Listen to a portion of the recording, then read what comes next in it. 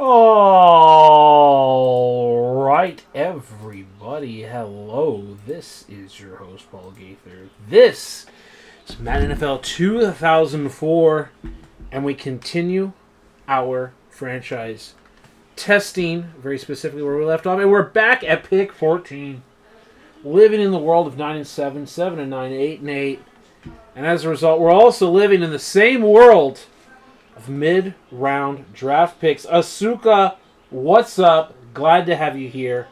Hope you and everyone else are having a wonderful time.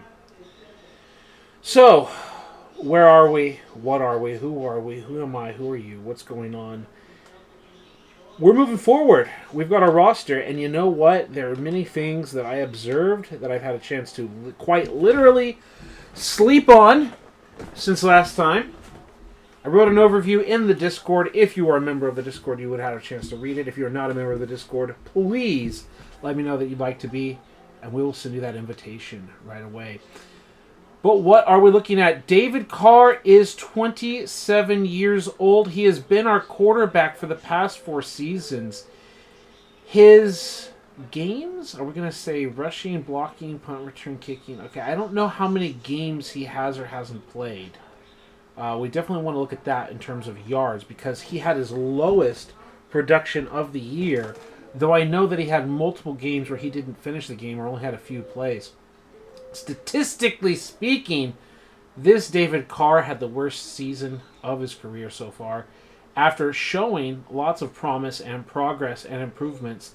9-15, so I guess we were better than that year. We had 1 fewer interception and more touchdowns. But fewer yards, we had 23-13, a very good first season as we went 9-7, then 19-18, then 15-14. The passing attempts are significantly lower, though, so that's going to make a difference.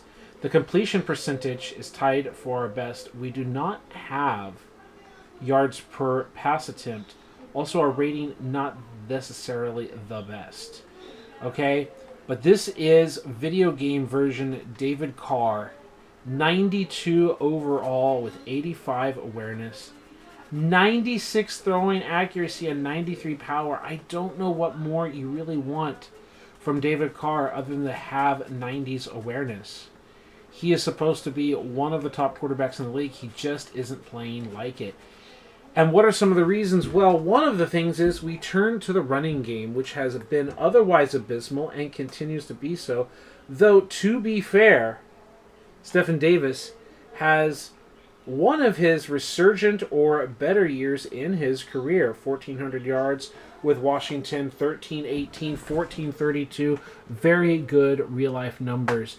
1363, better than a real-life number, not as good as other real-life numbers for the game's first season at 1363. Then after getting 1,100 in year number 2, he goes to our team and gets back to the 1300s, stays a 1,000-yard rusher, stays a 1,300-yard rusher. But the other thing of interest, his career best 17, second career best 11 touchdowns, gets back to the 11 tutties. Game simulation hadn't broken 10 touchdowns, but stays in line with the 7 that he had before. Yards per carry dips, probably the worst in his career. No, the worst in his career is 3.2. However, 3.7 is nothing to write home about. And then the most fumbles in his career, and also his long is not really tracked prior to that. So our star running back that we spent a lot of money on, he's also on the other side of 30. Had his ups and downs in the year. Not a lot of support outside of that. The other big issue, Isaac Bruce not only went down with what amounts to a career-ending injury when you get dropped 10 points from an 89 to a 79. That's functionally a career-ending injury, even though you haven't retired. Even when he was playing for us, he wasn't doing much. 3 tutties. Right? That's it. Like the worst since his rookie year? No, 1988 was pretty bad, but I'm willing to bet he must have been hurt that year as well. Pretty abysmal outing. I did not intend to pay him a bunch of money to be a backup. On the other hand, Andre Johnson just continues to grow and improve. Rookie in the game, only 2 years prior, and then last year stepped out, still not 1,000 yards receiving. And honestly, here's the thing: Isaac Bruce, when he was 92, when he was 89, whatever, like he just wasn't getting production. And I go to check out the chat. Asuka's dropped a couple comments. Still says, still can't get over the defense and special teams winning the Packers the Super Bowl.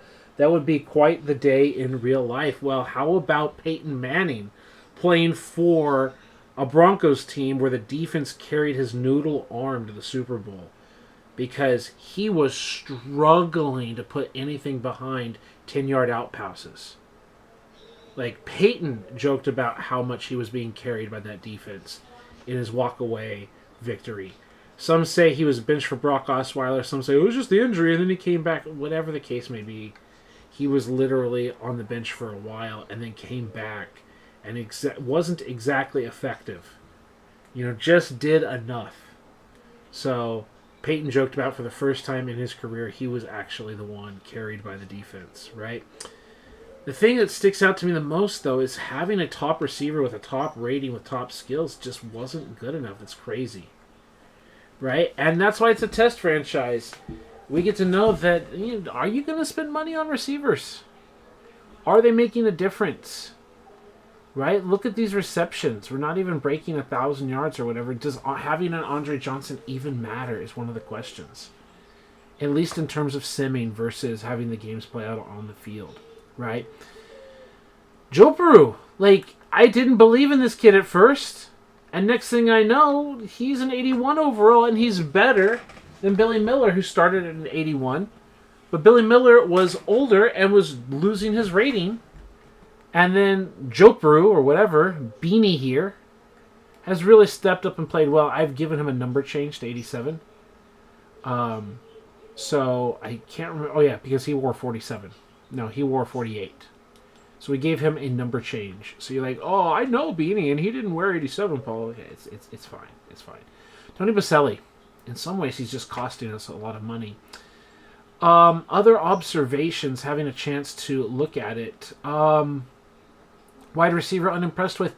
The other thing I said, David Carr, it's not like we haven't tried to give him weapons. We spent a bunch of money on Isaac Bruce. We've got a solid Jabbar Gaffney as our number 3 target. We've got Andre Johnson. We tried to give him a running game. We tried to give him weapons across the board. We've got a future Hall of Fame left tackle who's still competitive. Chester Pitts has been developing as a player, and he'll never be a 90s-plus guard, but we've got something. I think we have some solid offensive line play. And you might look, solid, Paul, that's a 61 overall. I remind you that our center, backup, the rookie, is the one that's been playing right tackle since the career-ending injury at right tackle. So that's also why he's gone from a 75 or 71, something I think like a 71, all the way up to an 80 now. Right? We've seen a lot of progression out of here. We're trying to improve the offensive line, not for a lack of effort, especially with Fox here as well. Gary Walker left in, Mark Ward right in. That's one of the other issues is how well are we applying the 3-4 defense, right? Denny says, what's up? And then he's got the beers. It says noodle arm and 6 head. Yeah, not even a 5 head, not even a 4 head, a 6 head, right? Exactly. 3-4 defense. What we've spent, I'm just kind of train of thought here. We've invested a little bit of offensive line, meaning the center and then this future pick left tackle because Tony Baselli is getting older. And we have a 99 strength offensive lineman at 22 years old with 91 run block and 79 pass block. The pass block needs to improve, but he has an opportunity to play the position, right? Left tackle, right tackle, tackle is tackle is tackle. We're going to deal with the depth chart later. We could even potentially move our center to a guard position as well. Doesn't have to just be that position at 34 years old. We may or may not do something there, but we want to have Doug Anderson get a chance out there on the field to continue to develop, even though he is slow and a guard may not be the best position. 90 strength. Pass blocking is 97 and 91 run blocking. Like, what more do you want from the position in terms of drafting players in the 90s with the 90s strength? The awareness has got to go up. The pass blocking is the weak part. That's why I say make him a right tackle. How much more do we need to support our young quarterback, our franchise quarterback that was drafted all the way back then 4 years ago to help him out? It doesn't mean that we ignore the other side of the football, folks. Gary Walker's had his contract extended, and he continues to be an important member of this defense. We picked up Mark Ward these last 2 years, and his numbers have been the best of his career. At least as far as the game is considered, he has more tackles and more sacks than he's ever had before. So he's playing up to and above his ratings, if you will. And he's also improving at age 30. He still improves to a 78 overall. The other thing is we have this, I believe, started as like a 71 or a 70, 75 or whatever defensive tackle. Whatever he started at, he's an 86 now at 24 years old. He has 2 years under his belt. 99 tackle. I think he started at 98 tackle. Awareness is 84. Strength is a respectable 84 for the position. Not supposed to be a sack master, just supposed to be a nose tackle. Locking it up. What are his numbers? 6'2", 299. So at that height and that weight, he's got it taken care of. Asuka says in the comments, I made a couple final tweaks to the historic roster. Had to put Lambeau, since he literally created the Packers organization. Good. Can't win a Lombardi if there's no Lombardi.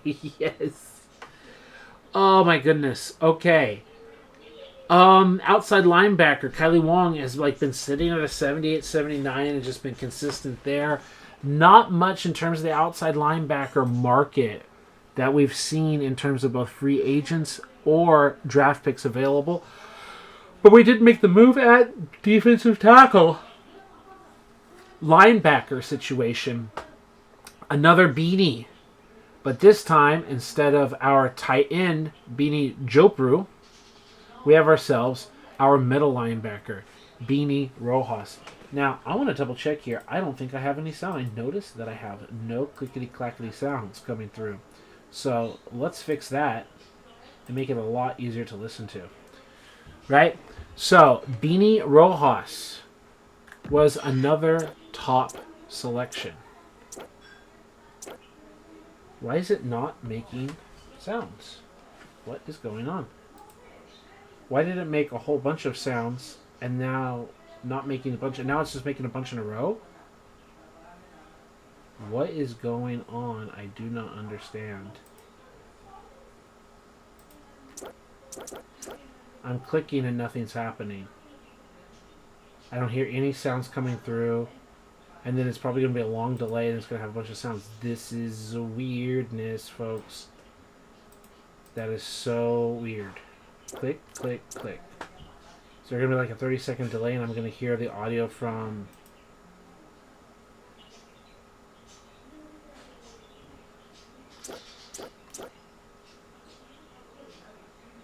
I'm sorry, I'm just listening. It feels like I'm hearing the audio from the desktop. I'm not hearing it from the program. This is weird, folks. I'm sorry to just completely lose track like that, but the sounds are really throwing me off. It seems like the stream is coming through fine, but it's not coming through fine on my end. Yeah, it's like a 30-second delay. Like, it's like I'm hearing the broadcast version and not hearing what's actually happening.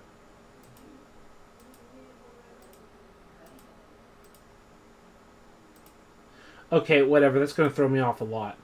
Whatever. Doing it live! Okay, whatever I did, I fixed it now. Like, I was just messing with the settings right now. Okay, as I was saying, Beanie Rojas was, yes, 5th round pick, right? Center was 3rd round pick, right? Left tackle was last year's 1st round pick. Defensive tackle was previous 1st round pick. Like, we really only have 2 years of draft picks. And I'm pretty happy with having a defensive tackle, a left tackle, a center, a middle linebacker panning out. Like, these picks have been panning out, right? Like, there's no doubt about that. And then also Chuck Hansen was second round pick, 76 overall, solid nickel.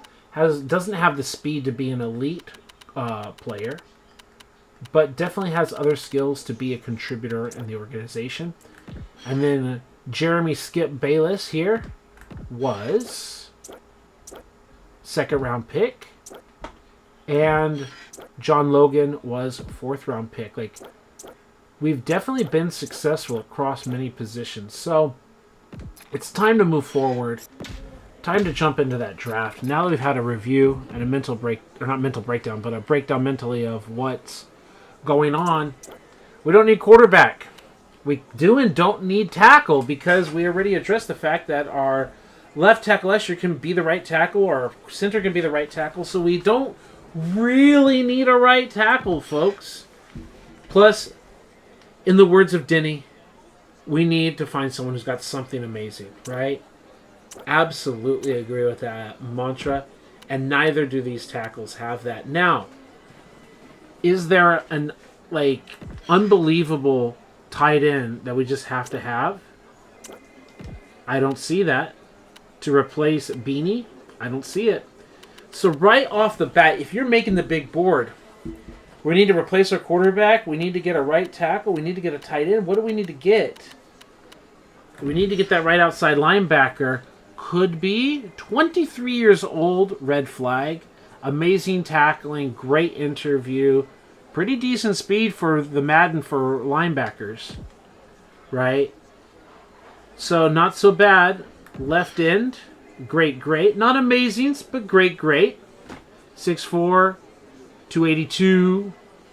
Future replacement for Gary Walker. Could be.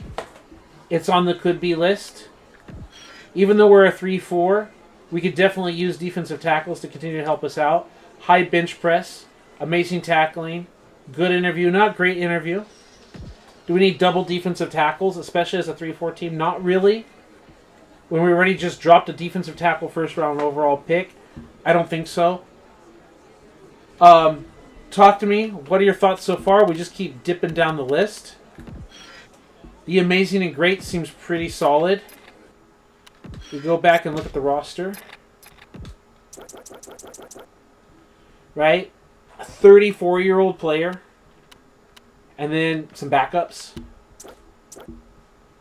Right? Do we get another guy? We can't change left and right outside linebackers of what their position is, but we've got a 30-year-old Kylie Wong and a 34-year-old. Right? If I go to release player, 1 year left on the deal, we could easily draft the replacement, let Peck and Clemens walk, right, and have the replacement come in, save money, and especially age, right? That's a possibility. I don't know. Did we look at the first round tight end? Yeah, we saw both of them. None of them had anything special. Let's look. You said the one with the 4.61. Yes. Average, above average, above average, above average. It's not bad. It's just all kinds of 6'3", 22 years old. Receiving tight end. Yeah, very meh. Oh my god, we're going to be such a good team because we have Hendricks on it. Oftentimes we just say BPA, best player available, right? What's the best player on the board that's going to help our organization? Yeah, I like the linebackers better as well. We've got a stack of linebackers, but amazing and great interview, 6'3", 23 years old is the red flag. Instead of a 21 or 22-year-old, he's already developed into this so far. He's going to be 24 next year when those contracts are up. Great. Defensive tackle. If we didn't have one, we'd get this guy. But we do, so do we? Right end, great above average at 23 years old. Right, we already have a starter. We already have centers. And now we're dipping into quarterbacks, fullbacks, corners.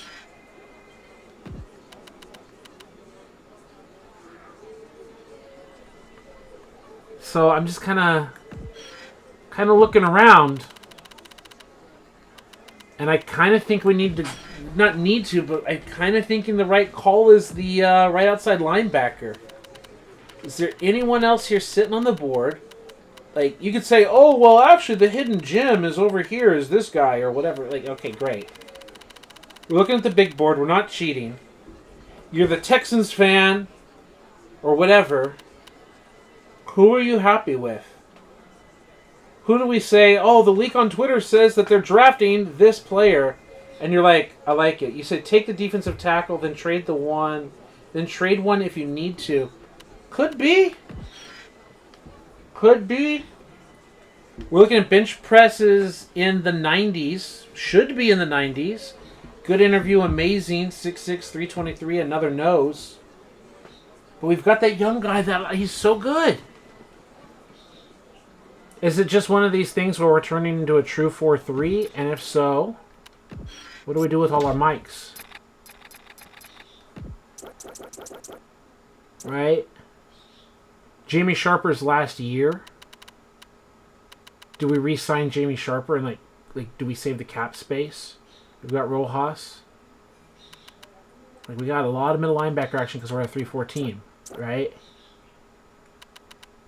You know, I'm honestly thinking, Denny, that the defensive tackle probably just needs to go to someone else, doesn't he? Having two defensive tackles isn't a bad thing.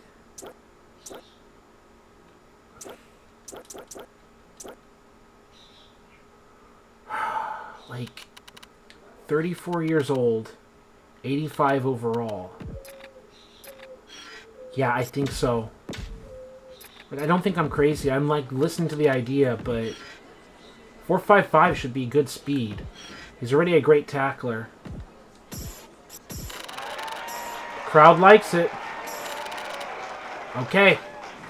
Now we're in the middle of the second round. It's day 2. We've had some time to evaluate it, have all the pundits talk about our picks, have the same conversations we just had, said, you know, it's never a bad idea to have multiple defensive linemen. They had the player on the board, like he could have really helped out if there's injury, rotation, whatever, all the talking points, and they're thinking like, yeah, this team has a lot of linebackers, and then the other pundit's talking about, yeah, but you need linebackers if you're playing the 3-4. It's literally 4 linebackers, right?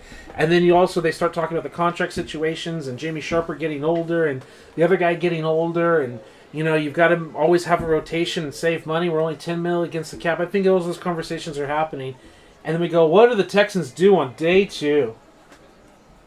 Yeah, you say 20 bench reps scares you a lot. I totally get that, Denny. But we only found one monster, remember? If you watched the video or you got to that point. Like, dude's got 90 strength. Who has 90 strength? As a linebacker, we literally have the strongest linebacker in the game. Right? We literally have the strongest dude. So, what? Let's look here. Madden 2004 NFL Scouting Draft Guide. Does GameFAQs have it? Yes. Madden 2004 Rookie Scouting. Bench. So Control F. Bench. And then next. So 20 bench reps means somewhere around 65-ish strength. Outside linebacker. So we're talking among the weakest strength at outside linebacker.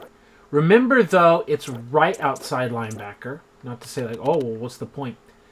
The tight ends line up over left outside linebackers, and the tight ends are the ones you want to blow up. The right outside linebackers are the ones that are the weak sides and the off-ball guys. You're either, like, and if you're getting blocked by guards at the second level or something, Like, the top guys are 81 strength. So if we're looking at left... Let's just say we shift the line to the left, TV left. We shift the linebackers to the right, and it's a right outside linebacker. Like, is there any strength rating that you're going to be happy with here against these guards blocking you? Like, the bottom... Like, we're getting to the bottom of the list when we start equaling the strength of the top linebackers. I don't think there's any strength rating we're going to be happy against. So then we're measuring against fullbacks, aren't we? And suddenly, fullbacks... Yeah, I totally agree that it gives you pause. Fullbacks might fuck him up. Like on the weak side fullback. I guess the issue is can he avoid blocks, avoid getting pancake blocked? Again, it's all simulation, so they're never getting pancake blocked in real life. And we're not trying to game the system. We're just trying to imagine... Yeah, those 20 bench reps definitely are going to be a concern. Maybe for a first-round pick, maybe shouldn't have been. But I think it still comes back to it, Denny. Who should we have taken instead? All right, you said nice, only halfway through last night's stream. Great, great, great. Strength isn't everything. Outside, if he's athletic enough, he can still be a pass rusher. Just might not hold an edge in the run game. Exactly, and we'll find out if he is worth his salt, right? So, left end. Great, great weak strength. See, 21 strength at defensive end has me worried. 21 strength at defensive end says no. And we've got the center thing taken care of. Do we go for more corners? We're just looking at averages and above averages. No one really has anything. We've got our free safety. Are we spending a second rounder on a free safety? I don't think so. The tackle position, yes, it says we have a 61 overall, but as I've discussed in the stream, I'm not so worried, and I don't see anything here other than the bench reps. The bench reps are really, really good, that tell me that I should get this right tackle. It's not terrible. I think the weakness is guard. I think that's our biggest area, is Chester Pitts and Fred Rury haven't really panned out. We're not going to expect amazingness in the middle of the second round. We can't change positions of players, right? If we look at amazing and great run blocking with average of 33 bench reps at the center position, also 23 years old, 2 years into his development, essentially. We can't just like load up on centers and then turn them all into guards. We can and we can't, if that makes any sense. So that's a concern.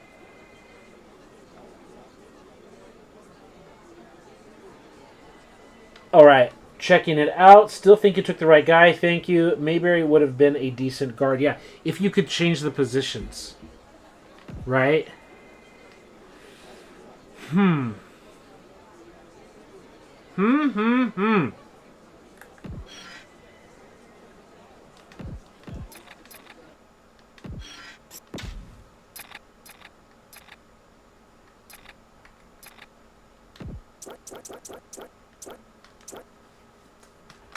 Left guard 27, right guard 34 years old.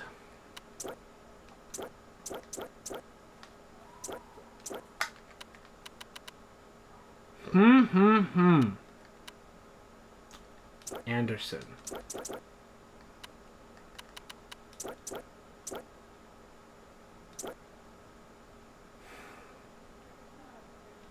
Yeah, I need to decide where Doug is going to play. Doug is most likely going to play either a guard position or the right tackle. Fox might play right tackle until Baselli's gone, and then he swings out to left tackle as he gets NFL experience, which is where Doug was playing.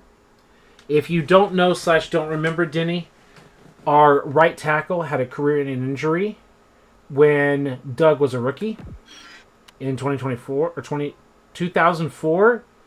Our right tackle had a career-ending injury. He's a 78 overall, and he came in and filled in, and he became a starting right tackle. And then we drafted here, and I don't know how much playing time he got, but I believe Doug remained our starting right tackle. We might have moved him inside and then put Fox out there. I don't really remember. We'll have to rewatch the video. But he definitely had opportunities. I just don't know how much Chester Pitts / Zweigert and all of them, like, we might end up going guard. Or we might go, like, a third center. But you don't want to overload on too much stuff. Hi, baby. Animal. So we don't want, like, 3 centers and just a roster full of centers, because then you also have problems of, like, you don't have enough guards, and you don't have enough cap space, and you have to sign guys that you're not going to play with. So that's an issue. I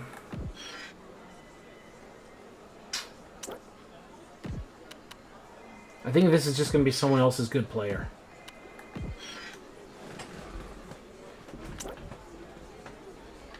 Like, we're not necessarily going to get all the best players, right?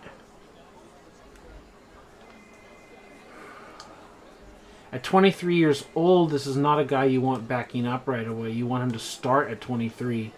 Backing up at 21, 22.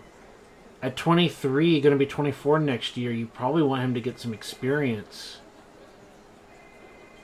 Or you back up for 1 year and then take over, right? Like, does our current left tackle, who's entering his 2nd season, plan to start approximately year 3? Does this guy back up and then at 24 years old try to start? Like, is that the plan? And I'm not even saying we have to use him, but above average good, 90s plus in bench rep, because isn't 35 the max in the game? So he's got like 98 or 97 or something strength, right? And a good interview, just an all-around good player at a position of need. Could be help David Carr. Could be. I think on the board it's the best. This is very meh at 5'10" and a bunch of averages. It might be the tackle is the way to go. Just more left tackles with above average. 22 years of age does make a difference. 1 less bench rep. Who cares about the vertical? But here is run blocking above average, pass blocking good. Here it's flipped, but we don't know what that means. The interview isn't as good, but he's also a year younger. The other guy has lower numbers. No, the shuttle time here is lower. Shuttle time is here higher agility.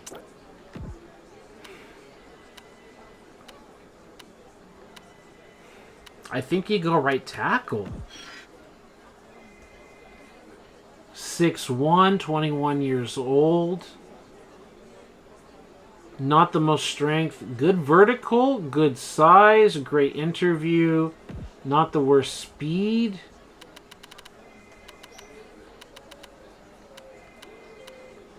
But he doesn't have the strength to be a press corner at 7 bench reps. Oh, this is tough. Please let me know your thoughts. I really appreciate having other perspectives. But if I'm pulling the trigger, I might look at the right tackle. As you said, Mayberry may be a guard. And you're like, Paul, just make a decision and move on. That's probably what you're thinking, but... oh, it's tough. And the further you go down the list, the more like, what are you doing? You get.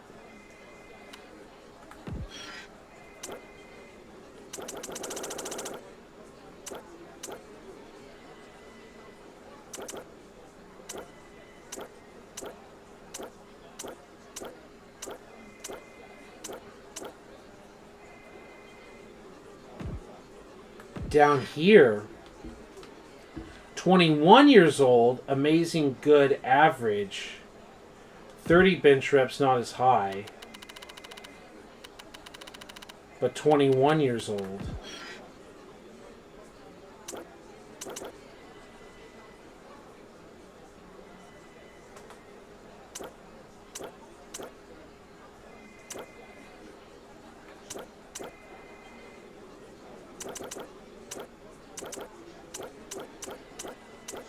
There's the amazing, average, good, but 21 years old.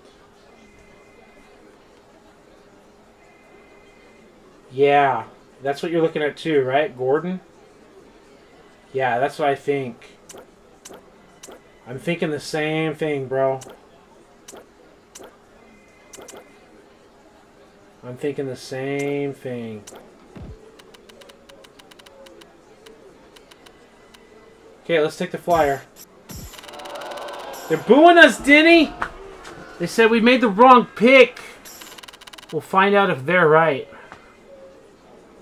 Okay. Third round.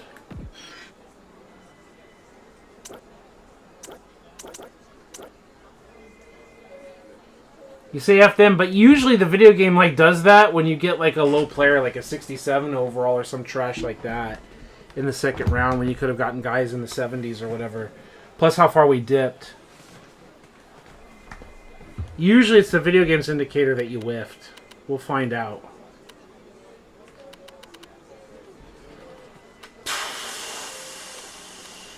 Now it's not so bad to go after a defensive tackle. Not to say like it was bad to do it in the first round. We're getting backups in the third round. Like a future starter at right outside linebacker, I think, is a really good call. A potential future starter in right tackle is probably a really good call. Like these are future picks. It's kind of hard to say like future picks when we don't even have a current team. But that's how you team build, right?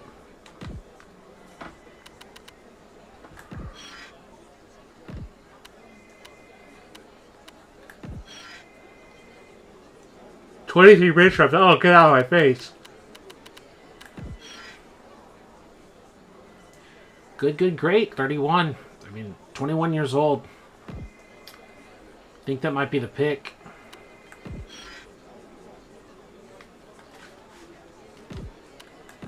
Three bench reps? Good Lord. I think this might be the pick, Bishop. It's a good, good, great third round, Bishop. And look at the other positions that are available. And we took a right tackle. All good, good, good. And sub 30. I think we don't have to wax and wane over this one, right? Yeah, and they applauded us. I think we didn't have to wax and wane too hard there. Mike's, lefties, left linebackers. Yeah, you were worried about 20-something bench reps. This is the other point. Like, you look at outside linebackers. 13, 17, 15, 16, 22, 20, 21, 22, a 23. Like, that 20 doesn't look so bad anymore, does it? Right? 5'10", there's nothing against 5'10", 24 years old, good interview and all that. Now, I'm not saying we're picking this guy right now. But when it comes to the bench reps, like 13 doesn't look so good at 23 years old. Right? Great interview, 17, 23 years old. The speed isn't so bad, right? I mean, when you look at the rest of the speeds, like, if you sort by speed, yeah, each time we click, we're going to get slower, right? Like, good, average, good, good, great, average, average, great. There's only one great interview, right? Yeah. Yeah, he's the one great interview. Average tackling at age 23, though. Age 22.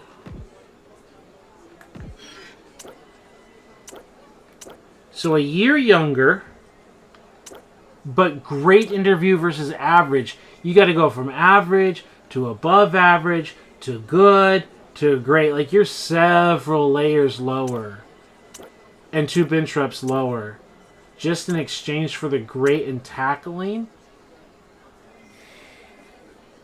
But that's the same thing for the other guy, right? He's got average. That means he needs to do above average, to good, to great for the tackling skill versus awareness. So that's interesting. Yeah, those are safety numbers. Exactly. Where maybe I sit on something like the 21 reps. Average, good, 21 reps. Good, average. Yeah, like fourth something round, good interview, 21 reps, average tackling is like a 4th to 7th rounder. It's a little bit different. The good interview, 23 reps, good tackling. Okay, this might be a guy, but he's not as fast, right? Like, if we're not simming the games, we're not playing the games out. Like, he's got the bench reps, he's got the good interview, he's got the good tackling, he's also 24. Right?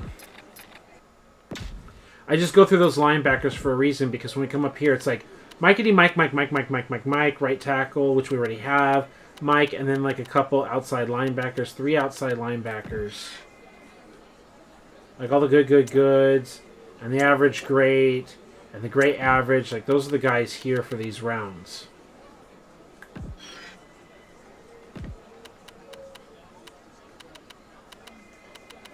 Oh my goodness. Great, good, 27 reps. 26 years old. 20 reps for a guard. That means, again, he should be in the 65 range of strength as a guard. Even with that amazing great, or good, amazing great, those bench reps have really got me worried. But great, good, 27 at age 21.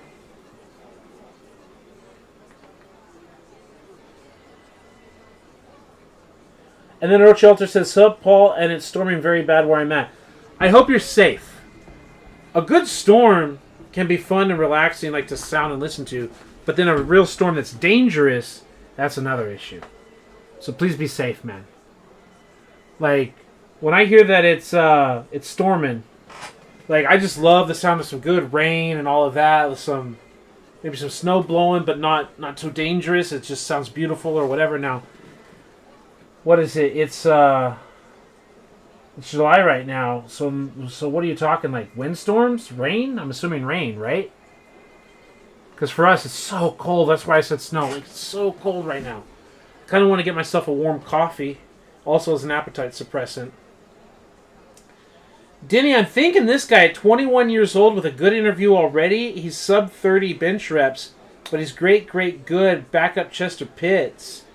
We're picking 3 offensive linemen so far, like a tackle, a guard, and another tackle, right? If we're not taking this guy, who else are we taking? And then you said you like Holmberg. Yeah, I do too. And then you also said the great interview has good hands and good coverage backer. Let's go to the OLBs. Yeah, the good hands and the good speed, right? But it's also at left, not at off-ball outside linebacker, right? At 23.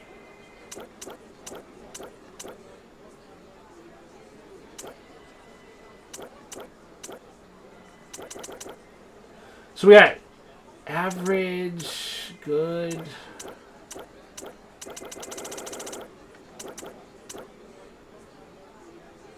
All right, so we're looking at 23 years old Quincy. Or, yeah, we got, QP. And we've got the guard situation. Yeah, at that size, yeah.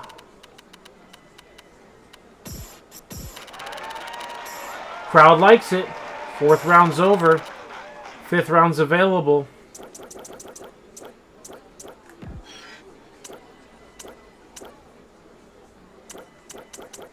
The great interview guy is gone, so good for him. Someone else must have liked it. Mike's outside linebackers. Now, we can get backup safeties at this point. There's nothing wrong with having a backup to our other guys. We've already got lots of offensive line.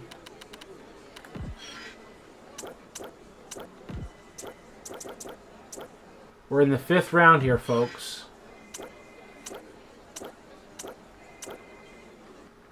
I don't see anything at tight end. It's all just meh. No wide receivers to choose from.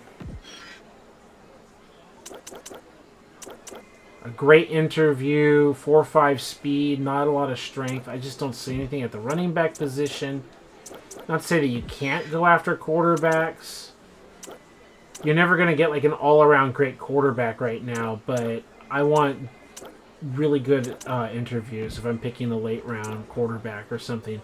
Someone with some awareness or some skill, like something. Like great, good, average, 6'2", whatever. Like, I don't think we're looking at quarterbacks here. Don't think we're looking at tight ends. We're probably looking at like defensive ends. Defensive ends, backup safeties. Like backup safeties, all the averages, goods and below averages and above averages and good. Average tackling, 5'11". Average tackling, good interview. Not a lot of bench reps at free safety. All kinds of good, except the bench rep is not really there, and at 23 years old.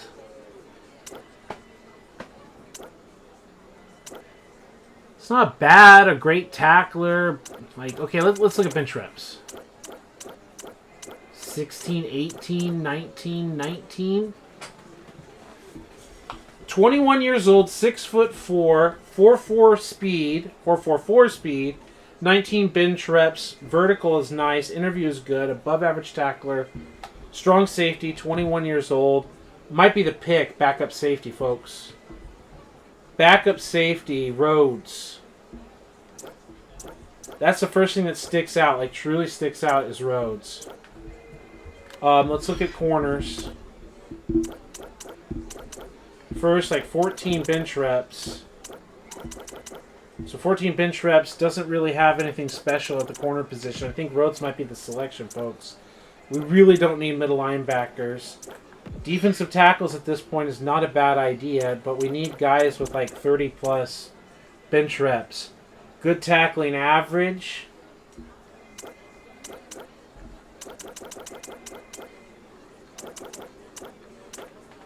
So average with the bench reps, 6'5", 337. So we got Davis and we got Rhodes as potential picks in my book. And Rhodes is up here on the board. I think Rhodes is the call, folks. Yeah, I agree. Thank you. People are applauding. They're saying, hey, that's a good selection for a 5th rounder. Yeah. Davis looks solid, too. Davis might still be here. He might not. It looks like Davis is still here.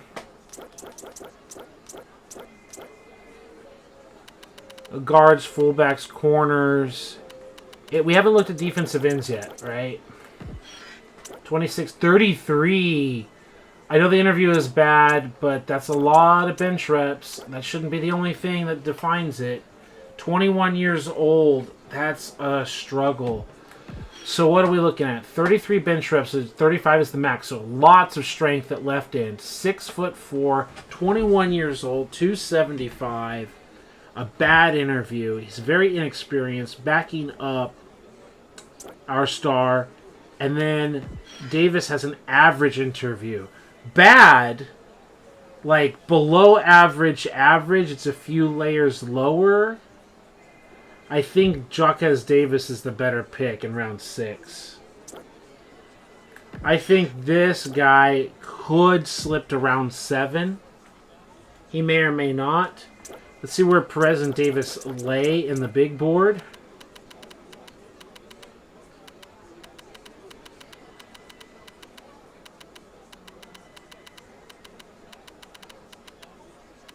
Davis is up here. I think Perez might slip. Might slip to later round. What do you think, Davis? I do. People like it too. No, he did not slip by this point. And that's okay. Still think we made the right decision.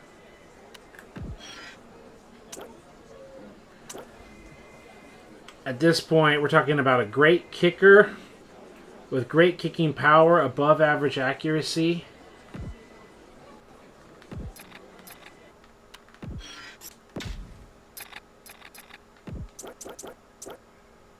"29 years old.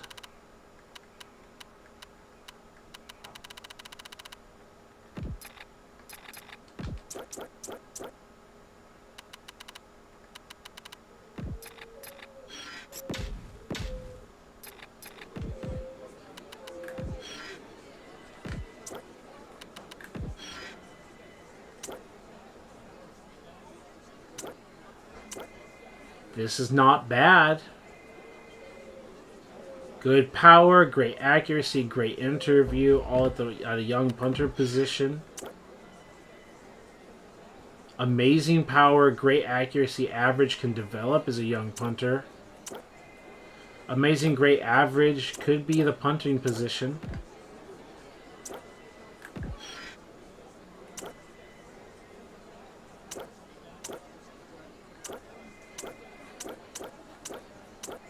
We got two amazing goods with above average. Because we got two kickers and a punter on the board that we could look at. And our situation is a 30-year-old and a 29-year-old that are in the 70s. All right, Denny. We'll see you when you get back. And Orochi Alter says, what are your thoughts when you see a player known on your rival team ending up signing with your team? Orochi Alter, I am a football fan first, and I just love great players and love seeing great football. And I have actually made multiple predictions about players joining the 49ers. So I am excited whenever a player comes over. Absolutely excited. From a kid, as a child, seeing Deion Sanders join the 49ers was incredible. I was upset and sad when Kevin Green passed away. I was a Kevin Green fan ever since I was growing up. Kevin Green played for the Rams, a division rival. He played for them Steelers. He played for the Panthers, a division rival.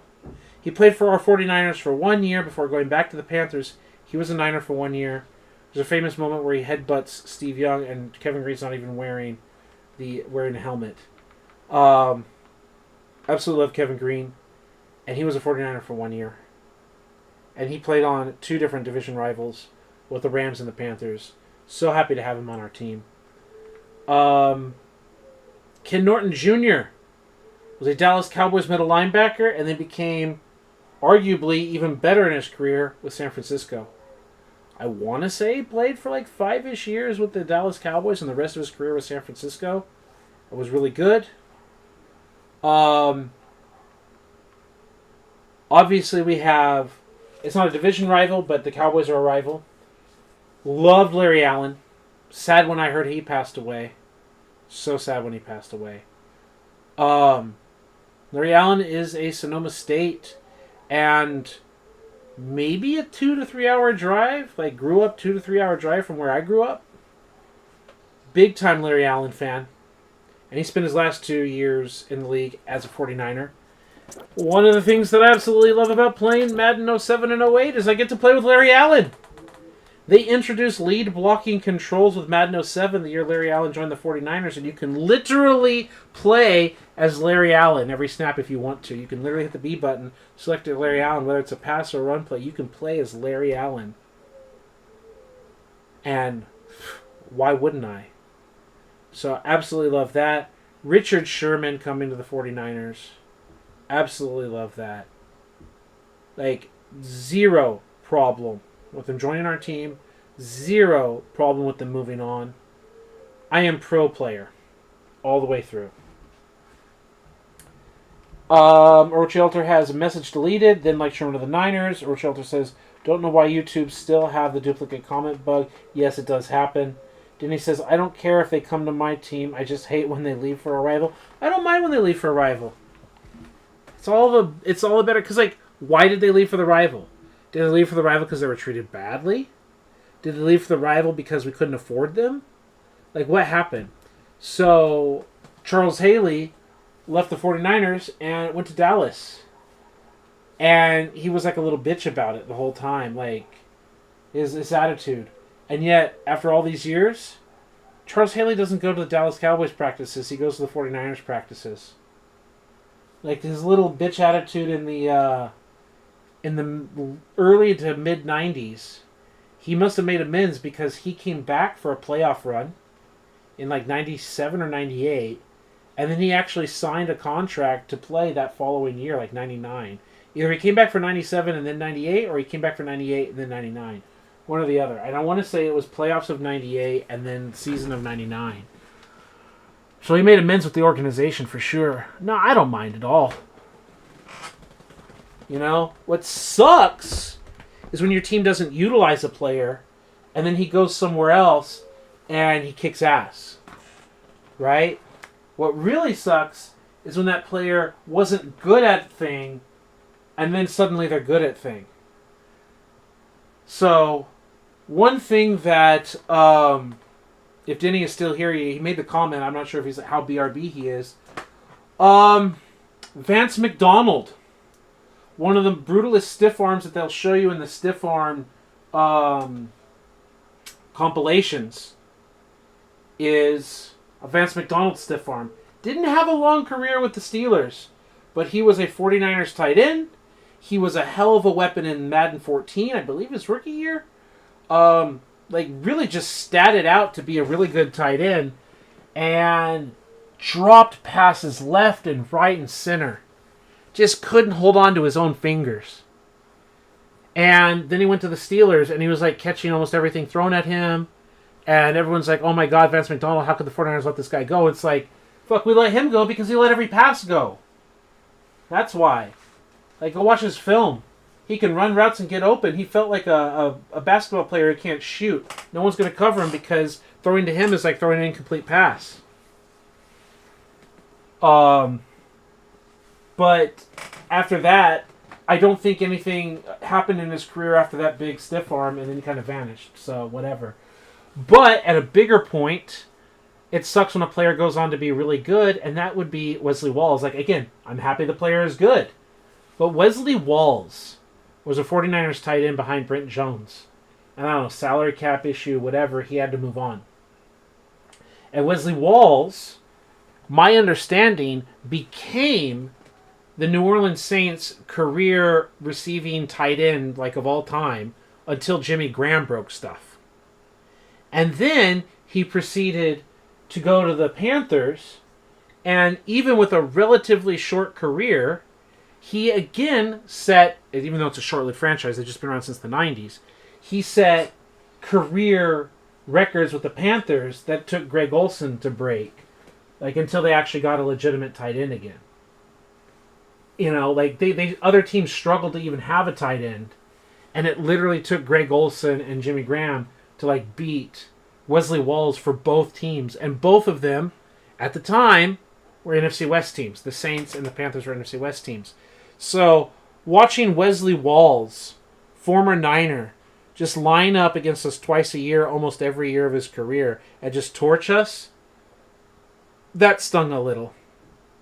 I think in this game, Madden 04, I think when you pick the 89 or whatever Niners, they have Brent Jones and Wesley Walls, like it's like a 95 and a 99 or whatever. You know what I mean? We can look at it a little bit. But yeah, it sucks, like, with our history of tight ends, that we couldn't find a way to maybe move on from Brent Jones and keep Wesley Walls as a target for Steve Young and all that. So that sucks. But it's not like he was tearing it up as a 49er anyway.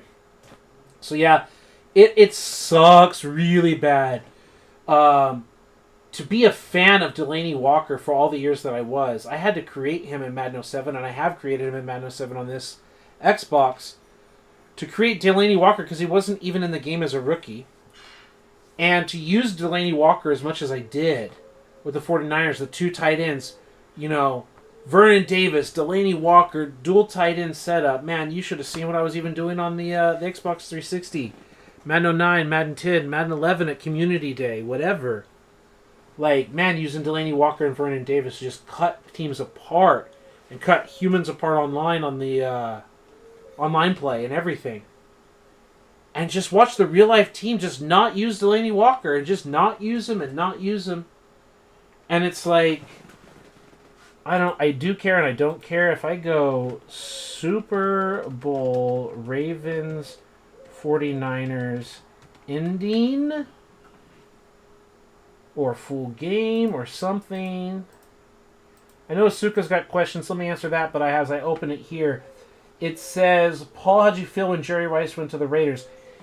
Hated it at first, just out of jealousy. Oh my god, why didn't we keep him? As a Madden video game player, like, we've got Garcia, we've got Owens, we've got Jerry Rice. Like, why did we stick with J.J. Stokes? Like, I mean, of all people, like, why couldn't we afford him? I think it had to do with money. But as an adult, knowing the connection with John Gruden, who was like an assistant or a position coach with the 49ers, and knowing like his connection with Jerry Rice, and knowing the West Coast offense that he was literally running, that he learned with the 49ers when he went to the Raiders. Like, John Gruden worked with Mike Holmgren, former 49ers coordinator, and he worked with the 49ers themselves, and knowing that he has that connection and that scheme and that offense, and they had Rich Gannon, they had Tim Brown, like, I got over it. I got over it pretty quickly. It's still California. My buddy that I told you about from across the street that we played ball with is a Raiders fan. Like, watching Jerry Rice each week and knowing that if the 49ers were going to be a trash team, it was at least nice to watch Jerry Rice with the Raiders be successful. I think that was one of the turning points in my maturity from being an immature teenager to a young immature adult, if that makes any joking sense. It was one little drop in the maturity bucket of just being happy for the guy being successful as opposed to just being a homer and a team fan. Rooting for Jerry Rice's success. Being happy for him instead of a hater. I hope that all makes sense. You were really happy for Julius Peppers came to the Packers after being on the Bears for years. Rochelter says, quick, funny question. Out of all the Steelers fans, YouTubers, who would you rather have be the Steelers' next head coach? Picking from YouTubers, none unless this guy I can't pronounce counts. I nominate myself first. No urinating tree, and then Asuka says, what do you think of urinating tree? You mean the guy who basically, and this is not trying to disrespect urinating tree, if God forbid urinating tree saw this stream and saw it, I want to make sure I'm clear. Love the work. Making this as a complete joke that I think even he would appreciate. You mean the guy that tried to copy Angry Video Game Nerd, right, and had to settle for football shit posting? Because I'm pretty sure he's made that joke about himself before, very early on, when he just made some NFL shit posts. They blew up, and I think he's got a video of him talking at a camera about video games and talking about how he was like, he's not a failed YouTuber, he's a success. But even he's talking about like being a failed YouTuber, trying to make video game and other content that just no one watches. So he makes a shit post about the NFL and he just blows up and becomes famous suddenly. Like, he's like, I didn't expect this. Like, everything he tried to do was not successful. So when I say failed YouTuber, I don't mean like calling him a bad name. Absolutely love his work. Just trying to get in on the humor and the sarcasm behind the points. He's an entertaining person, I find.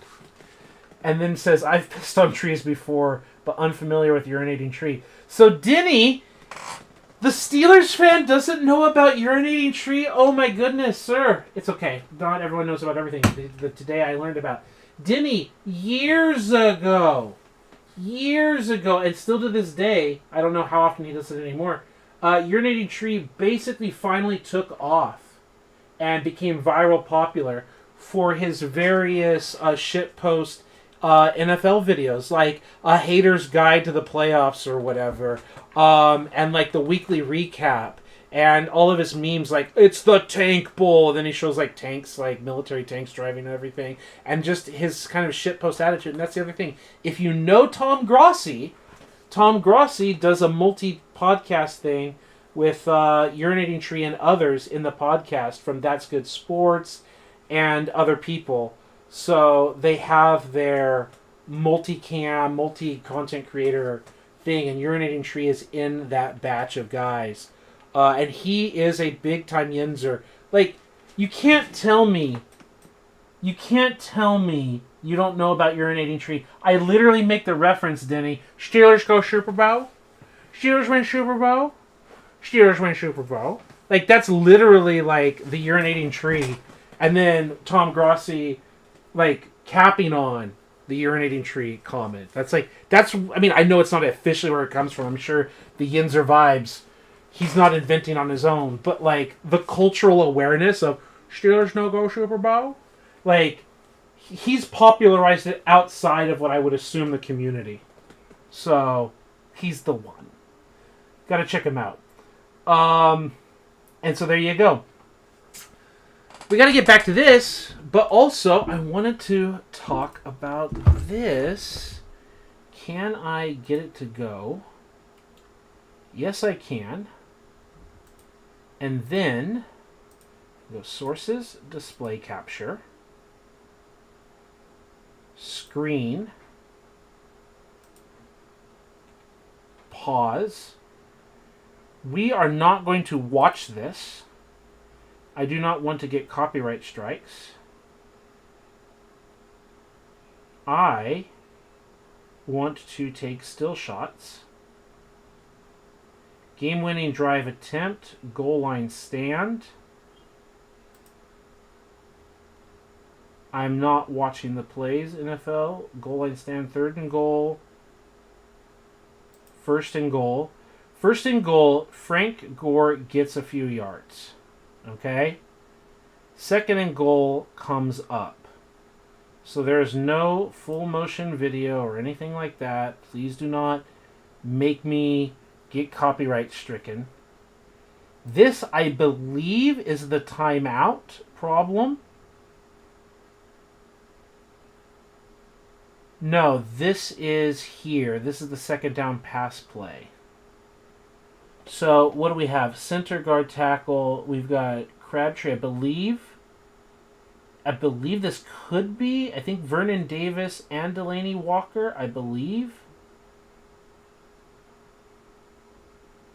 And, yeah, there's Walker here. 46. So, without having the full motion video, you can see Colin just instantly tries to throw to Krabs. And I believe this is, yeah, there's Walker on the other angle.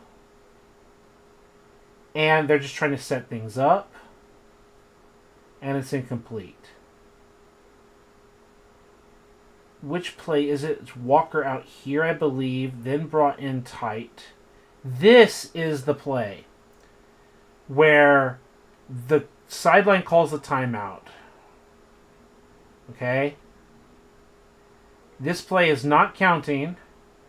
And this is the one the writers talk about. We've got pull. And we basically have kick out block, 2 leaders on 2. Colin Kaepernick is pretty much going to go in the end zone untouched. Like, we have who should be a future Hall of Famer in Joe Staley going up against Ray Lewis. And we're going to have Frank Gore, who knows how to block, going out here, clearing a kick-out block with Delaney Walker. And yet, we can also see the players reacting to the blown whistle. And you can see no, that's not even Joe Staley. That's Joe Staley 74. That's 75. That's our guard. Our guard is pulling. But the idea is, like, this guy, like, Madden had him at, like, 96, 97 strength. Whatever. Like, Ray Lewis might fuck this guy up, maybe. Okay, I'll believe that. If it was Joe Staley, I'd be a little bit better. But the idea is, this was a good call. 3rd and goal. You might have seen a Colin Kaepernick walk-in untouched. I'm sure Ray Lewis wouldn't let that happen, air quote. Like, I'm giving Ray Lewis all the credit in the world for the credit that he deserves. But there is really a timeline where Jim Harbaugh doesn't call a timeout.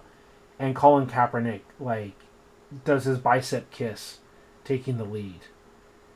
But it is timeout, and that was a blown decision. And we're lined up. And do we have, I believe, Walker? Do we have Walker on the field? One of these plays, Walker is wide ass open and not even looked at. It's Randy Moss's on the field. They don't have it on the second down. This is the helmet to helmet. Okay. This is the next famous play. So,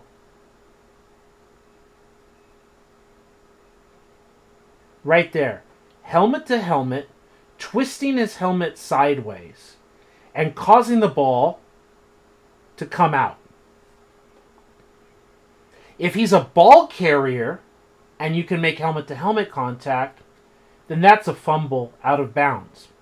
But the ruling on the field is incomplete. Not complete, 2 yards closer, fumble out of bounds, put it like half a yard forward. No. The ruling on the field is incomplete, which means he's a defenseless receiver. That's a helmet-to-helmet call. Like, you can't have it both ways. You can't say he's a runner, no call, and also no call right here.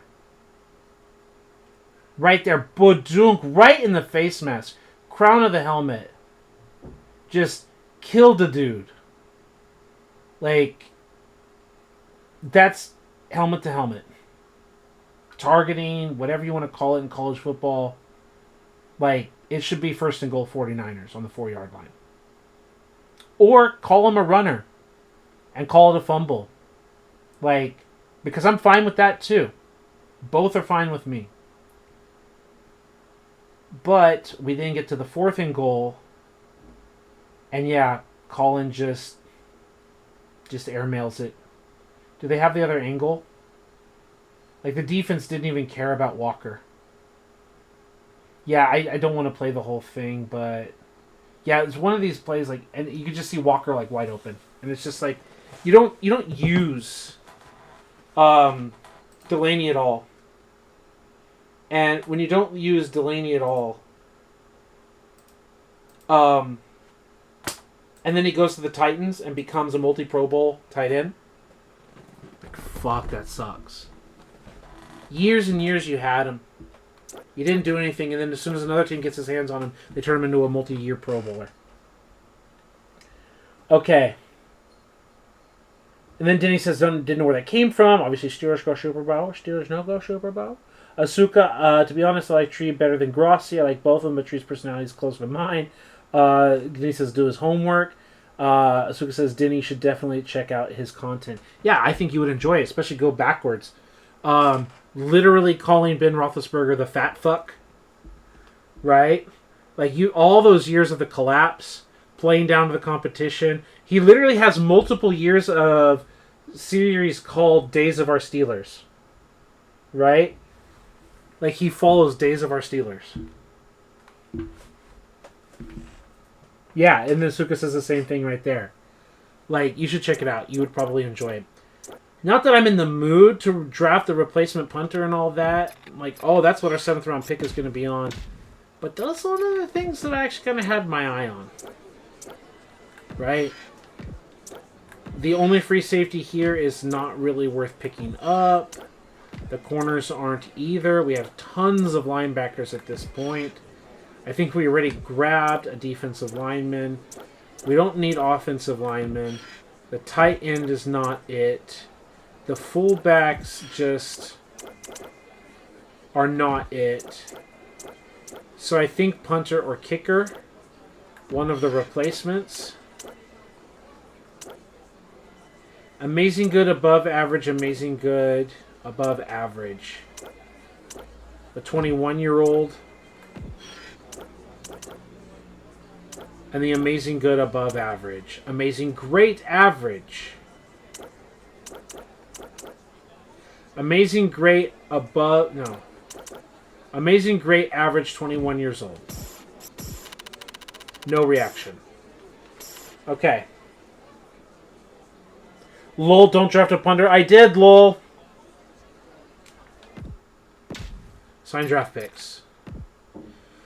So how we do, folks? 21-year-old guys across the board. 21 years old across the board, folks. 5-year deal. Signed. He says, great job. 80 overall. Let's go. It's the highest rated rookie we've taken. 78 speed for a Madden 2004. Like, we're accustomed to, like, Manny Lawson, 90 speed. Or, you know, Patrick Willis, 91 speed. Or, like, no, but 78 speed in Madden 04 at a linebacker? Ooh, he may not be the fastest, but my goodness. NFL. Outside linebackers. Like, there's some, like, yeah, okay, like, we've got some 86 and all that, but 78 speed is right up there in the family, folks. Like, it's not the fastest, it's not blazing. You've got some faster guys. It ain't a joke. 78 awareness. 89 tackle. Boom, let's go. Pittsburgh Dad is as far off the path of adventure with Steeler content. Pittsburgh Dad is good times, right? Now, 23 years of age versus 21. At 21, was he a 70-something and he's progressed into an 80-something in college? Still, love it. Boom, 80 overall. Gotta love it. 4-year deal. 66, they booed him, Denny. And not even 90 strength. They booed him, bro. They booed him. He's got a nice awareness, though. And the pass block is 60. Oh. Oh. That's why they booed him. I told you, said fuck them, but fuck us. A 66 overall. Oh, we ate shit with that pick. It's okay. It's the testing. It's the testing. 68 overall at right guard. 94 strength. Only 2 points better, but a round later. More awareness. The strength. And again, the pass blocking is garbage at 60. You drafted him the next Tony Mandrich. Yeah. Exactly. Hey, we took offensive linemen. The awareness is not so trash, but the pass block is so bad that he could go 5 points every year. 65, 70, 75, 80, 85. He could go 5 points every year for 5 years, and he would just barely be anywhere where we want him to be. Well, we've got 4 years under contract. While we could buy the contracts out later, that's who we're stuck with, folks. Right? They cheered all the rest. Yeah, 68 in the third round, not so bad. 66 in the second round, not so good. Right? I think that's the issue. Still better than Clint Oldenburg. Yeah. 94 strength, 71 awareness and all that. And also a guard, not a tackle. Right? Nice acceleration. Need him pulling. Yeah, 66 acceleration. Oh, sorry. 84 acceleration here. The pulling tackle. 4 years. 66. 82. Ooh. 79 awareness. 38 acceleration is trash. But he's got the pass blocking where the others fail, and then the run blocking needs to be developed. Okay, 60-somethings. We're not hitting 70-somethings like we were in our year number 1. We're not hitting it. This was intentionally to be a backup. 69 overall backup. 85 speed. 62 awareness. 70 tackle. 69 overall backup. 4-year deal. 59 overall defensive tackle. 81 strength is what's trash. Oh, that's not good.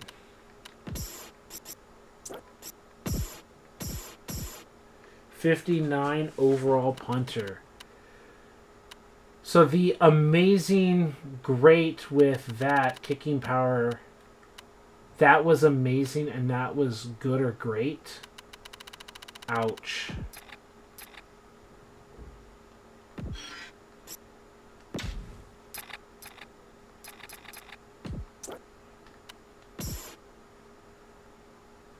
$80K against the cap.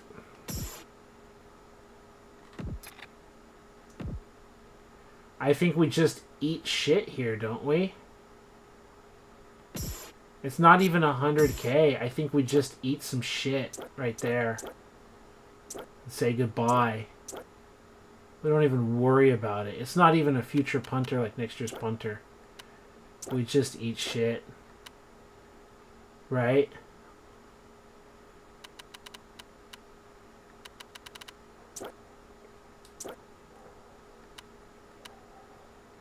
I mean, Bishop is rated higher than Weary. Like, he's 1 point better and 21, not 28 years old. He has more awareness than Fred Weary. The only thing is Fred Weary has a good balance of pass and run block. Right? That's the difference. So we're going to have to see what we can do with Fred Weary. Right? Does anyone just suck at the right guard position? Either need a backup or something. I don't think anyone needs Fred Weary. I think we just need to renege his contract. The Rams don't even have a guy. Right? Rams didn't take a guy. Oh, they have left guard, 80 and 81. I think we just need to eat Fred Weary's contract.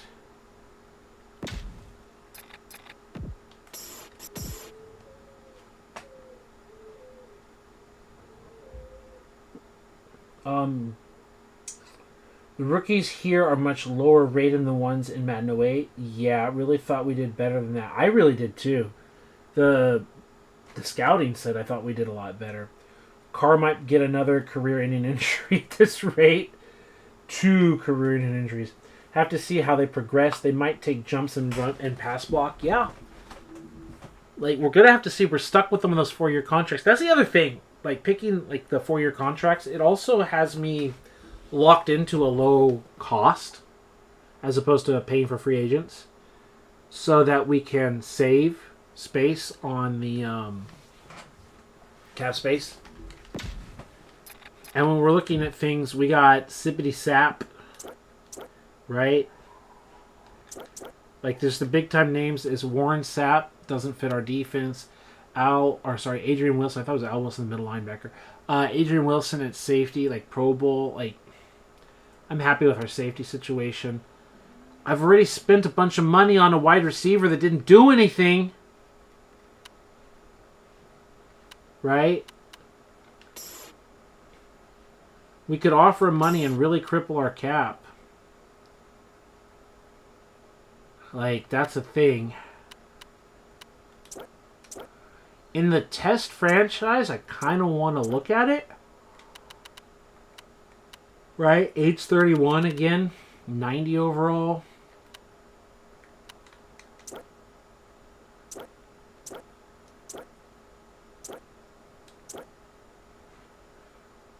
There's Ryan Young, our real-life Houston guy that ended up going to Dallas.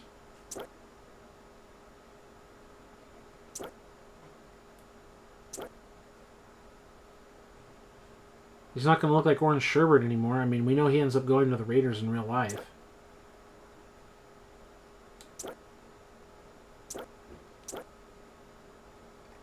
Ike Taylor. Ken Lucas.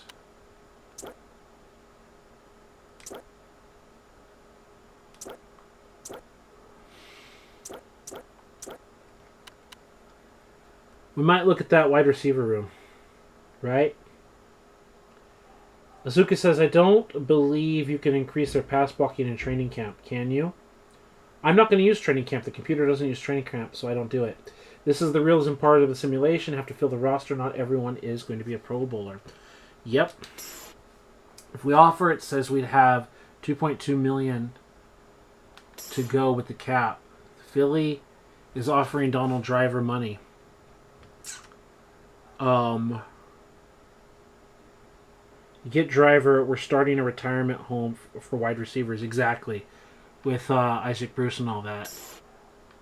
I just really want a wide receiver to pair with Andre Johnson. And it's very easy to say, like, well, we need an offensive line to protect our... Like, who are we going to get on offensive line? Like, we've got who we got. We're stuck with what we got. We can afford it, but our future salary cap is going to be the problem. We're going to try to bid... Denver, instead of the Raiders, Denver is offering Warren Sapp. In Orange, he was Sherbert. With the Denver, he's going to be Sherbert again, isn't he? And Reddy was the Kool-Aid man. He's just going to be blueberry drink, right? Whatever. I think that's the only one we're going to look at, and we may or may not... get it. Donald Driver. Now, he wore number 80. Right? We literally have 3 wide receivers wearing number 80, right? Andre Johnson, Isaac Bruce wears the 88 now. And Donald Driver.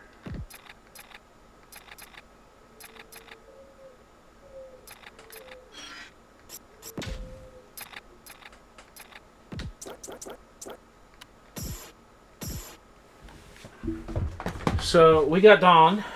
So we say Donald Driver, NCAA. And it says Donald Driver, Pro Football Reference. Always wore 80 for the Pack. Go, Pack, go, right? Donald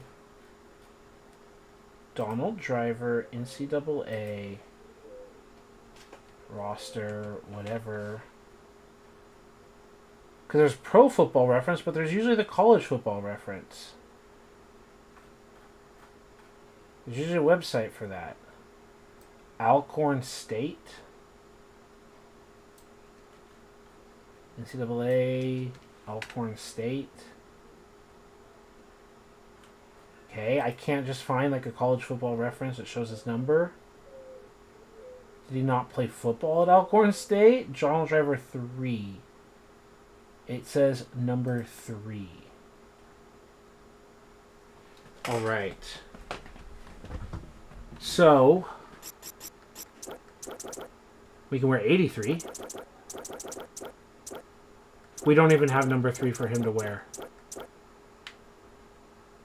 Right, in the modern time. You can wear 83. Your college 3, now to an 83. We already have an 88, and we already have 80. And it's the test franchise that continue to show, like, he's got the speed, he's got the awareness, he's got the catch. Like, you can't tell me I'm not giving weapons for David Carr. Like, the whole franchise isn't about David Carr, it's about the Texans, but seriously, we know it's about David Carr, right? Like, I think we all agree and understand it's about David Carr. Like, he's a 92-something overall, he's got a running back, he's got targets... like, all over the field. Like, one of the top tight ends in the league, like, just by rating. Right? Like, it's not a 90 overall, but, like, literally he is. 1, 2, 3, 4, 5, 6, 7, 8, 9, 10, 11, 12, 13, 14? Yeah, 15. Our other guy, Billy Miller, was number 15 as well. Like, he's top half of the league tight end. Right? Donald Driver lost a point. Yeah, and it's like, what more do we want? And especially as a test franchise, if you can't get the job done with all these weapons, and also if all those weapons can't get any stats, then what's the point? Denny says 83. To me, Sapp was like Sue. Denny says they could be dominant, but most of the time just acted like a bitch. Yup.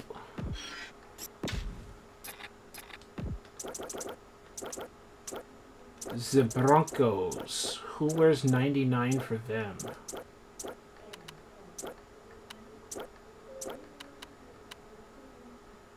Daryl Gardner, age 33. Interesting.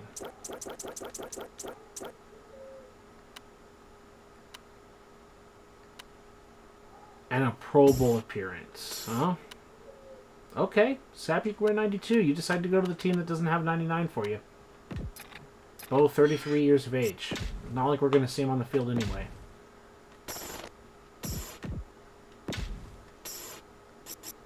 Reorder all, because I'm going to reorder it anyway. Start new season. Training camp. We're not going to do it. Schedule. Move on.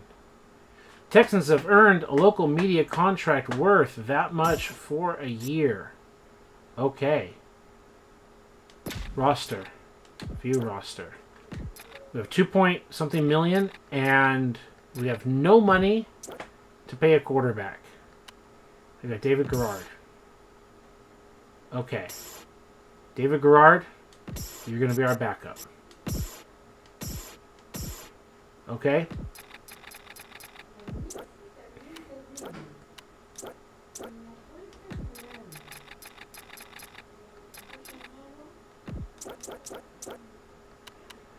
Next year, Bruce won't cost us any money. Right?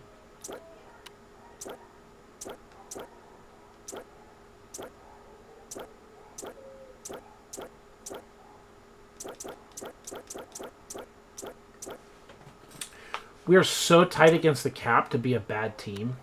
Like, that's something important.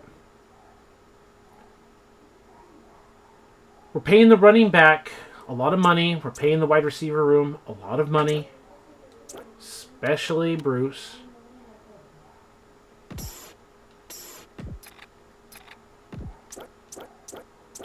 What does it say about Bruce? It'll put 1.74 against the cap next year, right? I think we can just eat it and have him on the roster as a backup rotational player, along with TJ.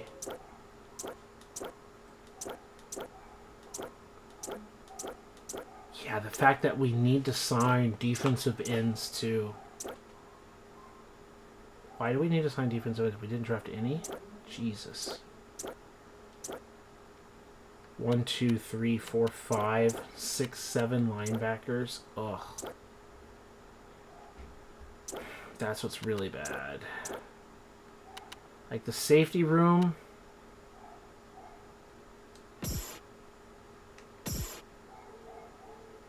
Hmm.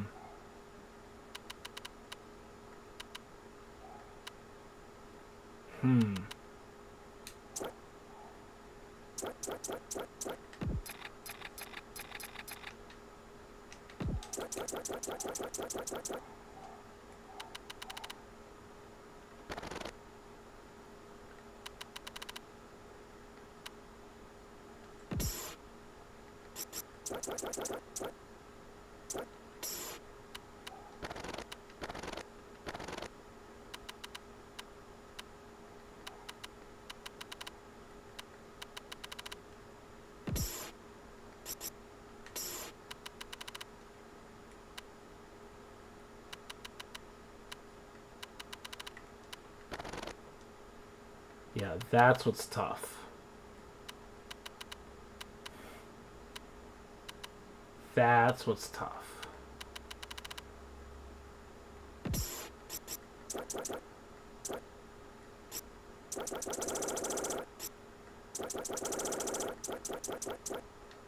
That's what's tough.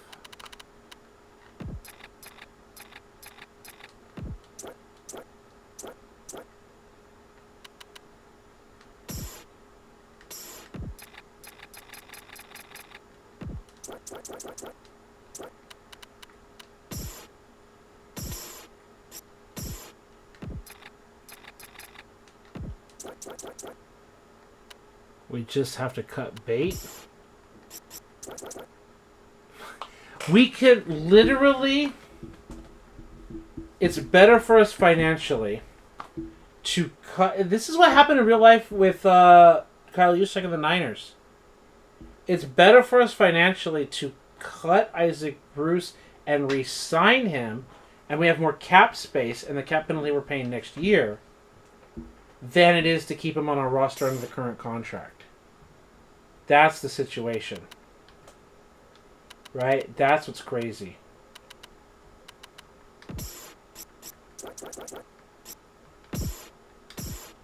We literally save like several $1,000,000 by cutting him and then re-signing him. That's crazy.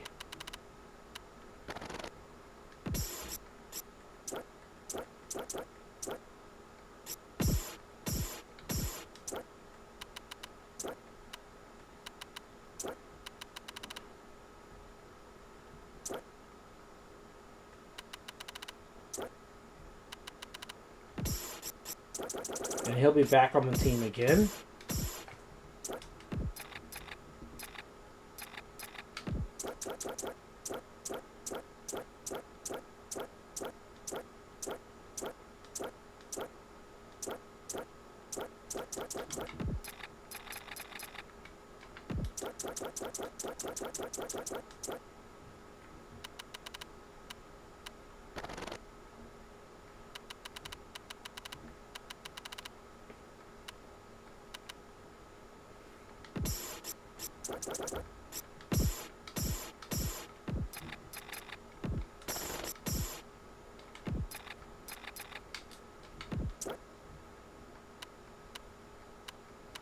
I'm not ignoring the chat. I want to fill out the roster.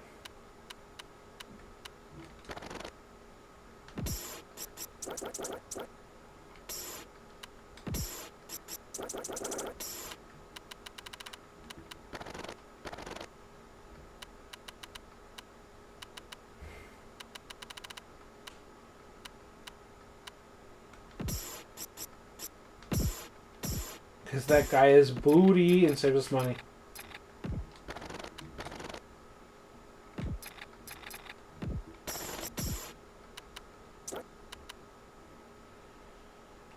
Here we are. And the backup is a wide receiver playing that position. Okay. Andre Johnson, Donald Driver, Jabbar Gaffney, Isaac Bruce, TJ Who's Your Mama. Stop putting Tony Baselli as the other position. Left tackle, Tony Baselli.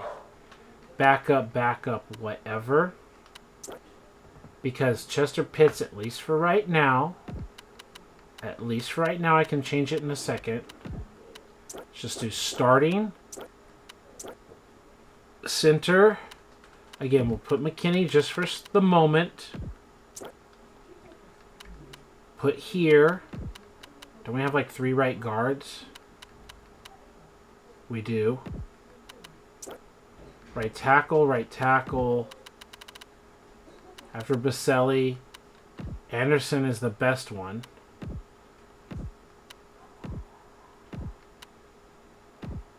After Wand would be Gordon. And we talked about Fox. So if Fox starts at right tackle as a left tackle, as a young man, where is our center? Our center, Anderson comes out as a 74 versus a 77 at tackle.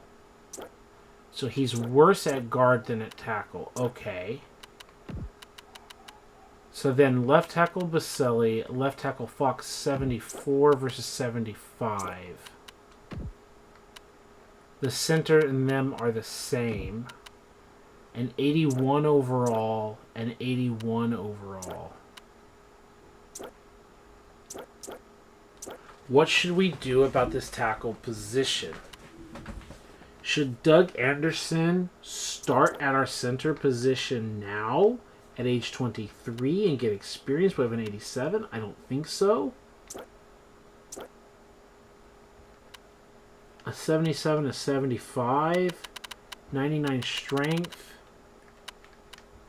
But no, we have to protect. Anderson has to be the starter.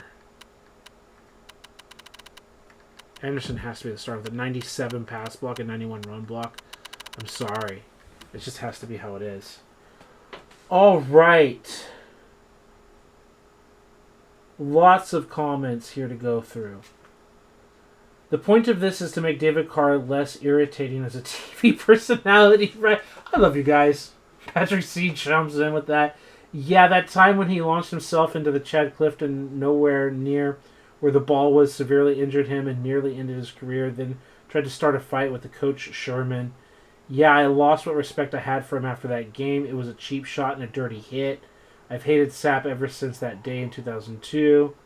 The worst part, you could see he was celebrating the fact that he injured Cliff. It's such a dirty, horrible moment. I absolutely agree. It's awful. Badly. And it's like his attitude, like, if the whistle wasn't blown, there's a live play. Shut the fuck up, Sapp. Badly then tried to start a fight with Mike Sherman. Yeah, this team is pretty stacked, minus the line. I think the line has some opportunities, Patrick, but you're still right. I still have faith what this line is going to develop, just going to have a rough year or two. And yet, and I agree, Denny, we're in the 4th year or whatever, going into the 5th year, right? They have the first year in real life and then 3 years. So we're going into year 5 of the franchise. And we still need another year or two, year 6 or year 7. It's going to be rough. Like, how David Carr is going to be, like, retirement age by the time we get a good offensive line going, maybe. That's Omar Khan level move right there. Lol, this game really hates Baselli. Even the game thought he was done after Jacksonville. No, like, jokes aside, they just moved him to left tackle because we drafted the backup, right? At 86 overall. Like, jokes aside, yeah, he's 86 on both sides. I want the 91-something, like, blocker, right, to be the run blocker. The 90 strength, all of that. It's a 53 awareness. We don't have a true right tackle. We thought we might have found someone, but we didn't. We just completely failed here. But the fact that Fox isn't going to get playing time is what bothers me. Right? I think I want Fox to be the backup here. Fox can be the backup here. Fox is still, like, the next best guy. Right? Like, Fox is all around. If anyone is out, he's the player. 75, 74, 68 at that guard. Wow. The only position he's really bad at for some reason.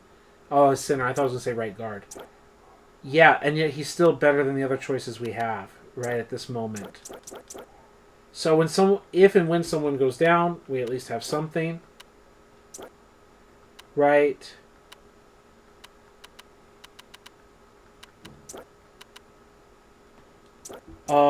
The right outside linebacker position is so wild that Clemens is going to start at left over Wong at age 34. And then Wong backing it up. Sharper, you're still the starter. It's a 3-4 defense. And then our 80 overall has just got to get the nod immediately, right? He's equal to Wong, but at 23 years old. So Wong is now the backup as the rookie gets in. I still think Coleman needs to be the starter, and the young rookie, Hansen, needs to be the third stringer. We're not dying at the safety position, apparently, which is fine.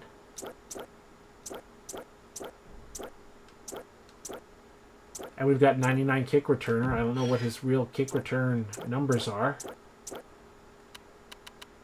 No touchdowns. Be a 99 kick returner and have no touchdowns.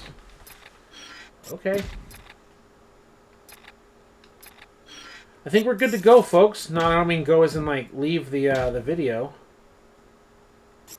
We've had a lot of fun conversations. And, yeah. We've got it all set up.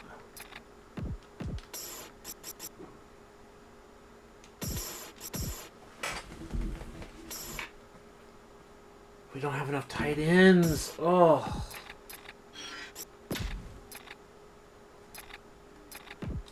We don't have the money to pay a tight end. And we have to have more.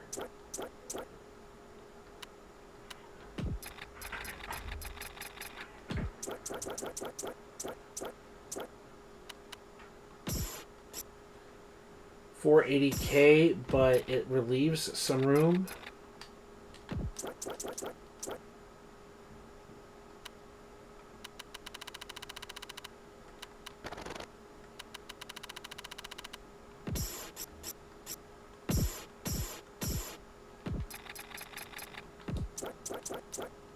Not like we were going to use Fred Weary anyway.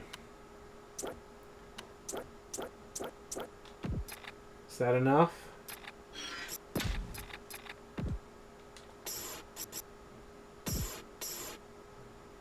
Free save. You. This is why you need to be able to change players' positions in the next game.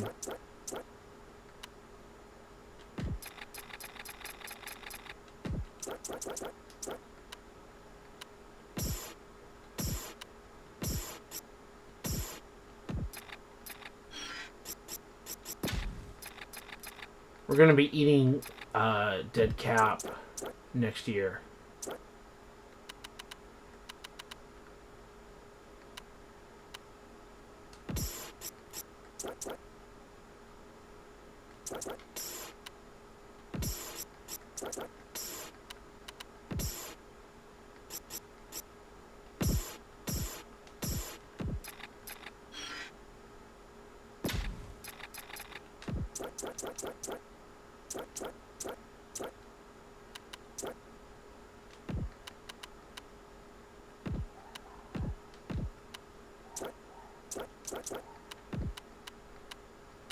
Yeah, I thought Rhodes was going to be better. I thought he was going to have decent strength and tackle and all of that. I really thought Rhodes was going to be a lot better.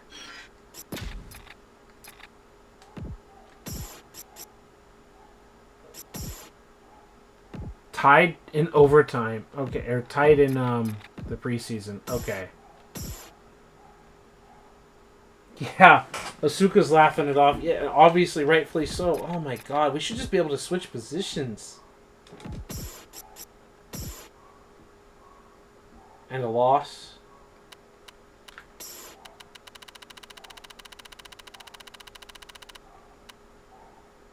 Yeah.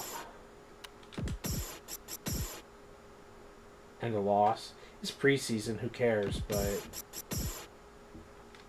Let's look what the injury situation is coming out of the preseason.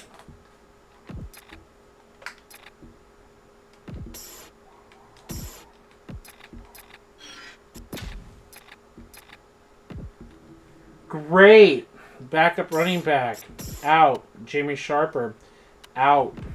Don't do like, you don't have enough halfbacks. You need to sign more players. Of course it was before the Seahawks game. Yeah. Yeah. So no progression.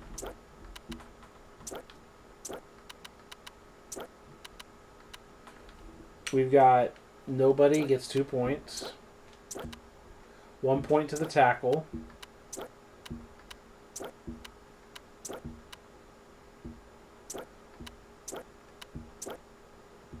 One point to the defensive tackle, who's 24 years old now.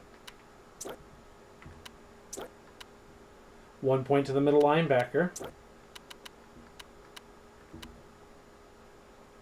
Okay, the right outside linebacker is from an 80 to an 82. Nice. And the corner gets even better. And our young safety gets even better. And our other young safety gets even better. Hey, Rhodes got better.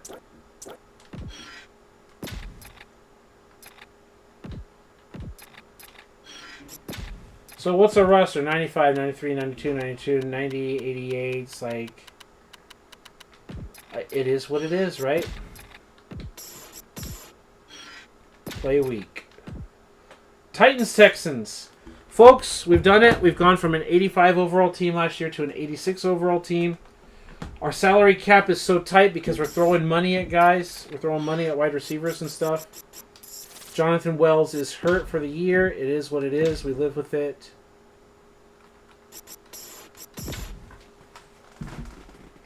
Play ball!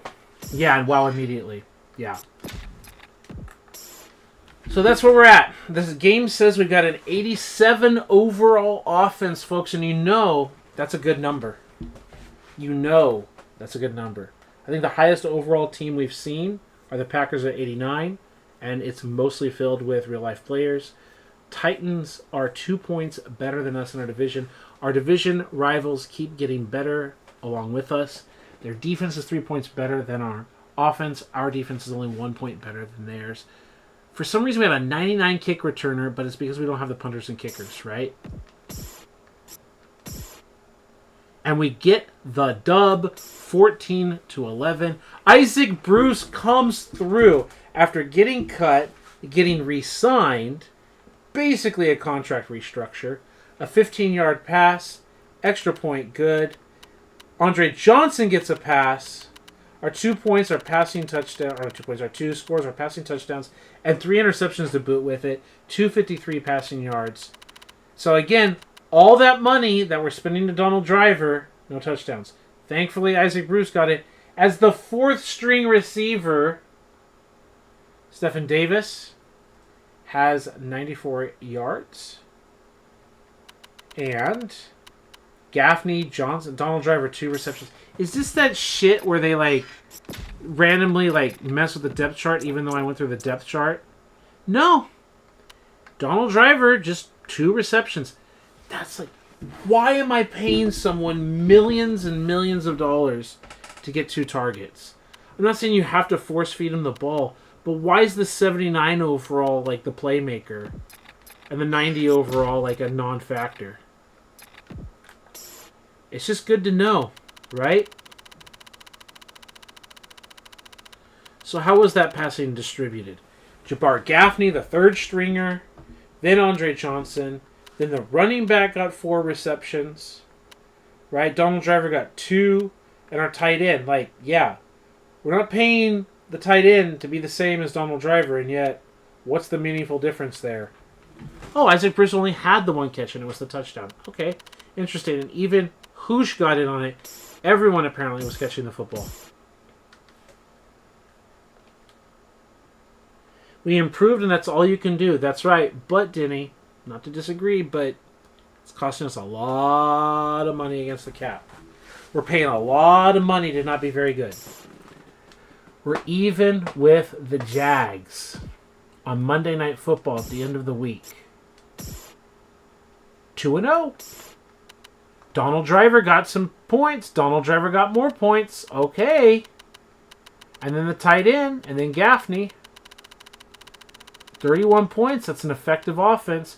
Garrard had to come in. I'm glad we got ourselves our backup quarterback. Kevin Falk had 12 carries. Stephen Davis only 9. David Carr even ran the ball a little bit. Johnson 6, Driver 6, or Johnson 8, Driver 6, Gaffney 2. Bruce even got a catch.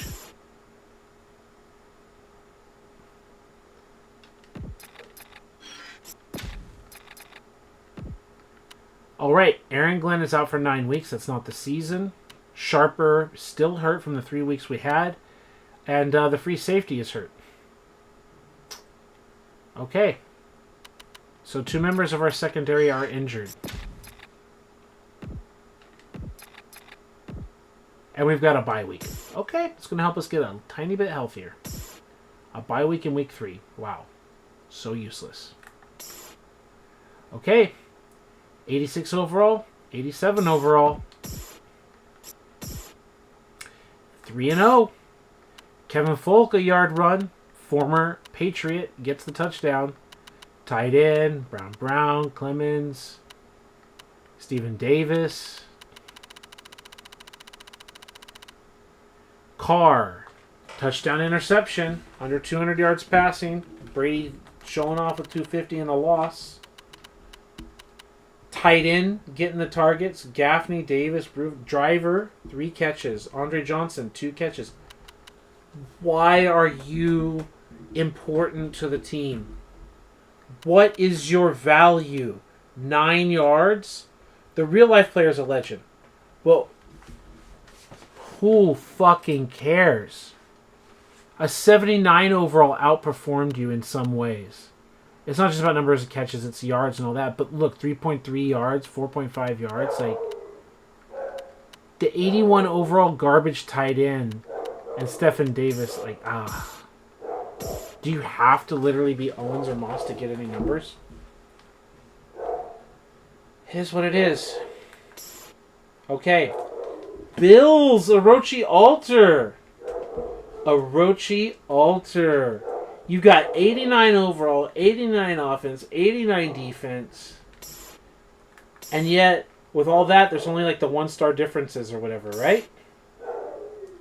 Okay. And Denny's here like www, like, hey, like we're right now to website, www.win.com. Simulate the game. Lost by 3 points against a superior football team. Okay. No touchdowns, no interceptions, 300 yards. Stephen Davis, again, are we paying Stephen Davis to get 3.2 yards per carry? Yuck.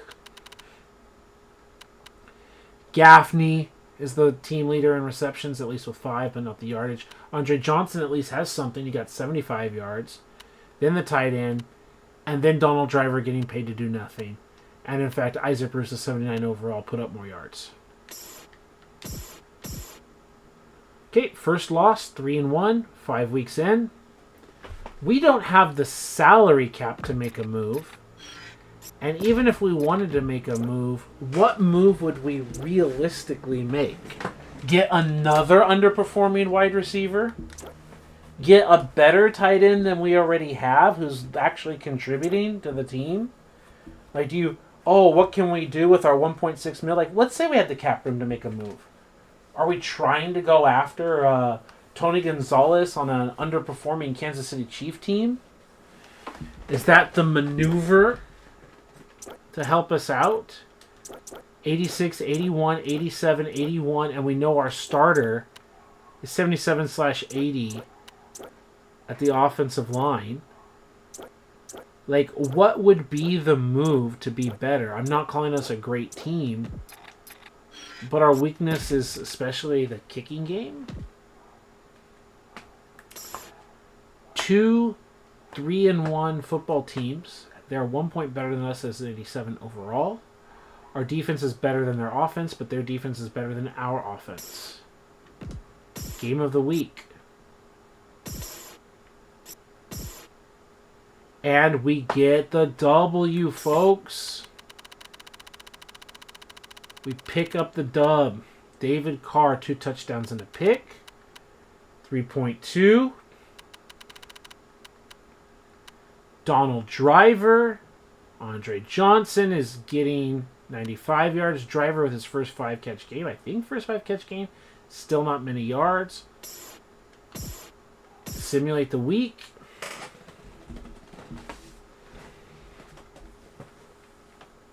All right. Not sure if Denny's predicting the outcomes or he's writing them down. We're 4-1 against 3-3 because we had a bye. We're better than Dallas with a much more powerful offense, but their defense is better than our offense. But our defense is much better than their offense. We have not been checking injury reports. Glenn, Finley might come back. Glenn will be out for a while.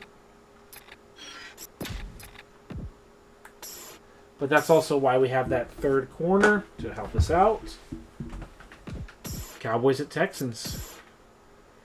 12-6. Another W. 5-1. Not even 100 yards passing and an interception. Ugh. Their defense must be stifling. But our defense must be as well for them. Stephen Davis got a 4-yard per carry game. That's nice. Donald Driver showed up with 4 catches and 40 yards in a tough battle against a 90-ranked defense. Gotta give him credit there. And then we've got third game of the week. Is that third game of the week? At least second game of the week. Another game of the week. And we're rated higher than them. 5-1, 5-2. Imagine the Bengals are considered a contender. Sometimes it's just about who's healthy. Mild concussion, hurt again. He came back only to get hurt again. 3 weeks and probable.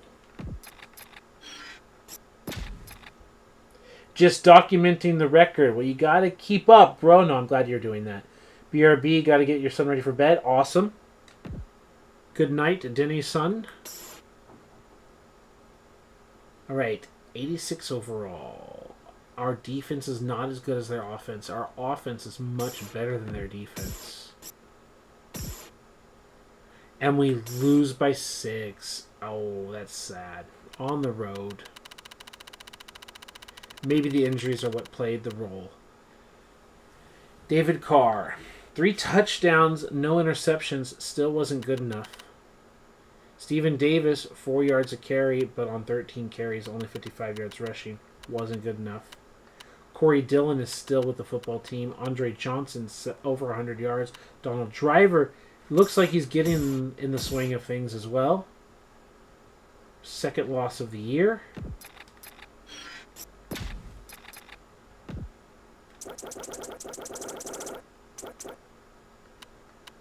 It's the secondary that is hurt. Texans, Titans on the road. And they beat us. They're the better football team. Even though they don't have the record, they're only their 3rd win, but they take us out. Carr splits like that, and how is the wide receiver room looking?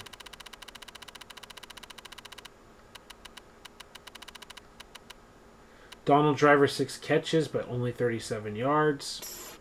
I just don't see the value in 90-plus overall wide receivers. What are they doing for us? Texans, Jags, again, that even matchup of 2 86s overall.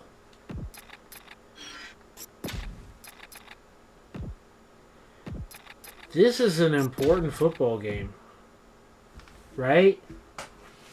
If/when we lose, we'll drop to 5-4. They'll go up to 5-4 and in the division.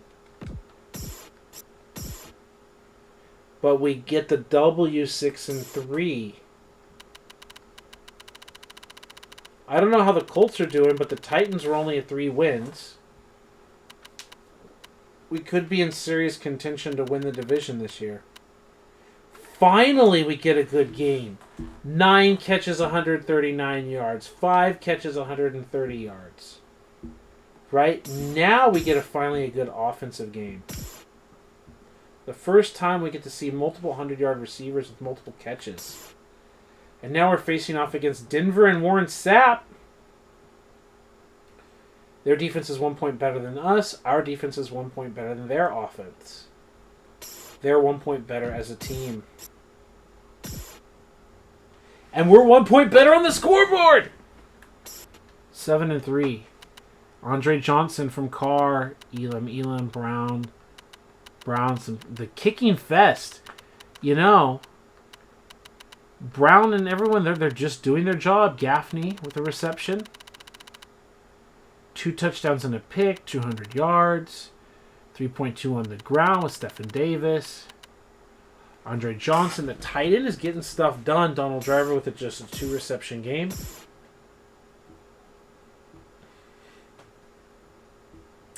Week 12. Don't sleep on any opponent. Questionable from Glenn. Our safety is back. It's a good time to save.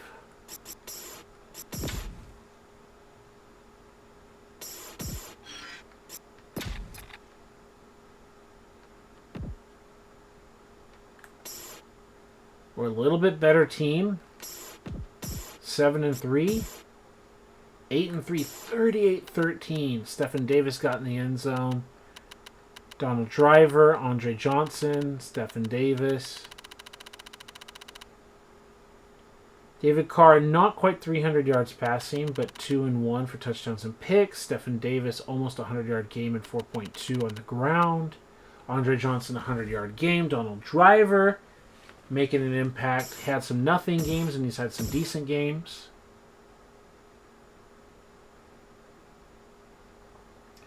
Texans Colts. We're considered the better team. Our defense outclasses them. Our offense outclasses them. But can we win? Because they're 7-4. Another important game, folks.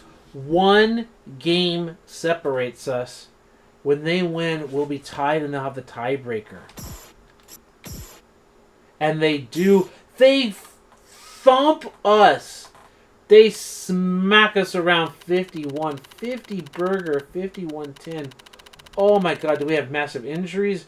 Donald Driver, 27-yard pass. Middle of the first quarter, but early in the game, we take a lead. And then Vanderjagt, and then Harrison, they got the 10-point lead. And then James runs it in, and then James runs it in, and then Jones, is that Greg Jones, whoever, for Manning and Vanderjagt. And then we just don't have any offense at all. 34 points in the second quarter. David Carr got hurt, and it was up to David Garrard. 4 interceptions. That'll do it. The injury.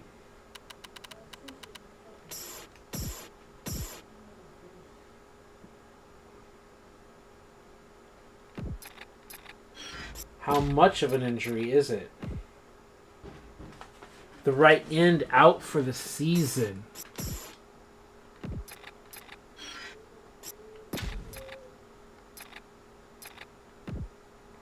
Another game of the week, as the Giants are only a one-loss team. We've got some injuries. I don't know what their injury situation is. Our offense matches their defense. Our defense is 1 point better than their offense. Their special teams is 1 point better than our special teams. We're both 86 overalls. Earned this game of the week. And they get the W. On paper, a good battle. At the end, a 19-point victory. David Carr, just a pick, nothing else. The receivers, how much better do we need to get at receiver to do something? But congrats to the Giants. Most likely playing excellent defense and making life hard. Even with all our weapons and quarterback. Another game of the week. They constantly keep choosing us as game of the week. Our 8-5 record now has looked like we're crashing back down to earth. And another out for season, dislocated ankle. He was out for 5 weeks or whatever. We're week 14, 15, 16, week 17. Wild card, divisional, championship, Super Bowl. He's out for the season. Even with the bye week, he might be able to play for the Super Bowl. He's done. We're shutting it down.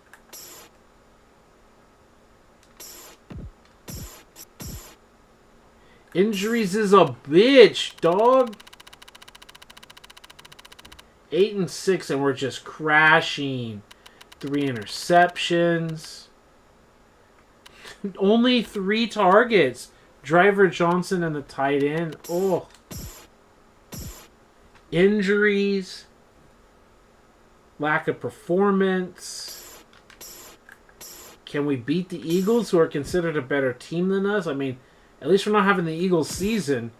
But it doesn't matter if and when we lose to them, which we do. 24-17.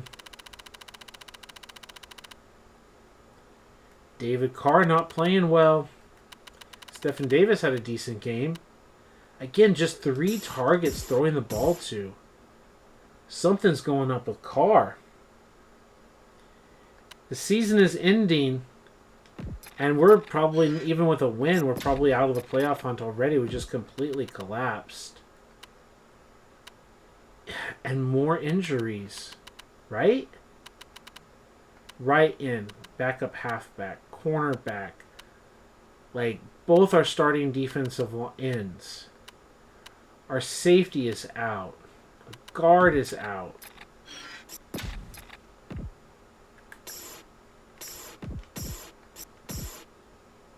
We went 9-7. Don't think that's good enough for the playoffs. Am I wrong? Wild card spot, folks. First playoff appearance in franchise history with huge injuries. and having to play against the Ravens. Congratulations. Save the bio. You cannot save the bio. Would you like to save a bio? Saving a sports bio. That's nice. Save successful. Nice.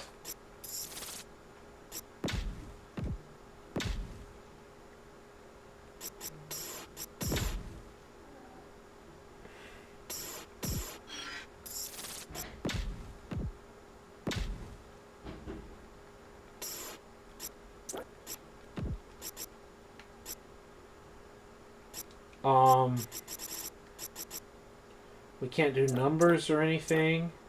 Yeah.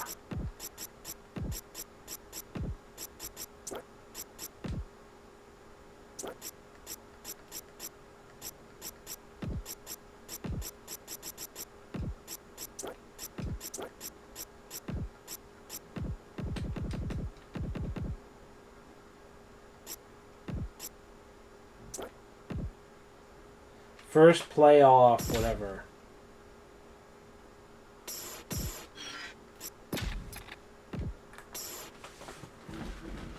All right.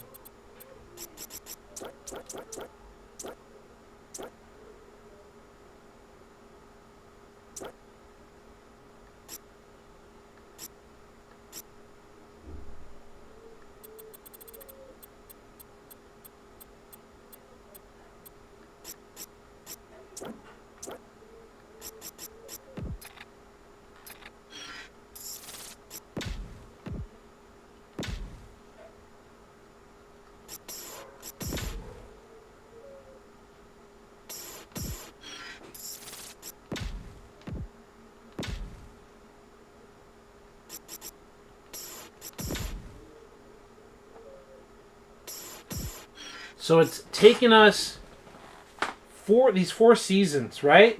Like the hotel. All these seasons, all this building. We have injuries. We have a playoff game, folks. We have a playoff game. And they're telling us we have a 4-3 defense. They're telling us we have a 4-3 defense. Because of Gary Kubiak. Maybe that's one of our problems. Because we're not playing a 3-4 defense. Oh my god.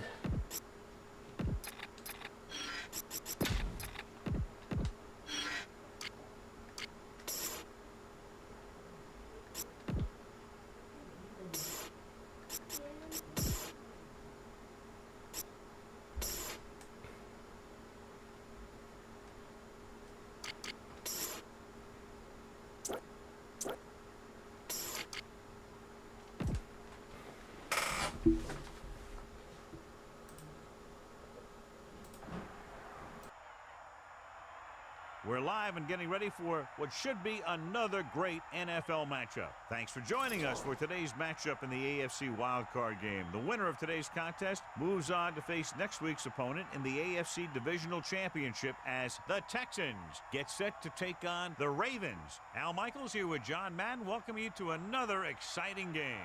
When you look at how good an offense is, it all starts with a quarterback. They can do a lot more things with this guy throwing the football for him. He can make the touch passes or just fire one of the old breadbasket if he has to. Andre Johnson makes a great target for him every game. I think most people in the league like to think that he's deceptively fast. That allows him to sneak past the defense for big gains. Now, whether or not he'll be able to against this defense is something we'll be paying a lot of attention to. These guys are really fired up, but they got to watch it jumping around like that. They're liable to pull something. And the captains are out there ready for the coin toss.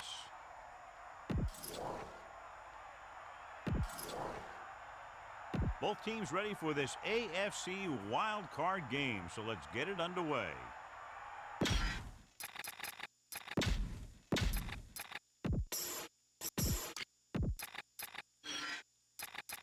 Let's get back to the play on the field. And the kickoff team comes out onto the field. Number 21, back deep to return. Nice kick. Plenty of distance. From the 4. The offense is heading out onto the field for their first drive of the game. The Texans have one less corner for this game because his injury is still hampering him. Unfortunately for him, the ankle injury is pretty serious, and it doesn't look like he'll see the field for quite a bit of time. Good work by the defensive line there. They got off the ball, got penetration, shut off those running lanes. He was looking for a hole, but the only thing he saw was a massive wall of defenders.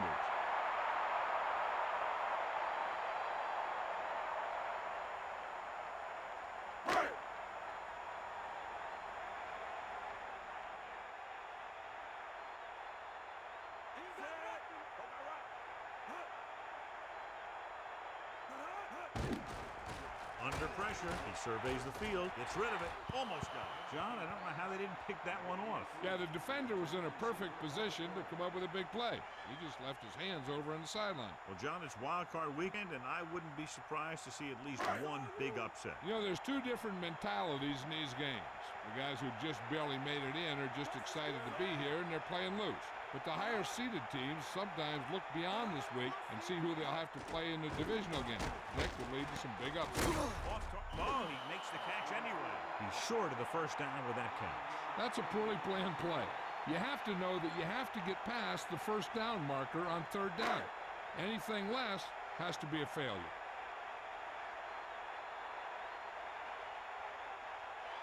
So they'll line up to punt after going 3 and out. Here's the punt. From the 35. They're ready to call their first play of the game.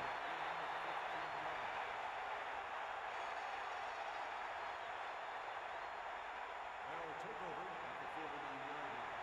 First and 10.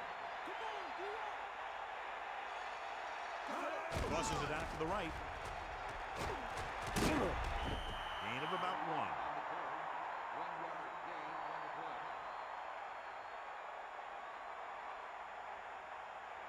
It's second down and 9 to go. Ball on the 48-yard line.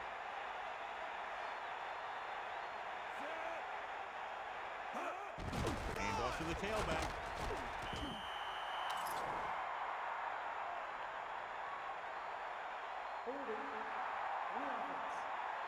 Number 71 is guilty of holding on a play. That guy was beaten badly, and he wanted to stop the defender any way that he could. After the penalty, it's now second and long.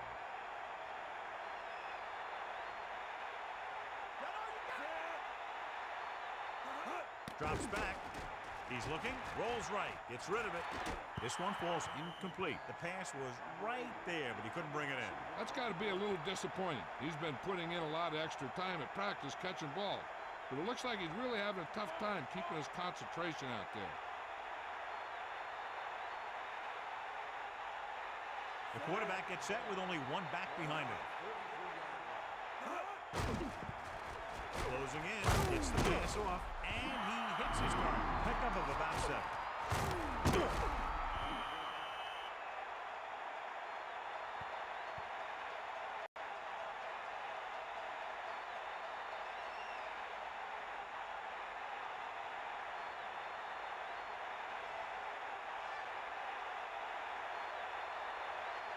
So 3 and out, and they'll line up to punt. Here's the kick. He signals for a fair catch. Past the goal line, no return here.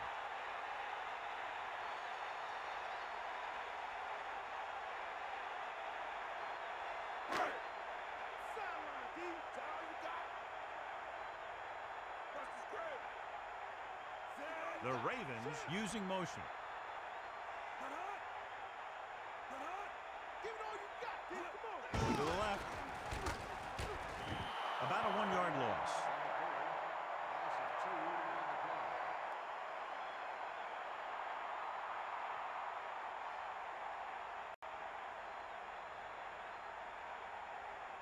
Houston comes out in their nickel package.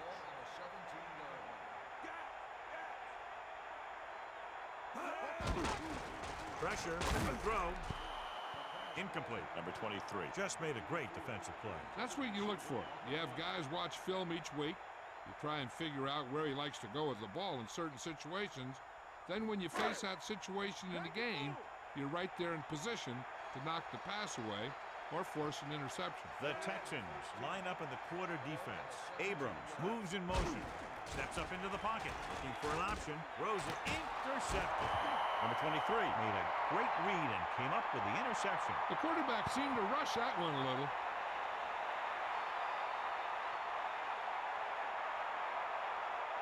The offense gets ready to go following the interception. Carr gets set. 4-yard gain there.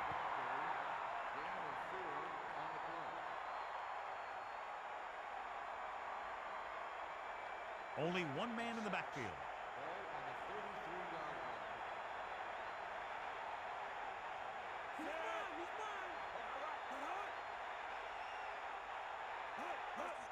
Pressure coming with the throw. Incomplete pass. That one hit him in the hands, but he just couldn't hang on. Pretty good play call on that one. Everything happened just as it's drawn up. Just couldn't hang on to it. Now it's 3rd and 6 coming up.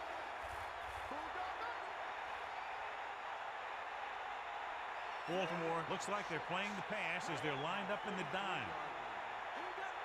Drops back under pressure with the pass. Goes up, makes the catch. That little dump off will move the chains. I'll tell you, this guy is known as one of the most accurate quarterbacks around. And part of that is because he makes a lot of passes like these. They're almost like long handoffs. Only one man back.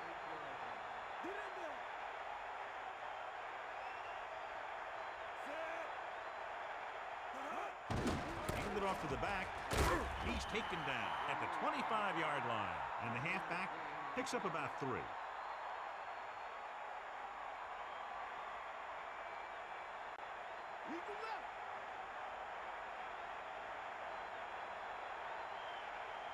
Baltimore comes out in their nickel package. Gets the pass off, and he's brought down at the 14-yard line. Can't draw it up any better than that. Textbook first down.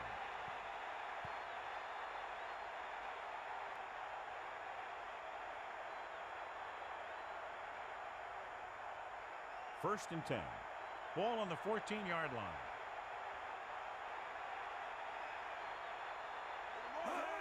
Hand off to the tailback.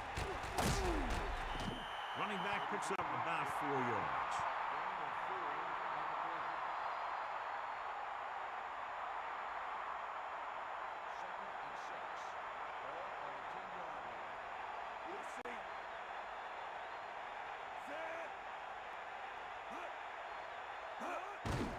Give it to the halfback.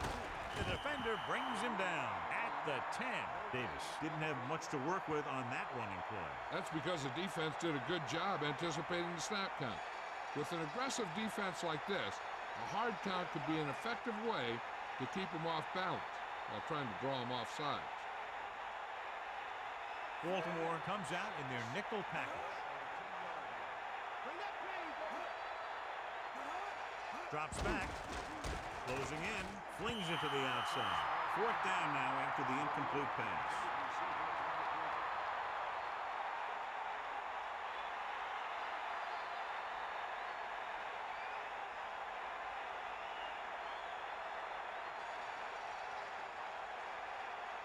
Brown will attempt to put up the first points of the day.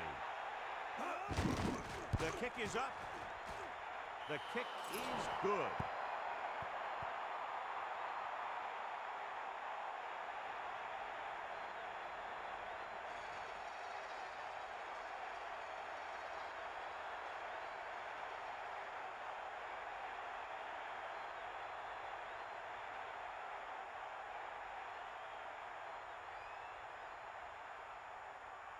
Here's the kickoff team. Lined up for the kickoff.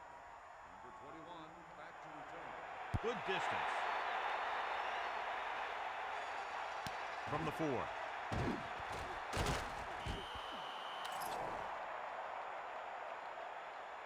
Holding on the receiving team. 10-yard penalty, first down.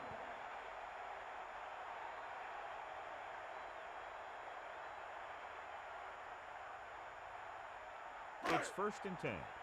Ball on their own 12.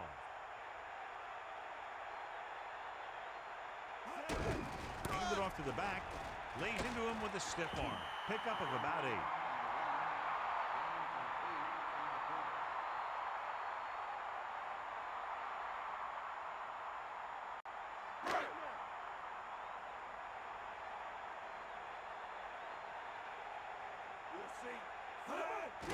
Pressure with the throw.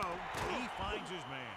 The receiver did a good job bringing that pass in. Looks like someone might have blown their coverage on that one. Right here. Get the ball.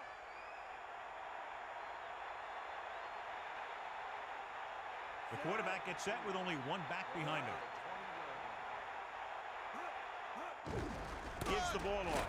They'll mark it at the 20-yard line. Lewis couldn't escape the pursuit and was cut down quickly. These guys up front are very tough to block because they can use their size and strength to get excellent leverage on running plays. Sometimes they struggle a little with their consistency, but they always seem to be a big factor when the game's on the line. Offense couldn't get it done and they'll line up to punt. Here's the punt. From the 30-yard line. He picks up a few yards on the return. Nope, the coverage team had him wrapped up before he could do anything with it. The quarterback lines up with 2 backs behind him.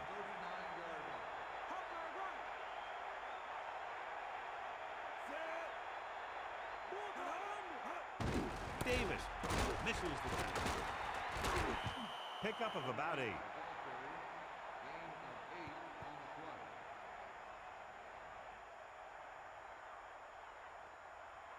About 2 to go. Ball on their own 47. Carr gets set. Gets the toss to the right. He's taken down in the backfield. McAllister came up from the corner to make the play. He's one of those guys who's a sure tackler. He'll move up and play physically at the line, come on a blitz, and play the run just about as well as anyone on the defense.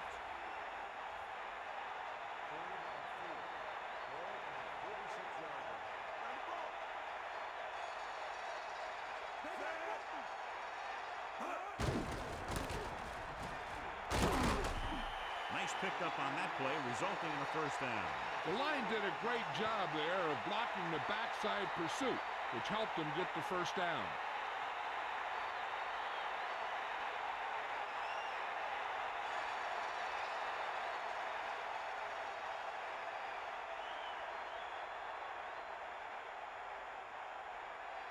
The backs are lined up in an I.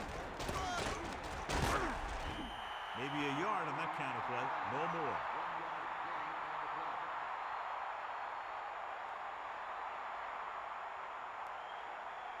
Second and 8.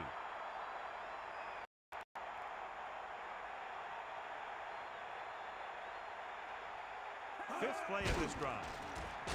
Throws it. Almost intercepted. Didn't even see the defender, and it almost ended up as an interception. Yeah, maybe he was expecting man-to-man, and they dropped into his zone.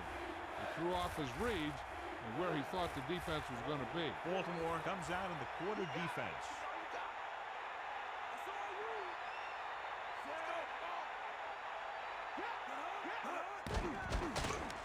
Throwing. This pass is incomplete. Pretty good pass, but that's incomplete. The offensive coordinator called a good play, and the quarterback threw him a catchable ball. He just couldn't get his hands in the proper position to make the catch.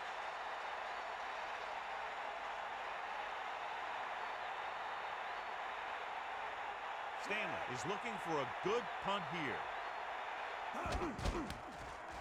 Here's the punt. This one goes out of bounds.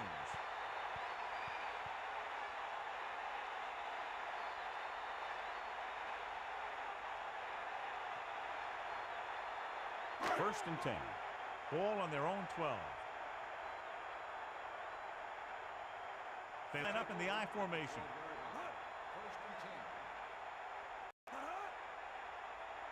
Pass play here on first down. Hand it off. Gain of a couple on that carry. Gain of 2 on the play. They got nothing. Fire up. Cowboy. Stay up. Bowler sets up. With the pass. Almost picked off. So he dropped it and a chance to end the drive. Here's the key. He was looking at the quarterback the whole way. And when he let it go, he was all over it. He just didn't come up with it. Houston comes out in their nickel package. Get out, Pete. That's all you got. Ain't got nothing. Pressure coming. Gets the pass off.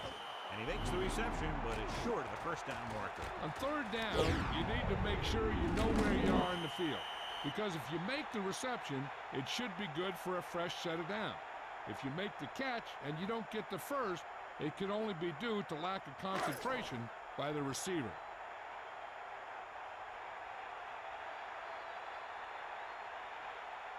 So they'll line up to punt after going 3 and out. Here's the catch. And so the punt goes out of bounds.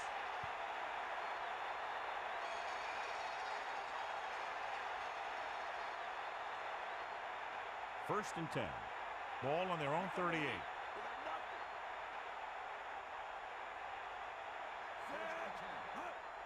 Gets rid of it. The pass falls incomplete. He's going to have to be careful with those overthrows. One thing you don't want to do is miss an open receiver for a big gain in a playoff game. Only one man in the backfield.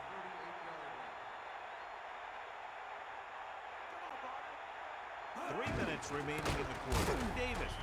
Davis was stuffed on that play, John. They're just relentless when the offense decides to run the ball. They break down blocks very quickly, and they do a good job maintaining their gap assignments, limiting cutback opportunity. So they dug themselves into a hole here, a long third down situation.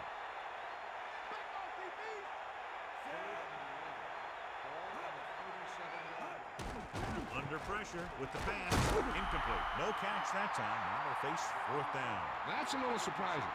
The receivers coach has been spending extra time with all his guys on offense working on mechanics and their technique. He told me that he's seen a big improvement. But a big drop on third down like that shows that they still need a little more work. So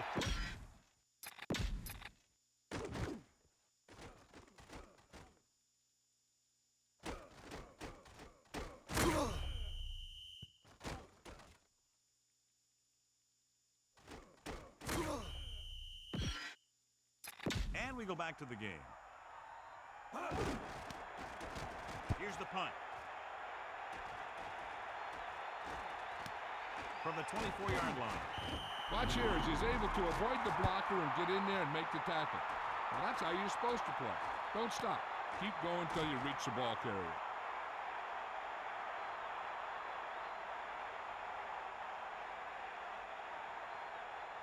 They'll go from the I formation.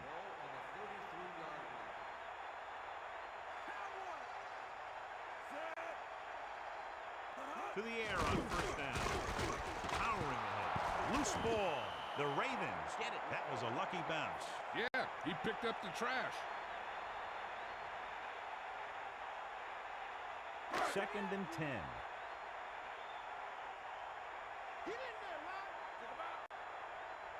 Only one man back. Man in motion. Closing in with the throw. Drops the interception. I thought that was about to be picked off, John. That's the thing. That was a perfect opportunity to make a big play for his defense. And he lets it go as an incomplete pass rather than an interception.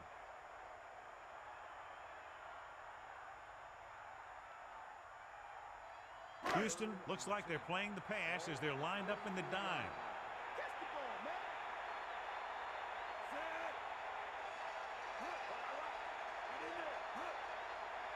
Drops back. Pressure. Going. Puts the quarterback on the ground. Watch it here. This is a great call on 3rd down to keep this drive alive. They were in a tough spot here, but this is a heck of a throw and catch to pick up that 1st down.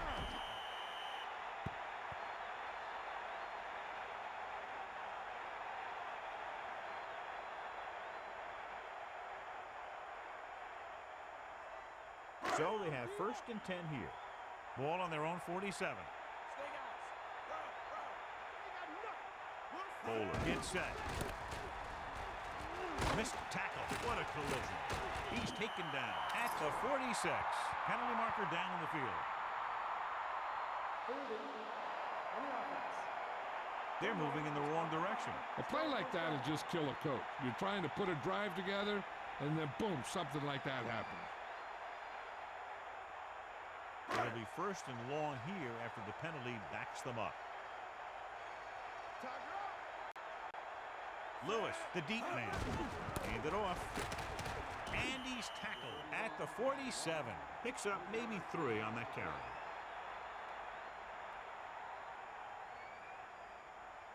The quarterback lines up with 2 backs behind him.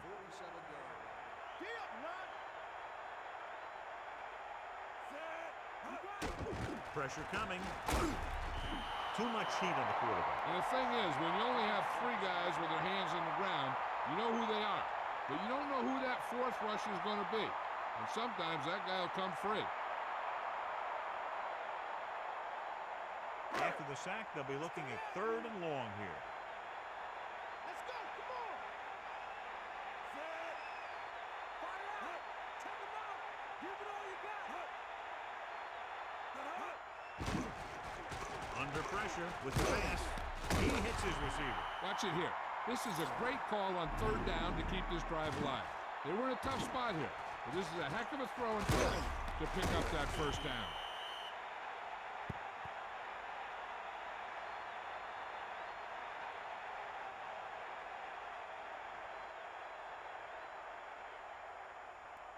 It's 1st and 10.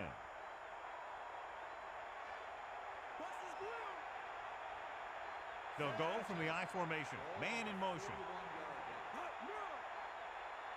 To the air on 1st down. Closing in. Throws it.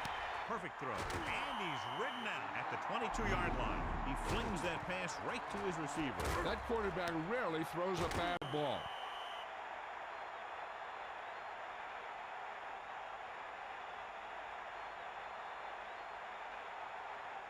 The quarterback gets set with only 1 back behind him.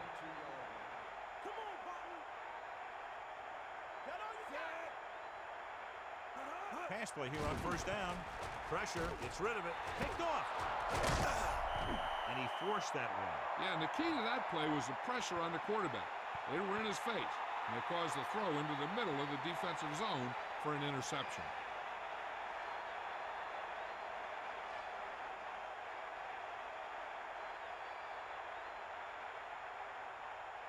Following the interception, it's now 1st and 10. Only 1 man back. They'll pass on 1st down. With the pass, it's batted away. That incomplete pass brings up 2nd down. That will be the final play of the first quarter. And we have a close one so far with the Texans ahead of the Ravens 3-0. And we're ready to start the second quarter. Second and 10. Ball on their own 11.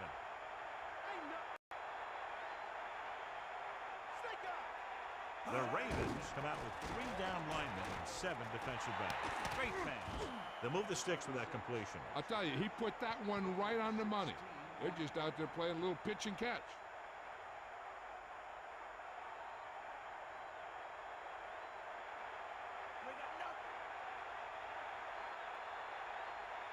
They line up in the I formation. Aimed it off to the back. Davis wasn't able to get anything going in that play. They got there and shut that play down very quickly.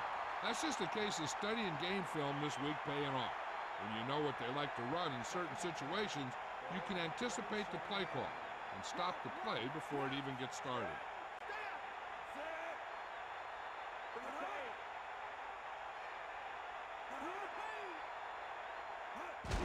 Hand it off.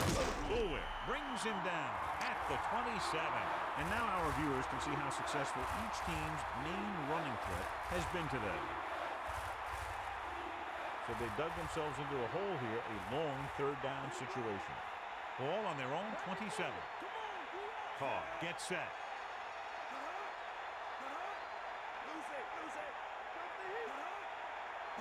Drops back. Pressure coming. It's a fumble. The Ravens dive on the fumble. The defense comes up with a fumble and a touchdown. You can tell they were trying to jar the ball loose the way they were putting their helmet on the ball. That's what we call playoff tackling.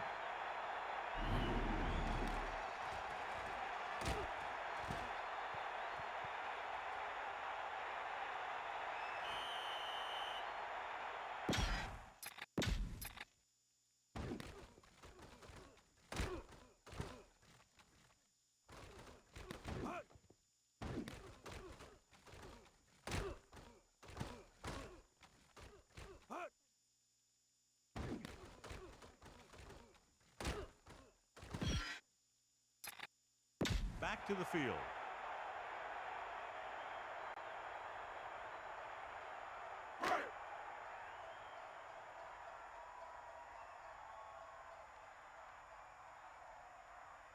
The kicking team heads out onto the field. And it's up. The point answer is good.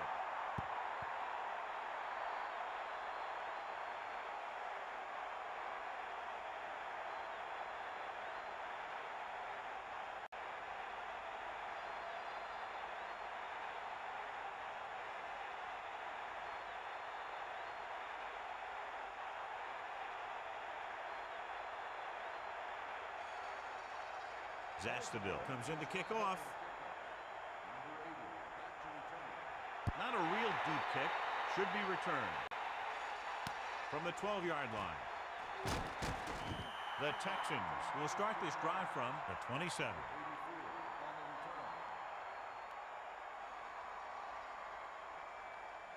They'll take over at the 27-yard line. First and 10. Hit him low. Hit him low. Hand off to the tailback. And it looks like there's a penalty on the play. The officials are signaling holding on that play. Yeah, when you're beaten like that, the offensive player needs to stop him somehow. So it'll be first and long here after the penalty. You got it. Is that all you got? Baltimore comes out with 7 in the secondary with the throw, and he hits his target. Carr delivered the pass right on time, John. And I love the way this guy throws the football. He has great touch and seems to always be putting it right there in the numbers.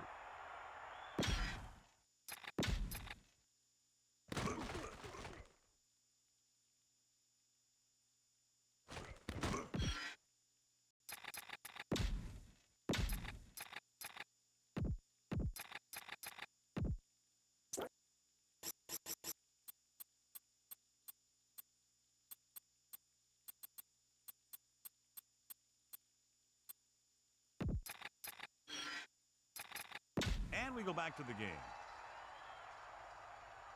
7 yards to go. Poke out right.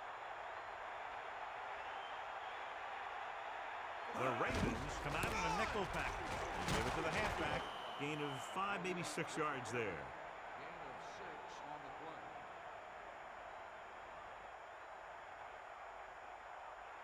The quarterback lines up with 2 backs behind him. 46-yard line. Get in there, Ron.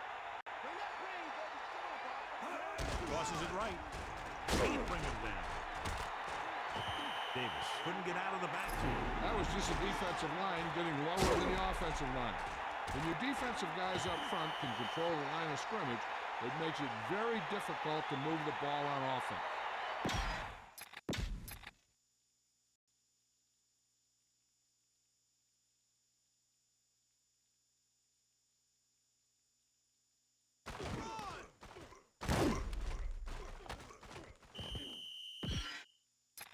And welcome back.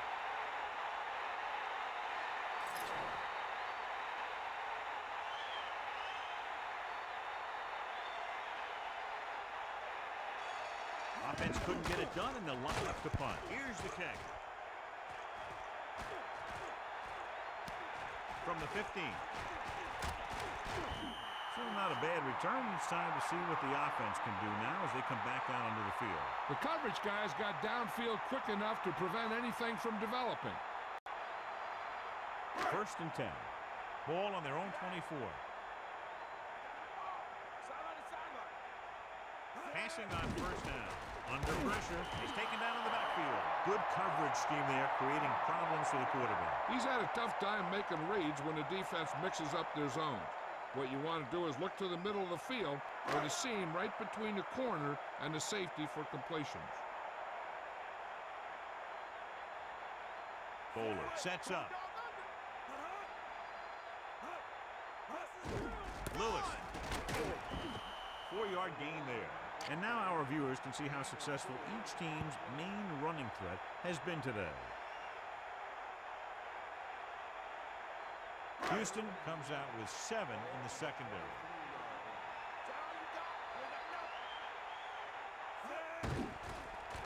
Closing in, throws it. Hits his receiver in stride. Good throw, good catch to move the chains. You know, as a receiver, all you have to do is get a step, and this guy's going to put the ball on you. So they have 1st and 10 here. Ball on their own 39.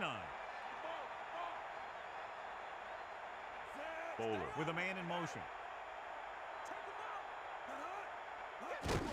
Hand it off.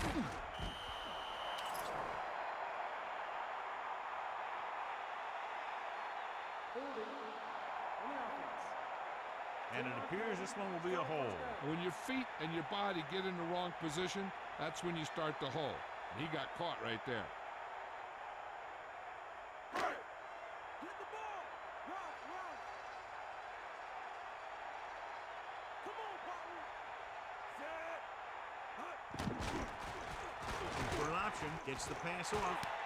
Jumps and makes the catch. A display of great hands on that catch. That receiver has all the tools. The goal from the I formation.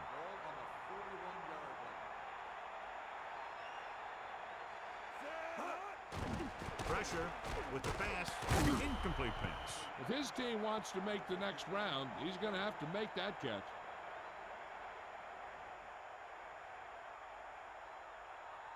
Third down and long coming up here. Ball on their own 41.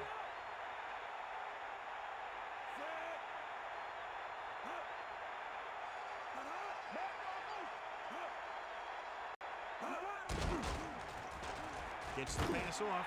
Perfect pass. Sheds the tackle. And he goes out of bounds at the 38-yard line. Perfect spiral on that pass. This is a guy who can make all the throws out there. He shows a nice touch in the short patterns, can thread it in there against tight coverage, and he can put some air under it when he's trying something downfield. Get the ball.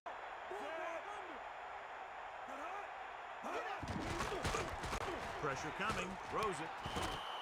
This one falls incomplete, and that pass is dropped. The throw was right there, but he couldn't make the catch. There's just no excuse for that. He's getting paid a lot of money to make those catches.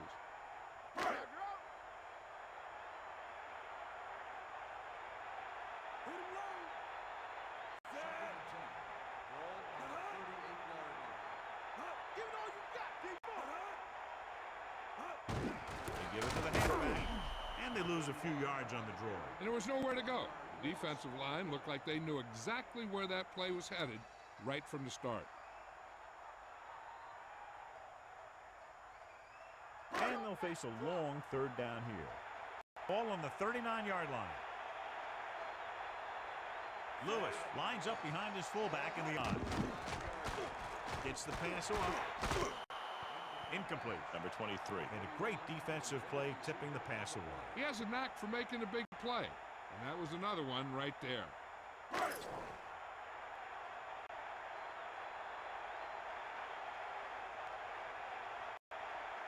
They're going to kick it here as the punter heads in for the fourth time. Here's the punt.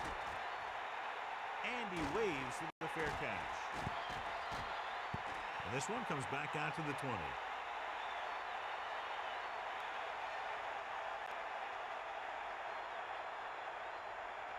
They'll start the drive at the 20-yard line. First and 10. Davis. 4, maybe 5 yards on that carry.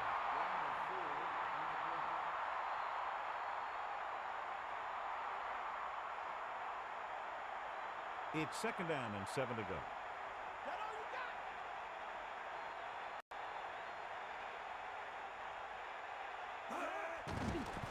Under pressure, gets rid of it.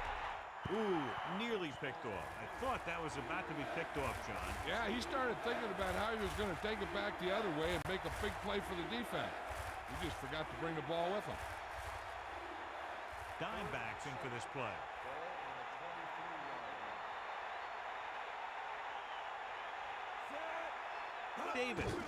Great fake with the throw. Nearly intercepted. Very lucky that wasn't intercepted. I bet you as soon as he let that go, he was wishing that he could have it back, because that could easily have been an interception.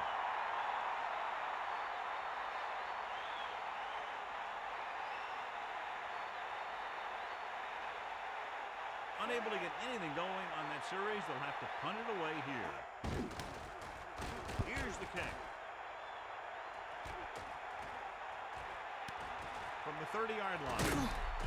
And the offense getting ready to come back on the field after a decent return. You're told to get as much as you can on a return, and that's just what he did. Mandy Bull. Back off, DB. Stay out. Lewis, the deep man, using motion on the carry. Logan with the stop at 42-yard line. Picks up maybe 3 on that carry.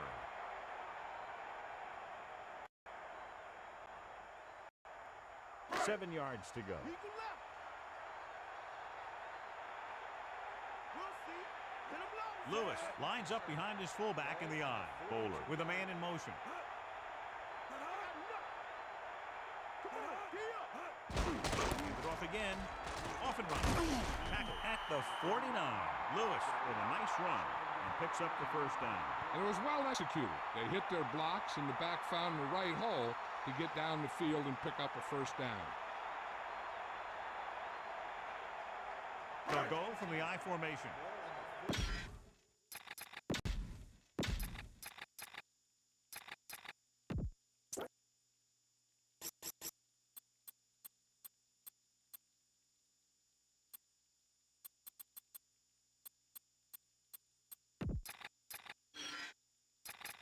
Let's get back to the action on the field.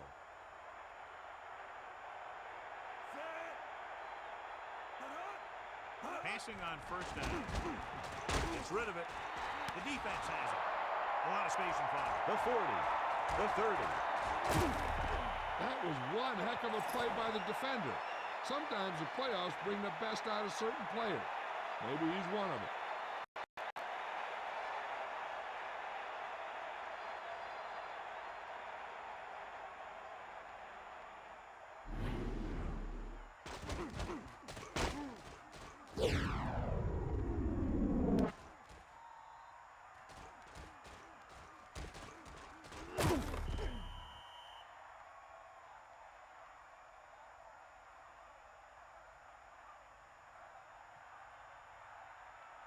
So after the interception now, it's 1st and 10.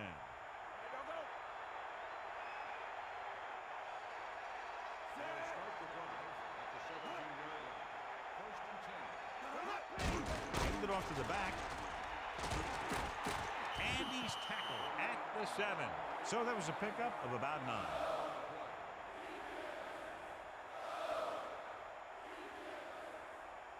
Second and about 1. 7 yards to the goal line. Dropping back. Closing in. Goes to the end zone. Picked off in the end zone. Great job overall by defense. The line, the linebackers, the secondary. They've now picked off 4. Following the interception, it's now 1st and 10.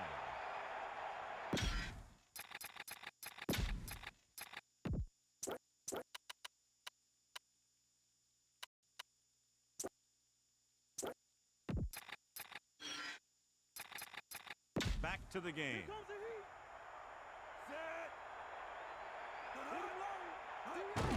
Lewis. The defender brings him down at the 4.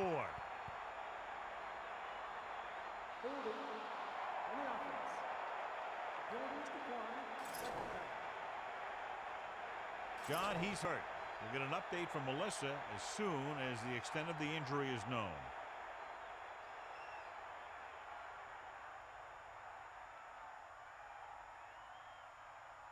And they need about 9.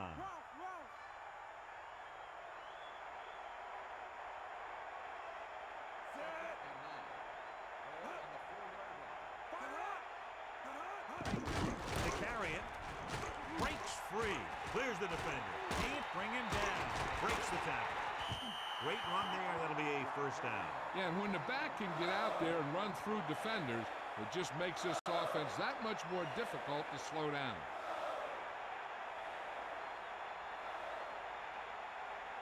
They line up in the I formation.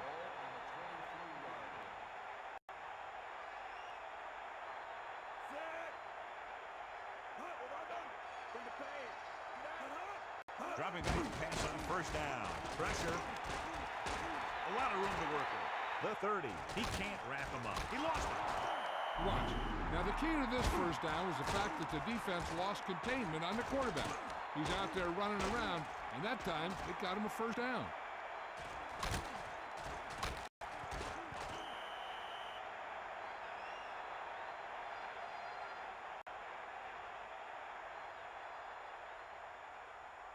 First and 10. Ball on their own 38.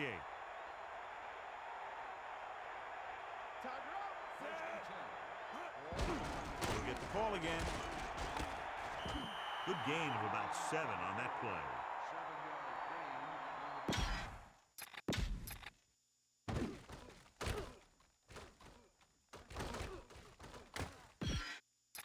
We'll go back to the play on the field. Only 1 man back.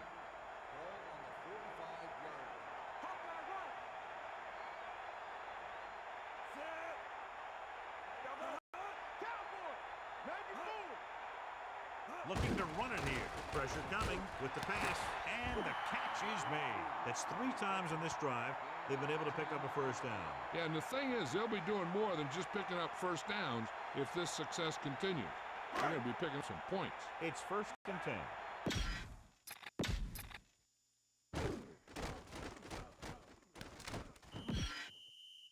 So let's pick up the action. 6th play of this drive. Johnson goes in motion. Drops back. Under pressure. Gets the pass off. And it's intercepted. Runs through the tackle. I'll tell you, every time the playoffs roll around, we see some great defensive plays like that.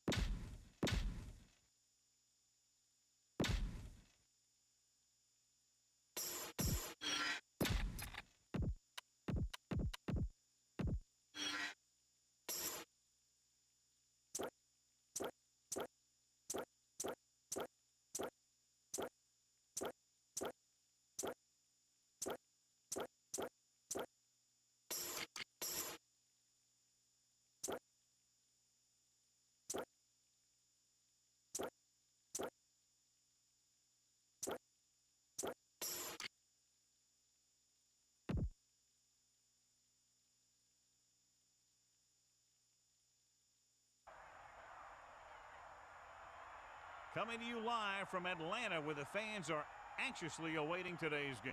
The road to the Super Bowl is a long one, and the wild card marks the beginning of the journey. A victory in tonight's game propels the winner to next week's matchup in the NFC Divisional Championship as the Redskins come into town to face the Falcons. Welcome to another presentation of NFL football. Hi, everyone. I'm Al Michaels, and with me, as always, John Madden. When you look at how good an offense is, it all starts with a quarterback. They can do a lot more things with this guy throwing the football for him. He can make the touch passes or just fire one of the old breadbasket if he has to. The former All-America from Tennessee makes a great target for him every game. I think most people in the league like to think that he's deceptively fast. That allows him to sneak past the defense for big gains. Now, whether or not he'll be able to against this defense is something we'll be paying a lot of attention to. Wow, look at that pile of guys down there jumping and yelling. You can tell they can't wait to get out there in the field. The teams are out on the field, ready for the kickoff as we get this NFC wildcard game started.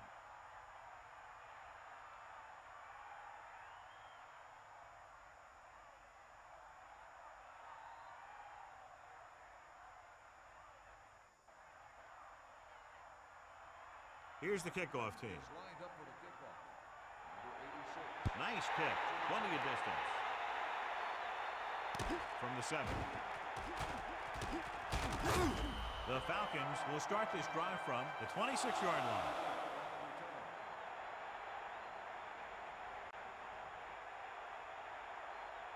First and 10. Ball on the 26-yard line. Fire out. Sideline to sideline. Give it all you got. Going to the air on first down. Pressure, off and running. He breaks this one for a gain. Yeah, you can run any defensive scheme you want. But I'll tell you this, it's hard to compensate for the quarterback that can scramble and make plays on the run. 2nd and 3 coming up here. Ball on their own 33. Goes over the middle. Great pass. That blitz exploited for a first down.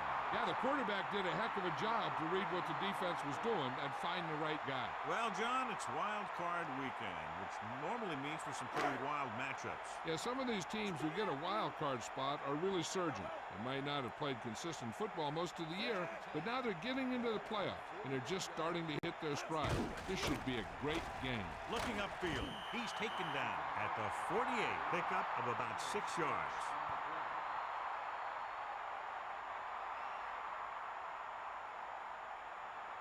Only one man back. Ball on the 48-yard line. Get out. Let's go. Come on. Ain't got nothing. Cowboy.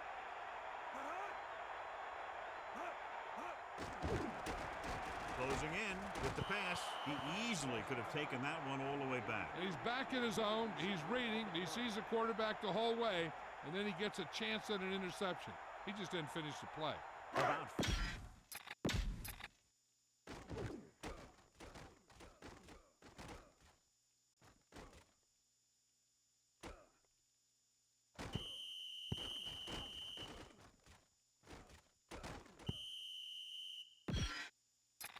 And welcome back. Stay guys. Look out right. Set. Drops back. Under pressure. Gets the pass off. He's going to have to be careful with those overthrows. One thing you don't want to do is miss an open receiver for a big gain in a playoff game.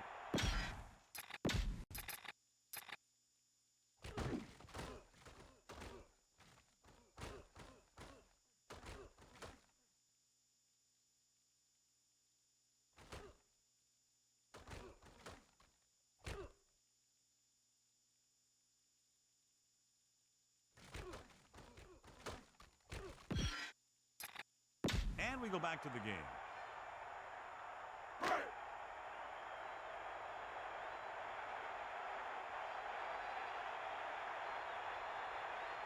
Mort is the deep return man. Here's the catch. He's waving for the fair catch.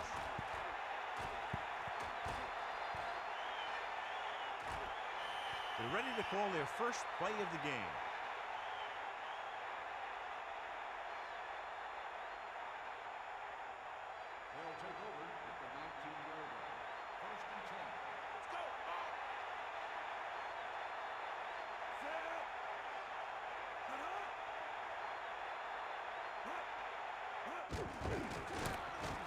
He delivers the forearm. He's taken down at the 28-yard line. So that was a pickup of about 9.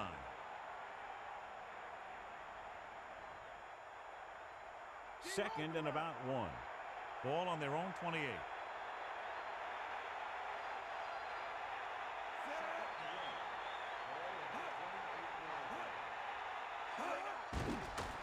Pressure coming, flings it to the outside.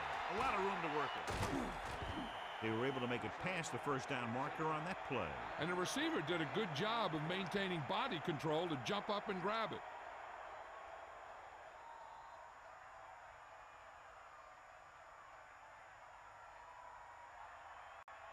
First and 10. Ball on the 37-yard line.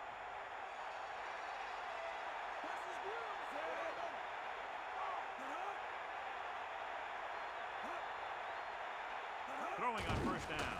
Gets the pass off. That incomplete pass brings up second down.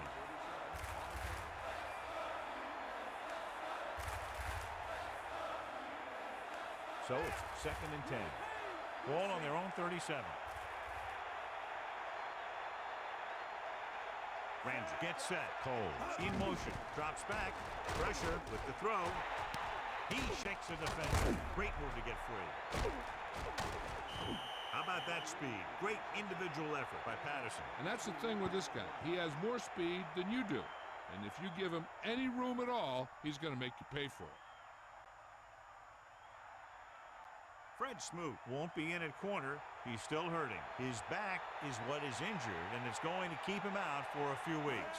Receives the handoff with the pass, and his pass is completed. He found the seam in the zone for a pretty good game. That's just how they teach you to do it. Read the play, find the weakness, and then go after it. Second and 5. Ball on the 35-yard line.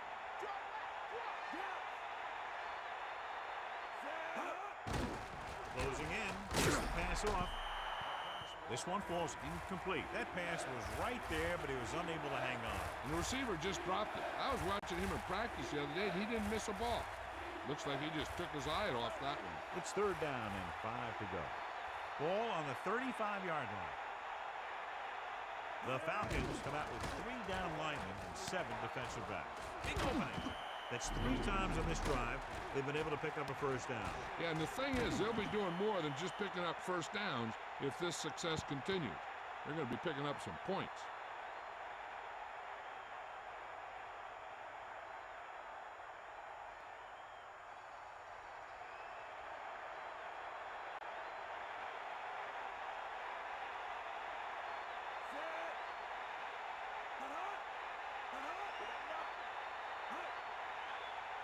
Dropping back to pass on first down. Under pressure, throwing. This pass is incomplete. He overthrew the target. And you want to lead the receiver so that he can catch and run. You don't want to lead him that much. Second and 10. Ball on the 28-yard line. Let's go, come on.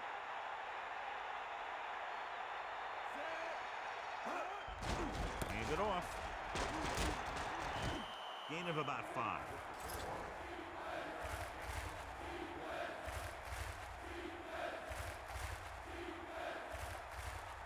They need 5. Ball on the 24-yard line. And this is the 10th play of this drive. Pressure coming with the pass. Drops the interception. Missed opportunity. And what the defense is doing is they're watching the quarterback's eyes. They're cluing.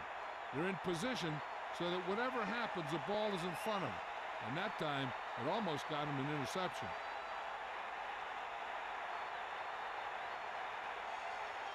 Ball comes out, hoping to put points on the scoreboard for the first time.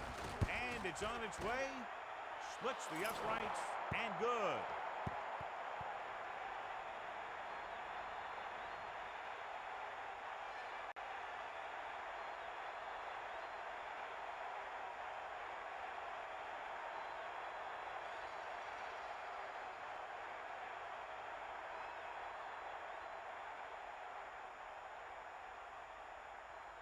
And the kickoff team comes out onto the field. Number 88, back to return.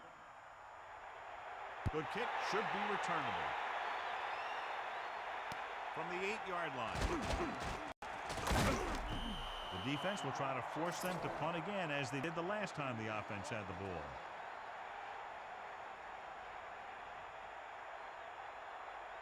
They line up in the I formation. Ball on the 26-yard line. Set.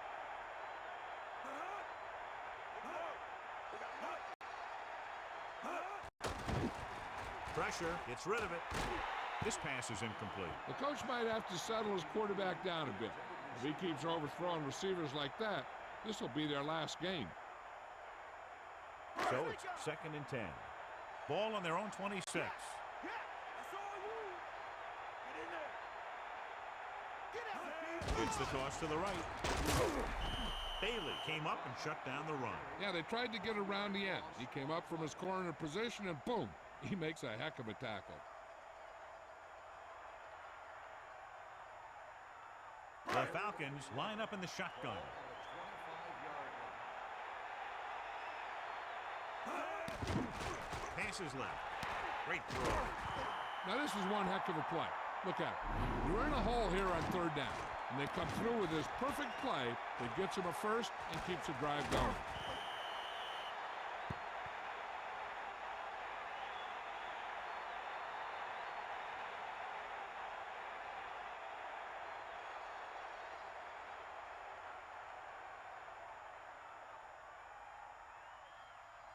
First and 10. Get in there. They got nothing. Catch the ball, man. Set. Using motion. Go, go. Come on, partner.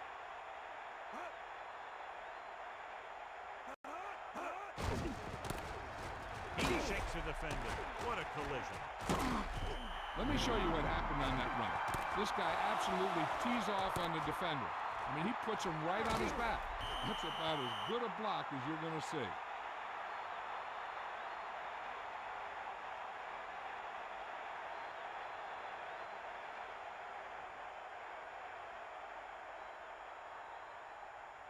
First and 10. Ball on the 39-yard line.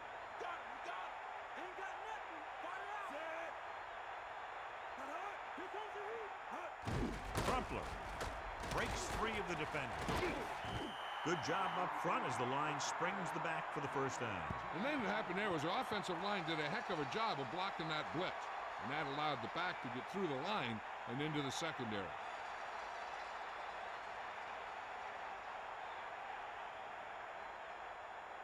It's 1st and 10. Get the ball. They got nothing. 6th play of this drive. Vic with a man in motion. Crosses it right. About a 1-yard loss.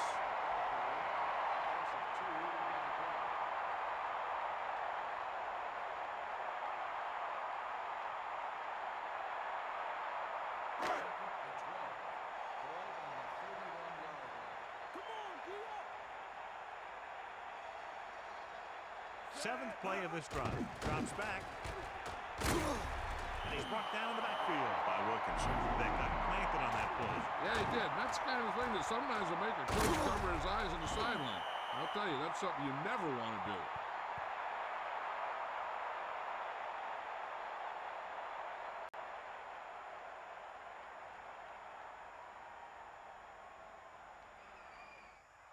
Third and 15.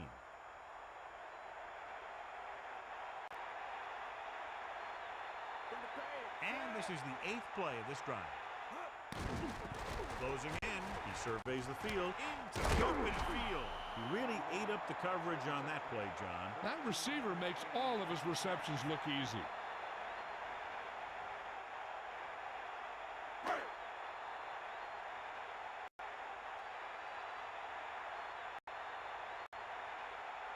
The score will be tied if he makes this kick.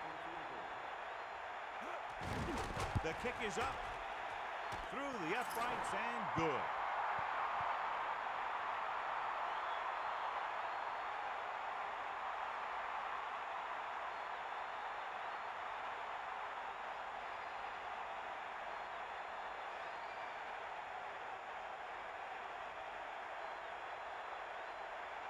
Feely is back and ready to put this one in the air. And it's a short kickoff from the 13. The Redskins will start the drive from the 28.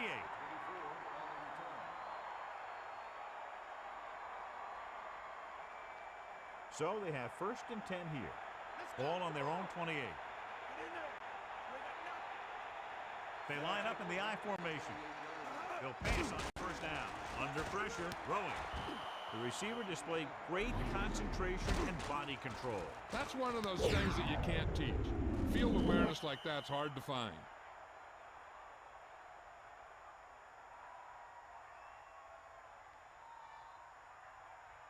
Second and 4. Ball on the 34-yard line. Cross play to the right. So on the blitz, they can't get to the ball carrier until it's too late. And when you're blitzing to stop the run, the idea is bringing more guys and the offense can block. We also got to cut off the lanes and gaps that he can use to escape out of the backfield. That just didn't happen here. 1st and 10.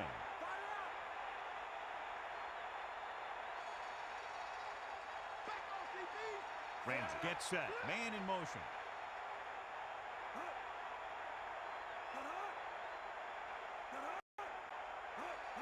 Tosses it right. Kept it on the ground. Picks up about 7. 7-yard gain on the play.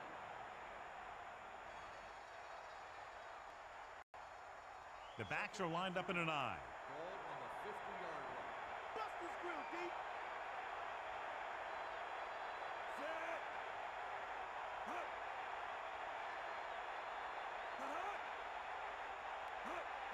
Going to the right. Not much there. Maybe a yard. 1-yard gain on the play. It's 3rd down and a yard. Ball on the 48-yard line.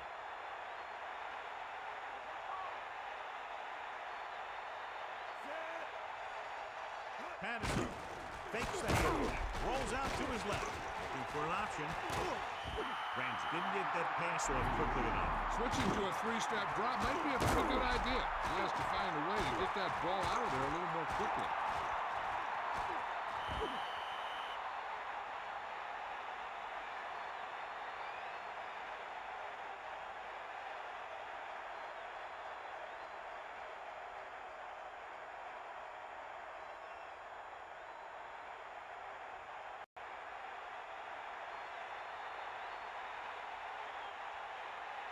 Simmons lines up in the backfield for the punt. Douglas looks like he's ready for the return. And he waves for the fair catch. Into the end zone, touchback.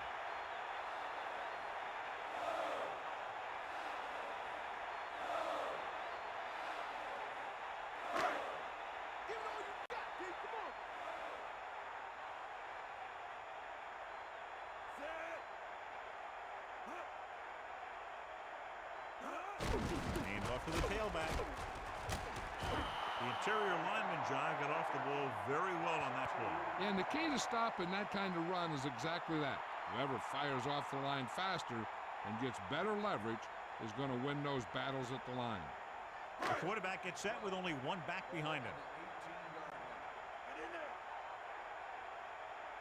line. Vick sets up again with the carry. The 30. The offensive line does its job perfectly. So what happened was the defense was bringing extra guys to get to the quarterback. And when it turned out it was a run, the line had already invited the linemen upfield and out of the play. Sideline to sideline. Bust this grill. Sideline, D. Bulldog under. The running back gets about 3. Now let's have a look at what our runners have done up to this point.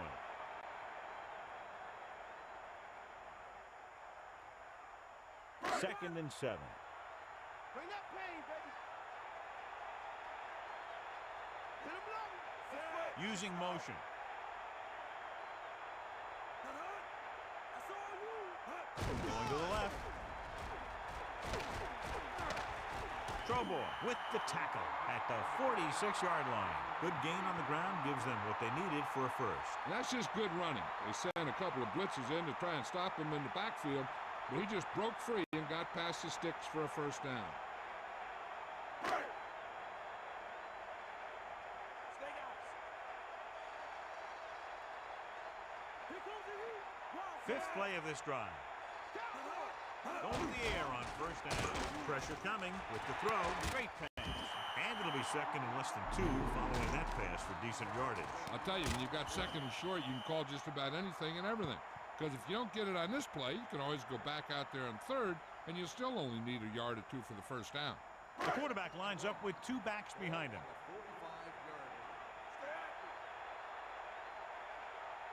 And this is the 6th play of this drive. Hand off to the tailback. Duckett didn't have much to work with on that running play. That's because the defense did a good job anticipating the snap count. With an aggressive defense like this, a hard count can be an effective way to keep them off balance while trying to draw them off sides. Set. Sideline to sideline. Hand it off again. Steamrolls the defender. Good job getting past the 6 on that run.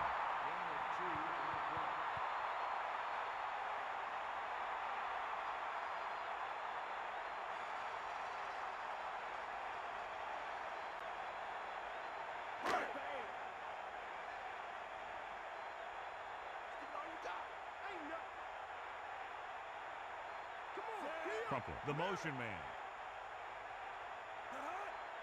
Dropping back. Pressure. Throws it.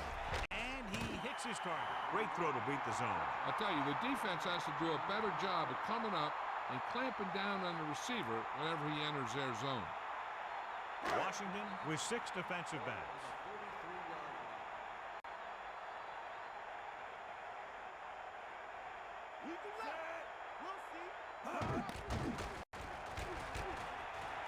Breaks free. Good run to move the chains. This kind of thing is so tough in the defense when you got a quarterback that can run. And the added dimension is they have to account for it. At the end of the first quarter, we're all even. Atlanta, 3. Washington, 3. The teams have switched sides, and we'll start the second quarter. So they have 1st and 10 here. Ball on the 22-yard line.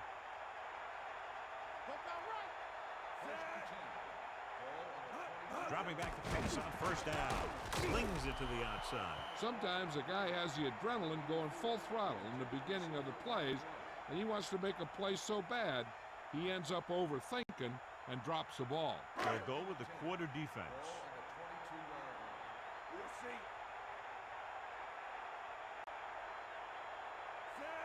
Drops back. Closing in. Gets rid of it. Jumps up. He has it. He threw that one underneath the coverage. That's exactly the thing they teach you to do. Always take what the defense gives you.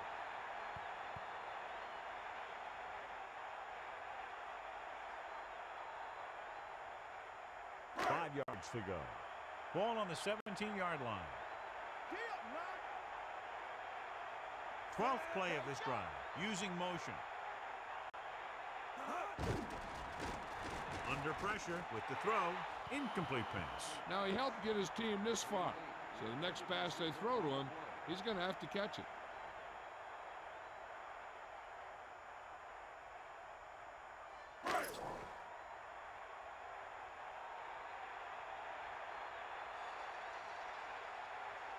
Feely and the kicking team come on for this field goal attempt. And it's on its way. Feely bangs it right through and adds another 3 to their total. Morton gets set to return the kickoff as we take a look at his stats.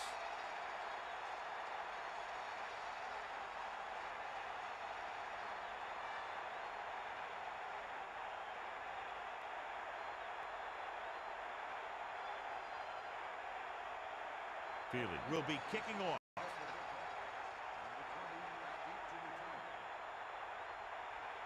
Kickoff from the 12. Stiff arm. The offense takes over after they were unable to get any points on their last drive.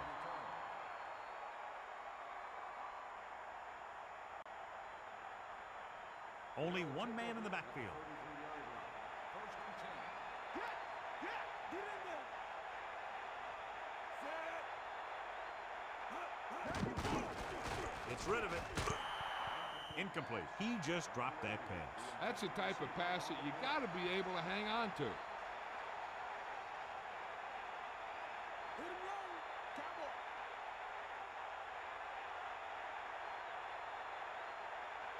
Set. Gets the toss to the left.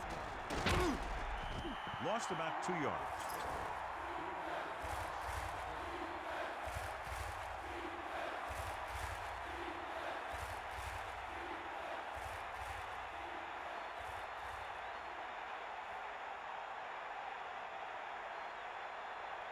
Here's a 3rd and long situation. Ball on their own 31. Drops back. Gets the pass off. The pass ball's incomplete.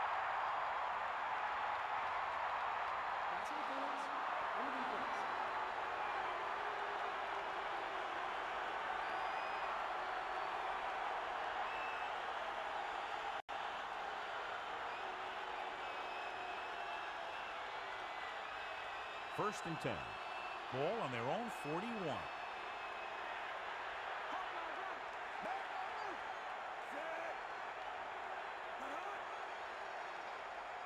Pass play here on first down. Pressure coming. Gets rid of it. Thrown behind, but caught. 40. You give him some time, he'll hit his man. And the thing is, he doesn't care how big that window is. With his accuracy, everyone's open.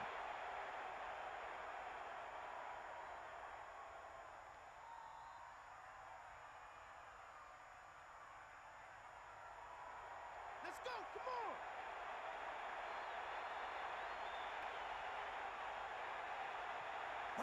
Going to the right.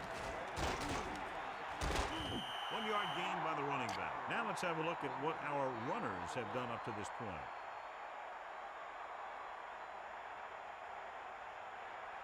Second and 9. Ball on the 34-yard line. Eagle left. Gives the ball off. Great fake. Gets the pass off, and it's complete. He recognizes the blitz and gets the ball out for a first down.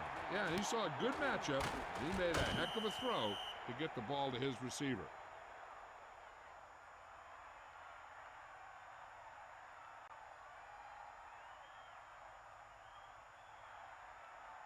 It's first and 10. Here come the heat.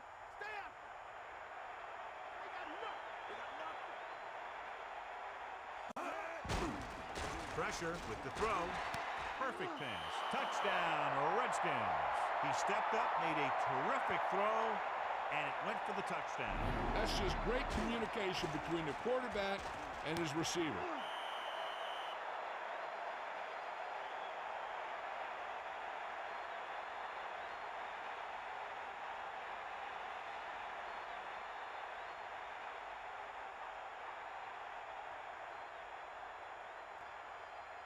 Hall comes in to attempt the point after. The kick is up, and the extra point is good. Great drive that culminates in a trip to the end zone and gives them the lead. Now their defense is going to head onto the field. And it's going to be up to them to protect this lead.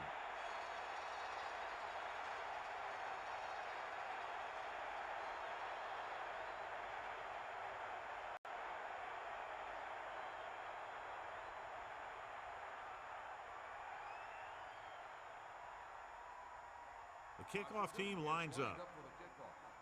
Number 88. And this one's a short kickoff. From the 10. The offense goes back out onto the field after picking up a field goal on their last drive. First and 10. Ball on the 28-yard line.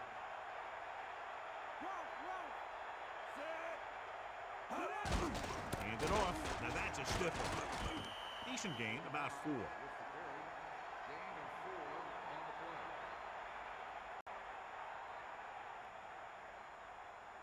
play. Second and 6 coming up here. Now, doggo. Bust the screen. It's a throw.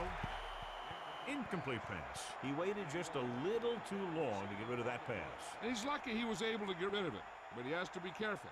Passes like that can make for some easy interceptions. The Redskins come out in a nickel package.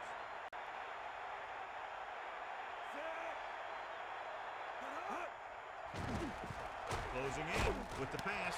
He hits his receiver. Watch it here. This is a great call on third down to keep this drive alive. They were in a tough spot here, but this is a heck of a throw and catch to pick up that first down.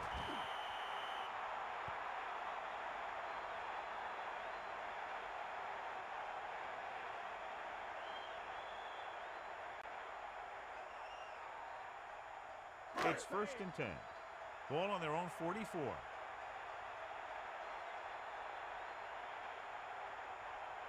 The Redskins lined up in the quarter defense. Pass on the first down.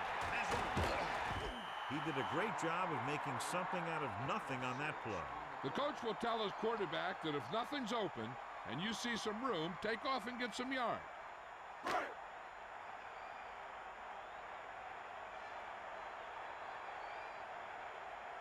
The quarterback gets set with only one back behind him. And he'll get the call.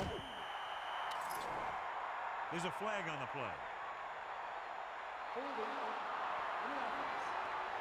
This one is going to be on the offense. I don't know what the heck that was all about. There wasn't any holding on that one. John, he's hurt. We'll get an update from Melissa as soon as the extent of the injury is known.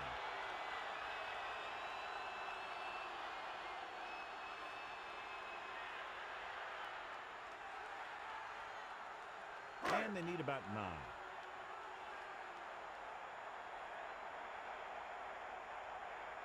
They'll go from the I formation. Hand off to the tailback.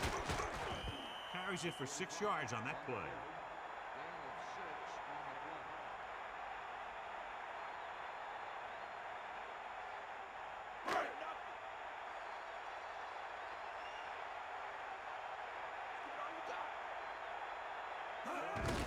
Hand it off.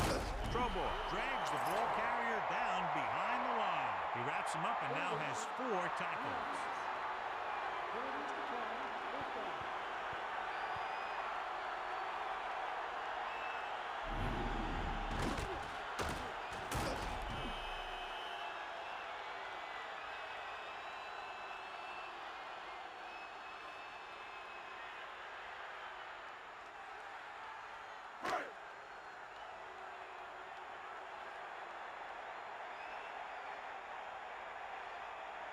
This will be his 2nd punt so far tonight.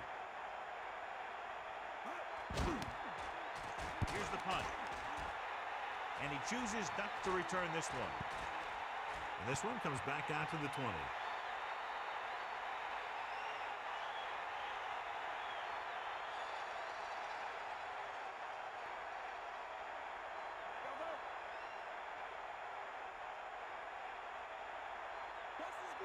Patterson is the deep back. Under pressure, throws it, almost intercepted. Didn't even see the defender, and it almost ended up as an interception. Yeah, maybe he was expecting man-to-man, and they dropped into his zone. It threw off his reads and where he thought the defense was going to be.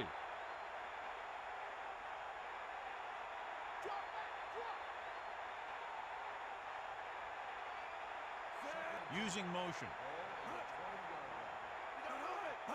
Tossed by the left.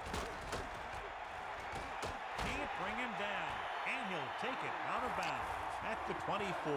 So after that run, we can see how the 2 main threats on the ground have fallen.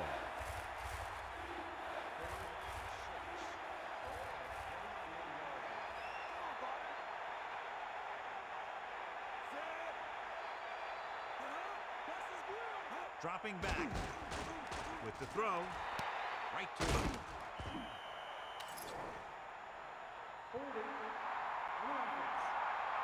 Third and a long way to go. They practice all week to avoid things like that. The coach has to be disappointed in that play. Now 3rd down with a long way to go after the penalty on the offense.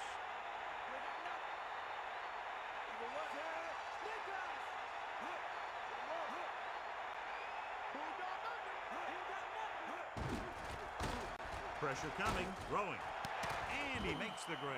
When you give him time, he'll find a receiver. Yeah, with this guy, he doesn't throw it behind them. He doesn't throw it over their head. He throws it where they're going.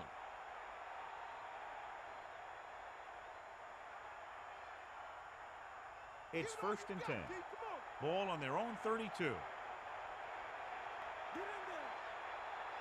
Hit the ball. The backs are lined up in an I. Pressure, gets rid of it.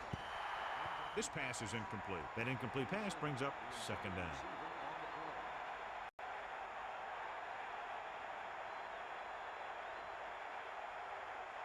Second and 10.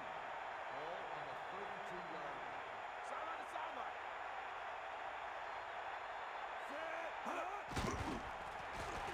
Closing in, throws it. The pass falls incomplete. Number 47 got a hand up and tipped that pass away. He has a knack for making a big play. And that was another one right there. And they'll face a long third down here. The Redskins line up in the shotgun with the throw right to him. And he's tackled at the 46-yard line. He was there to make the catch for the first down. He's glad he made that catch. I'm sure the quarterback will look his way again when he needs another first down.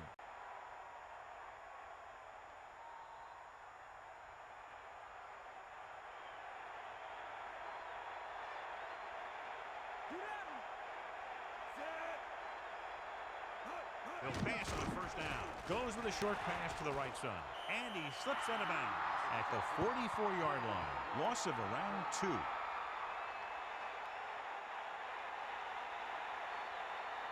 and 15. Ball on the 44-yard line. Sideline to sideline. Either way.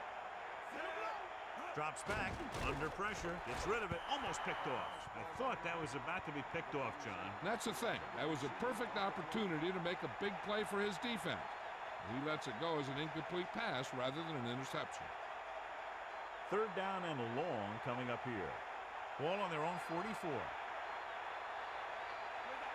Ramsey goes to work with an empty backfield. With the pass, almost got it. So he dropped it and a chance to end the drive. Here's the key. He was looking at the quarterback the whole way. And when he let it go, he was all over it. He just didn't come up with it.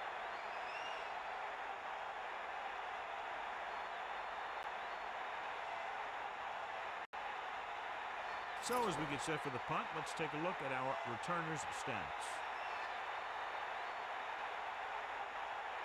Simmons will come into this game to punt. Douglas lines up deep for the punt return. Here's the punt. The officials are trying to determine where it went out of bounds.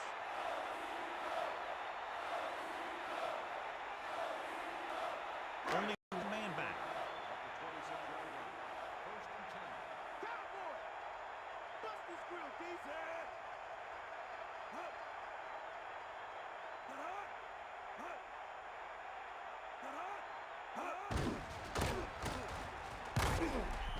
Nice call there. They picked up about 7 yards. 7-yard gain on the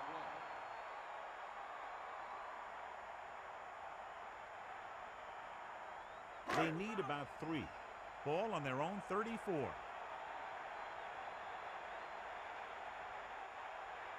The lineup is 6 defensive backs. Pressure coming. Breaks free. Watch. Now, the key to this first down is the fact that the defense lost containment on the quarterback. He's out there running around, and that time, he got him a first down.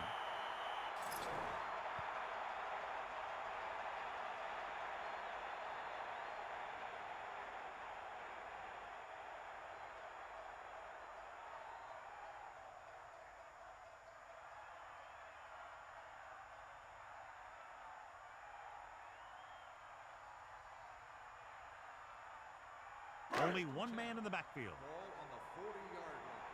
Bring that pain, baby. With the hurdle. Loses the defender. Across midfield. The 40. The 30. He burst through the line and was nearly gone. And they opened up a hole that was big enough that my bus could have fit through it. And once he got through, he used his speed and acceleration, and he got a big chunk of yard.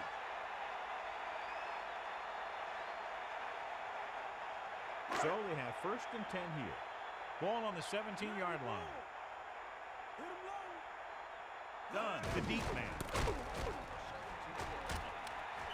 Done. Couldn't even get out of the backfield. This defense is extremely active and effective up front. They do a good job of getting upfield quickly, creating havoc in the backfield. Misdirection plays and draws can be a good way to use their speed and aggressiveness against them. Washington comes out in their nickel package. He gets the carry. He's eating up the yardage on the ground today. Gain of 6 on the play.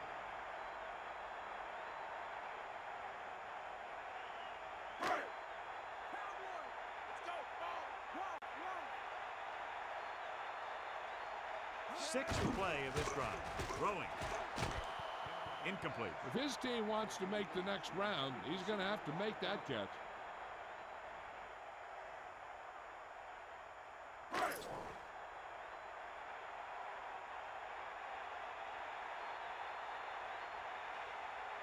Fieldy heads out to try this field goal. And it's up. Splits the uprights and good. That's his third successful attempt.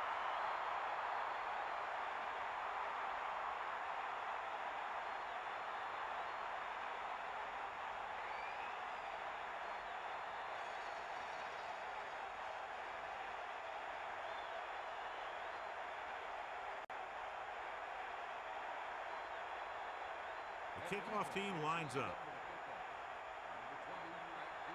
Not a bad kick. They'll set up for the return. From the 5.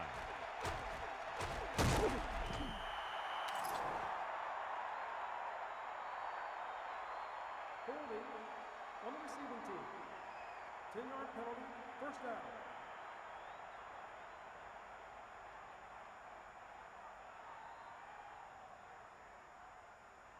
It's 1st and 10. Ball on their own 13.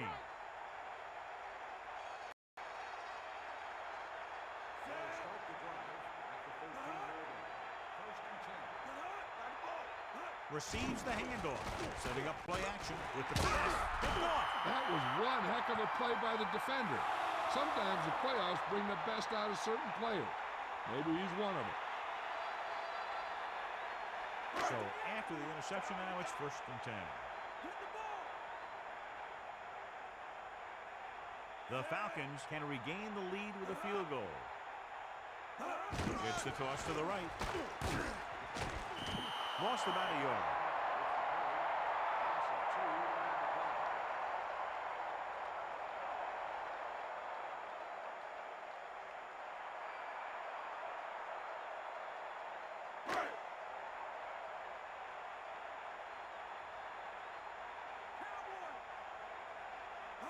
Lost play to the left.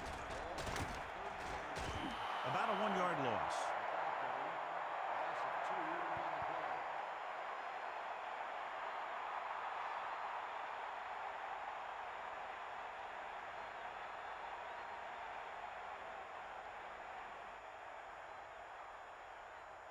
Here's a look at the third down success rate of each team. Third down is when you want your players to dig deep and make a clutch play. When you convert, it gives your defense a little extra rest, and it gives your offense a fresh set of downs to work with. Harris made a great defensive play, tipping the pass away. He has to do a better job of looking off the coverage before he makes a throw like that.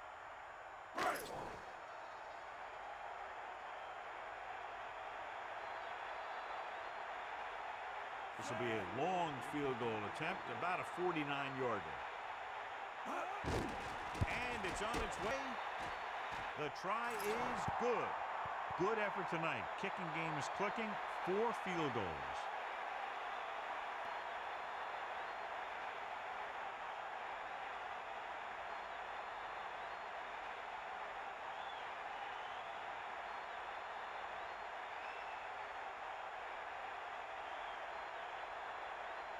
Fieldy in to kick this one off.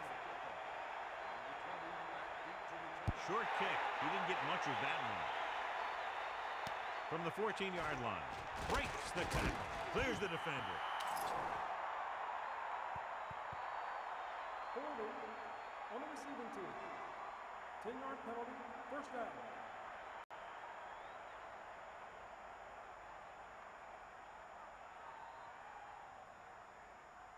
It's 1st and 10. Come on, get up. Yeah. That all you got? Patterson is the deep back, passing on 1st down. Gets the pass off. 2nd and short upcoming after a good pickup through the air. Right here is one of those situations where you can pretty much open up the whole playbook. You can go with a play fake and look for something deep, or you can just run the ball. Just about anything is an option.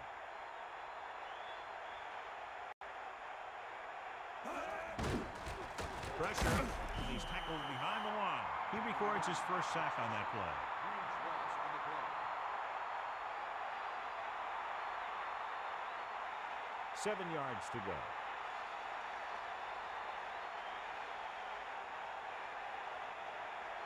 Ramsey goes to work with an empty backfield. He surveys the field, throws it, and it looks like there's a penalty on the play. It's going the other way.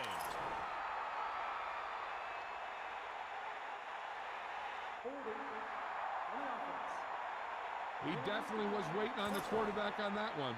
I'm sure that extra film study for the playoffs allowed him to anticipate the throw.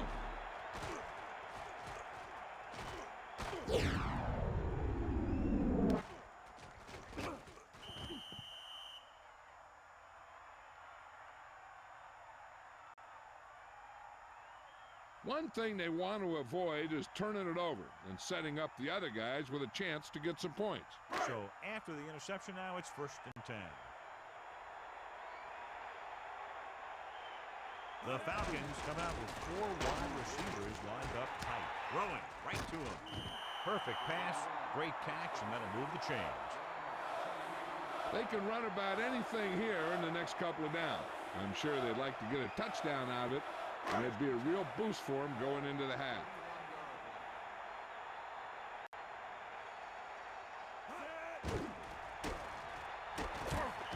Didn't get very far. This is a guy who's willing to run with it anytime, on any down, in any situation. This time the defense was ready, and they got him before he could get very far. This might be a place where they come out in a passing formation, but actually run the ball to catch him off guard. They need 7. We'll see. Here comes the heat.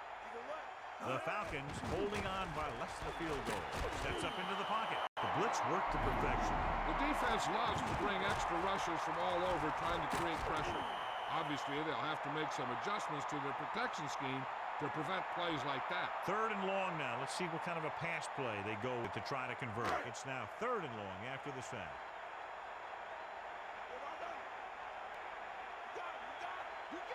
Vick sets up, drops back.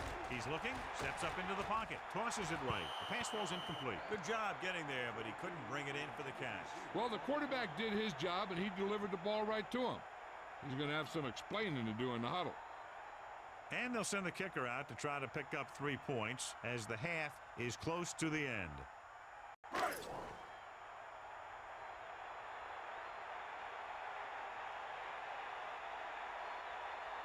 About a 51-yard attempt here. The kick is up.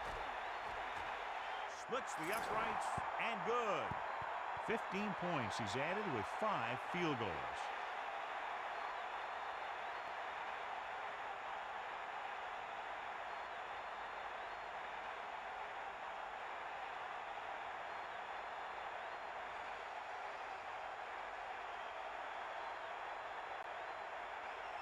Feely is just about ready to kick this one away. Should be a return here. From the 7. That interception brought their last drive to a sudden halt. After collecting themselves on the sidelines, let's see what happens here. We might see a quick pass here on 1st down.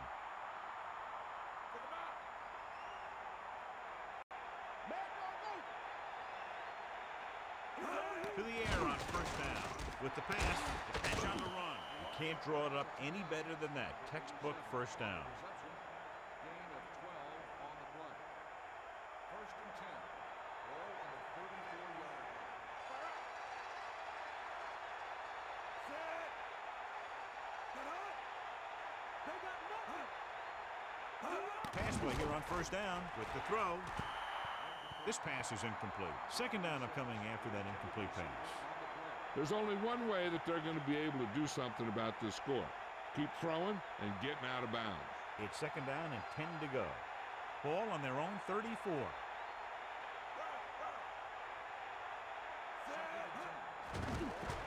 Closing in, throwing with the catch. Washington will call a timeout here. They have one timeout left. Third and long, the defense trying to bring this drive to a halt. A lot of speed on the field from the defense as they line up in the quarter. Drops back, looking for a receiver, but the throw, great throw. Nice call going to the air, and that'll move the chains. So they have first and 10 here. Throwing on first down with the pass, with the adjustment. Not quite far enough to pick up the first down. Yeah, and the guy calling the plays loves this kind of situation because on second and short, everything in the playbook is an option. Throwing. Pass falls incomplete. Hall was in perfect position and knocked that pass away. That's what you look for. You have guys watch film each week. You try and figure out where he likes to go with the ball in certain situations. Then when you face that situation in the game, you're right there in position to knock the pass away or force an interception. Drops back. Humps under pressure. This one falls incomplete. Fourth down. Upcoming after that incomplete pass. And they'll get ready to punt it away as we near the end of the half.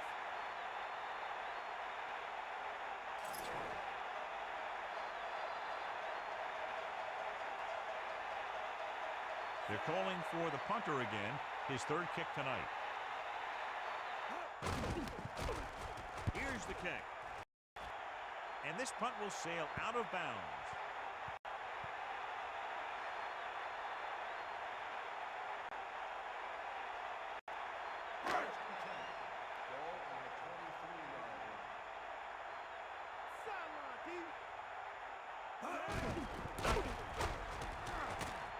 And he's tackled at the 30-yard line. There's no need to pass the ball today until this defense shows they can stop the run. Second and 2 coming up here. As they head to the locker room, good first half with the score, Atlanta 15, Washington 10.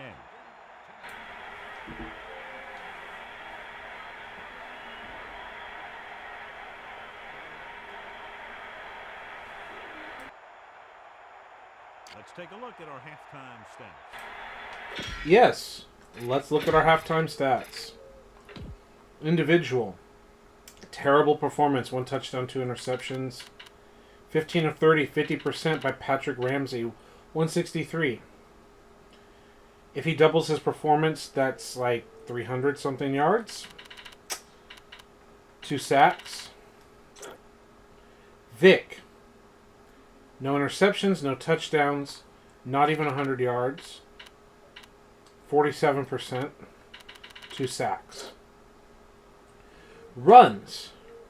5.9 yards per carry. It might be a little too powerful. And then 8 yards on 1 run, and then 4 yards per carry here. Interesting.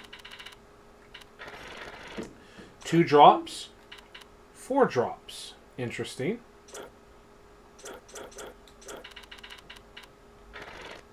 2 deflections.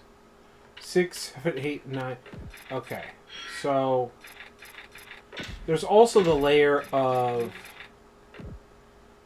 just bad throws, right? Let's go back to 1, 2, 3, 4, 5, 6, 7, 8, 9. Okay. 10, 9. Okay. Offense. Give me another catching. Shouldn't have a bunch of drops. We're at 15. Let's try 14. 4 yards per carry. I like it. Mathematically, it's considered kind of unstoppable, but 3.6 or 3.2 is bad and below it. So maybe defense is clamped down, or maybe we've got it perfect, or whatever. Now, the yards they've already gained, we don't know how it's going to affect completely, but just one little click. Let's see how it works. We'll call these halftime adjustments. And we go back to the game.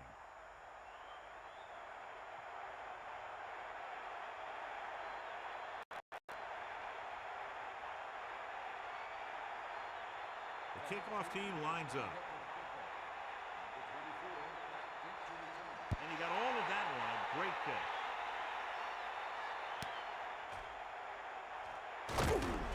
The Redskins will start this drive from the 18-yard line.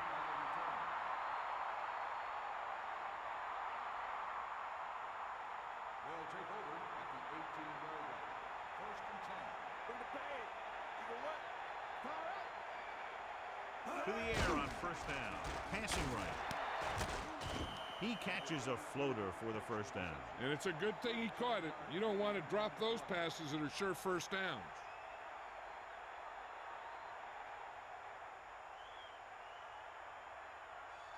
It's first and 10. Ball on their own 31. Only one man back. Action. Gets the pass off. Good throw. Good-looking play there as they pick up the first down and keep the drive alive.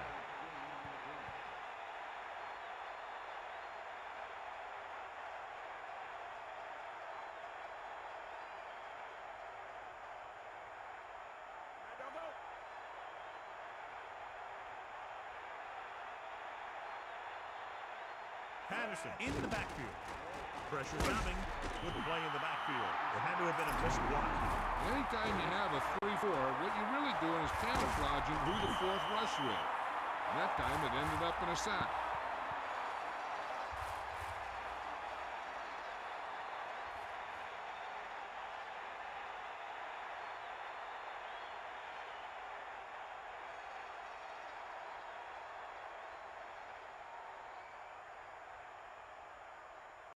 Now in second and long after the sack. They line up in the I formation. Pressure. Throws it. He goes up and grabs it. Perfect spiral on that pass. This is a guy who can make all the throws out there. He shows a nice touch in the short patterns, can thread it in there against tight coverage, and he can put some air under it when he's trying something downfield. Using split backs. Ball on the 42-yard line. Catch the ball, man.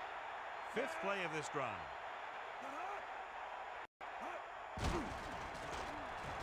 With the throw. A little off target, but caught. Ramsey with a hot hand on this drive. And what he's doing is sitting back there in the pocket, seeing everything, making great decisions, and getting the ball to the right guys. He's playing very well right now. So they have first and 10 here. Ball on the 16-yard line. Patterson, the deep man. Ball on the 16-yard line. Looking to run it here. Closing in. Gets rid of it. Incomplete. And that pass is dropped. The throw was right there, but he couldn't make the catch. This is one of those guys who's working really hard to improve himself. Every now and then he'll let one bounce off his hands like that, but most of the time you can rely on him to make the catch when you really need it. Come on, Leo. Drop back. Drop. Nine the ball. Shake it. Out now. Bring the pain. Dropping back. Under pressure. Throws it. No one there that time. Now it's third down after the incompletion.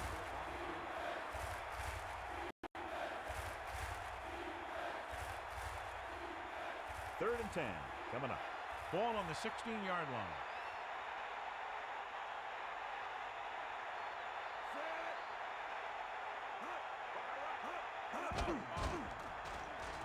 Goes to the end zone. This pass is incomplete. So the pass falls incomplete in the end zone. There's so much traffic in the end zone that it's hard to see those passes coming.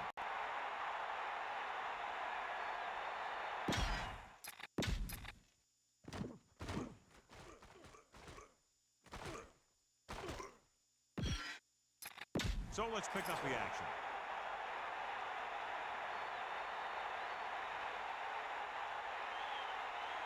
So this field goal attempt will be from about 33 yards away. And it's on its way. The try is good.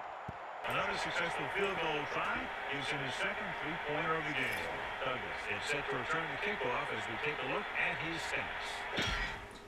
13-15 ball game, and I just saw this sign, and I thought of Asuka, who isn't here. But Asuka, that sign's for you. We'll go back to the play on the field.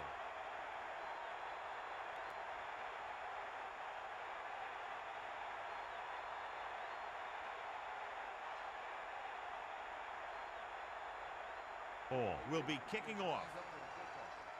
Number 88, back deep to return. He got all of that one.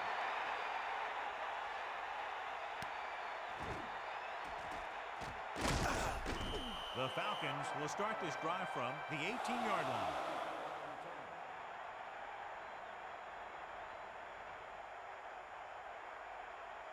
The backs are lined up in an I. 18-yard line. First and 10. Here comes the heat.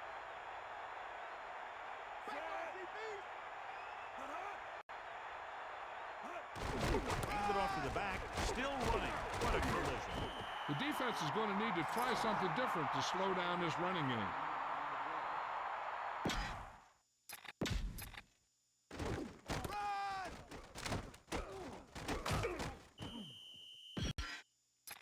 Let's get back to the action on the field.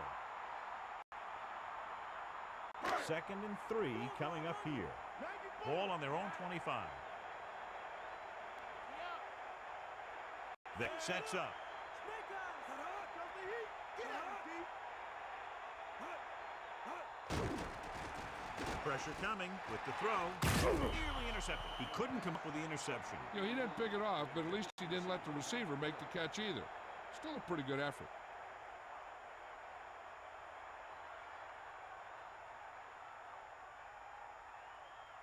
The quarterback gets set with only one back behind him. 25-yard line. Douglas goes in motion. Ducking. Fakes the handoff. The quarterback packed it in and decided to sprint. Making sure the other team respects the run when the ball is in the quarterback's hands is important. You want to make sure that he doesn't try and do it too much, though, and get injured on the play.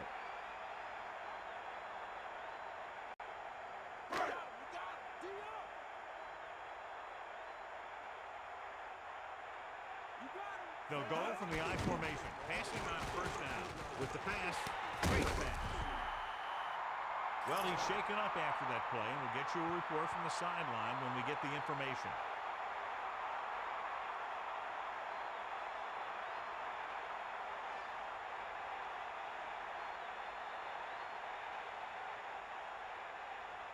So they have 1st and 10 here.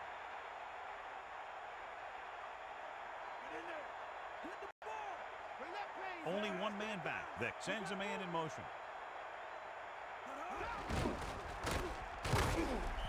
Very little blocking to work with on that play. Yeah, that's just great play from the defense. They play with great leverage up front and always seem to get penetration. When you have defenders in the backfield, it makes it very difficult to run or pass.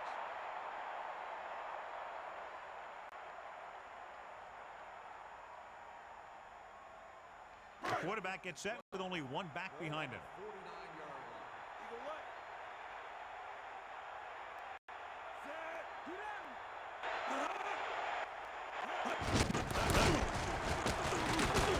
Get Just about 2 yards on the run by the halfback. And now our viewers can see how successful each team's main running threat has been today.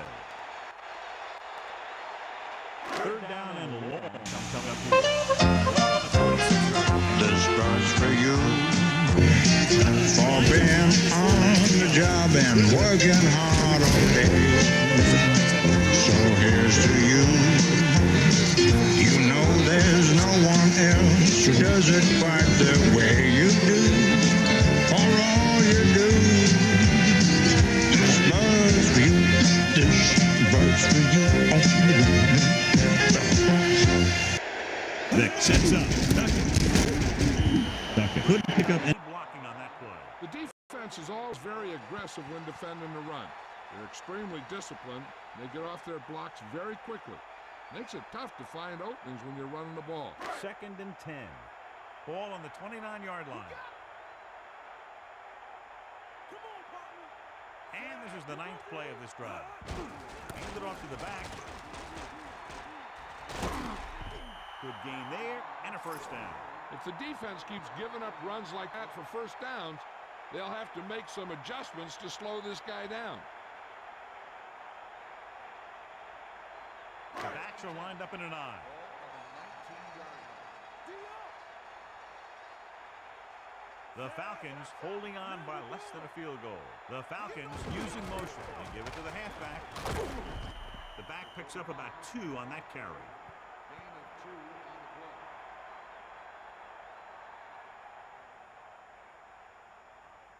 the play. 2nd and 8 coming up here. Ball on the 17-yard line. That gets set. Man in motion.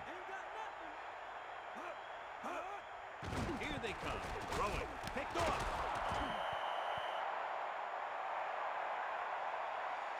John, he's hurt.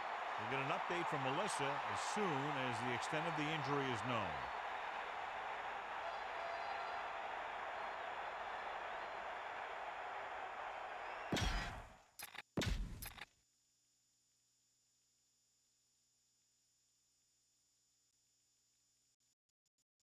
Microphone on.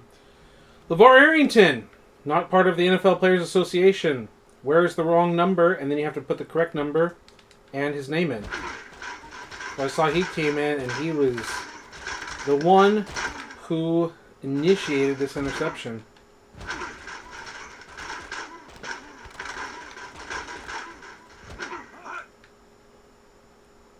And yes, they've got Champ Bailey, not Denver. Was it Jesse Armstead? Wasn't he a Giant? I don't know if he was also really Washington, but wasn't he a Giant? Am I tripping? Am I just misremembering? Anyway, interesting. We talked about before how the game looks. Like, there's that level of cartooniness that isn't bad or, like, cel-shaded Nintendo Wii whatever-ness. With that nice little blend of the player models and design. Still understanding its PS2 era. He just looks so intimidating. Lined up like there and knowing that he's going to get you. Just this monster of a human being. Like, am I getting that impact across? Like, to me, he's just running through the line and you're like, oh god. That's the only guy against it. He just looks like a monster right there. Like you don't have a chance. Like, he's coming for you. Just, I'm gonna get you! You're like, here, you can have the ball. Here, you have the ball. I don't want it anymore. You can have it, mister! Following the interception, it's now 1st and 10. Patterson lines up behind his fullback in the eye. Coles comes in motion, throwing on 1st down. Gets rid of it, and he hits his target. He catches another pass and now has 5 receptions in the game.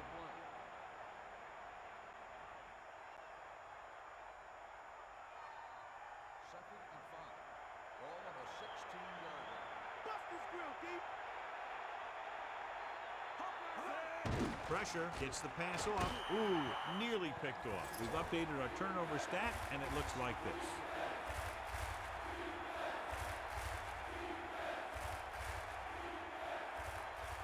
As they get ready for this 3rd down play, we'll take a look at how they've done today. 3rd down conversions are usually a good barometer of how well your offense is playing. It means that your offense is making big plays when they need them. Throws it, and he's forced out of bounds at the 21-yard line. They connect again, and the receiver catches his 3rd ball of the game.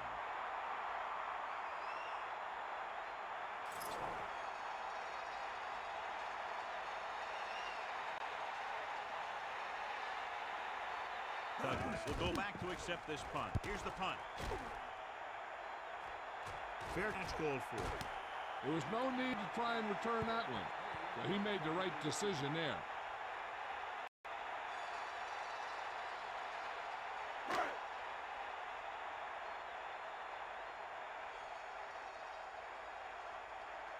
The Falcons holding on by less than a field goal. And the blitz confused the pass protection. This defense is very good at masking what they're trying to do on defense. The guy will show blitz, and he drops into coverage as a guy from the outside blitzes in his place. And I'll tell you, that could make it very hard to maintain blocking assignments. Now they're looking at 2nd and long after the sack. Get him low. See the left. Come on, partner. Ain't got nothing. Lost by the left. Duckett couldn't find any room on that one. They really hustle on the defensive side of the ball. They're very good at clogging up the line, limiting the number of holes and cutback lanes that the back has to choose from.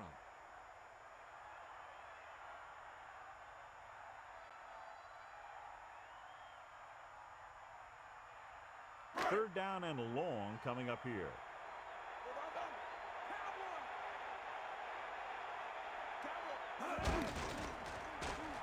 With the throw, thrown behind but caught. The 40. Great catch and run there by Price. And the thing is, you can't coach that kind of run. This guy's got the quickness to outrun everyone on the field once he gets a ball in his hands.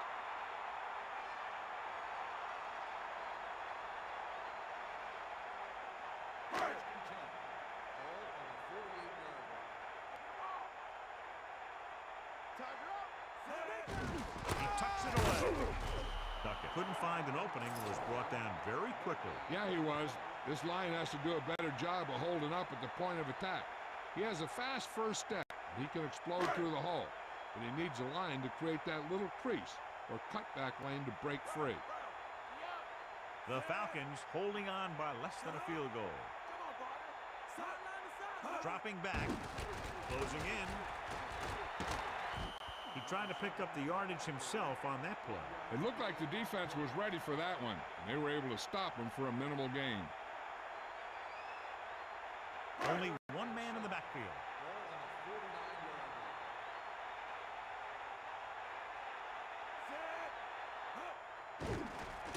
Under pressure. Great call by the defensive coordinator. And this is the type of team that likes to blitz to create pressure. They'll call the cover 2 or cover 3 on passing downs a lot of time, but they also like to bring extra guys on blitzes, trying to mix it up.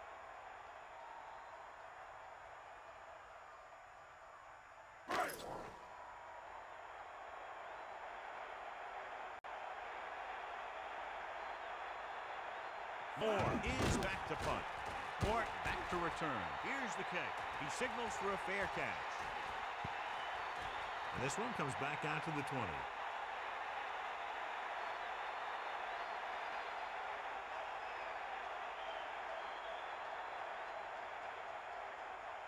So they have 1st and 10 here. Ball on their own 20. The Redskins can regain the lead with a field goal. The 30. They brought some extra people but couldn't stop him before he got the first. And run blitzing these guys isn't a bad idea because you know they like to run.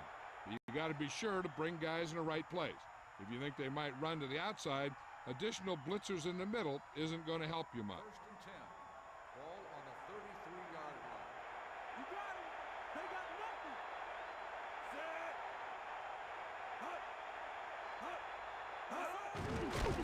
Pressure coming. Throws it. The 40. Loses the defender. Room to run. The 50. John, he's hurt. We'll get an update from Melissa as soon as the extent of the injury is known.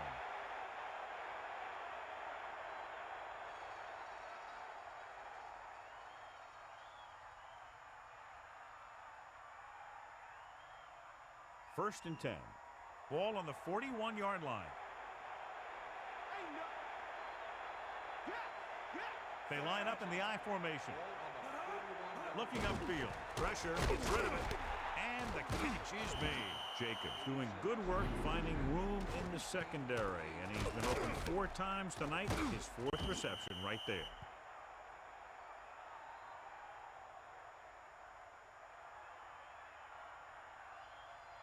Second and 2. Ball on the 32-yard line.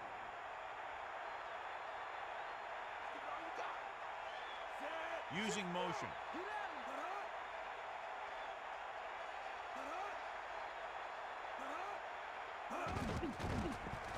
Closing in. Throwing. Picked off. I'll tell you, every time the playoffs roll around, we see some great defensive plays like that.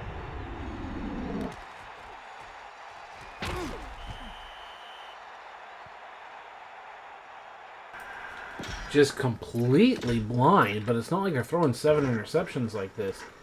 It's almost, and I know you can't really trust the stripe of his helmet, but it's like you just imagine, like, from his perspective. You know, he's identifying that safety. He's got this little gap right here. He sees an opening. There's dudes in his face. I mean, can you see the linebacker? I can't see the linebacker. Like, yeah, he's right there. Like, okay, oh, did I step over here and then look over here and find the linebacker? Can you see him?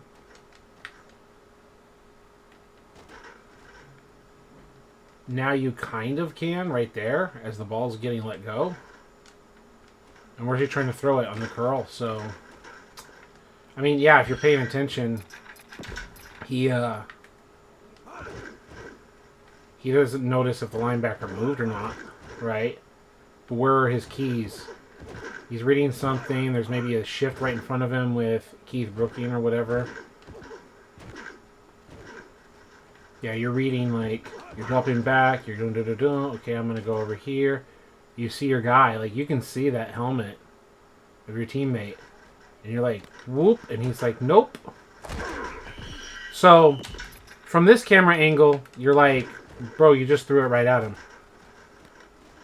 But really, he's lurking behind there, unseen. The offense gets ready to go following the interception.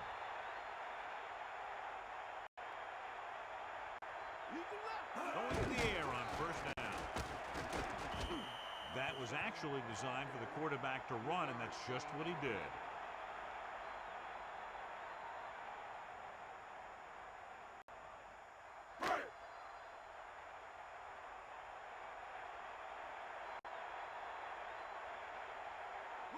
Only one man back.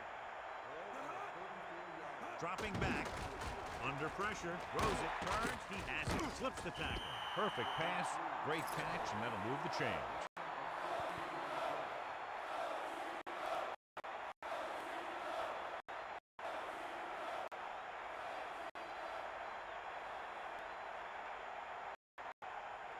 It's 1st and 10. Ball on their own 49. The quarterback lines up with two backs behind him. Tossed by the left, lost about a yard. And now our viewers can see how successful each team's main running threat has been today.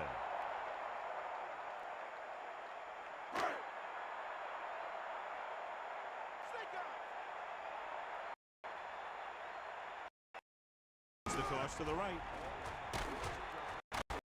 Great for the backfield by number 26. Loss of around 2.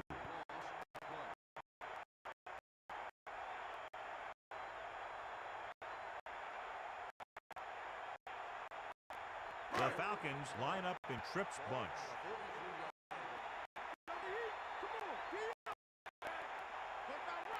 And this is the 5th play of this drive. Throws it.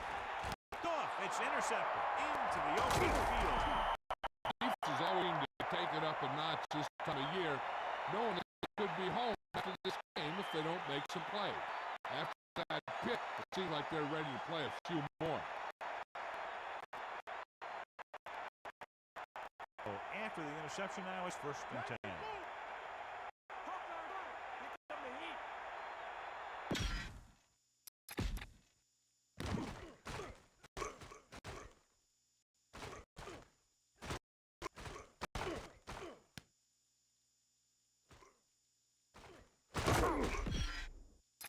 Let's get back to the play on the field. Passing on 1st down. Gets rid of it. Room to run. He can't trap him up. Breaks the tackle. Right on the mark there to move the chains. And the thing is, the secondary looked a little on their heels on that one. They just couldn't converge on the ball in time, and now they get a whole new set of downs.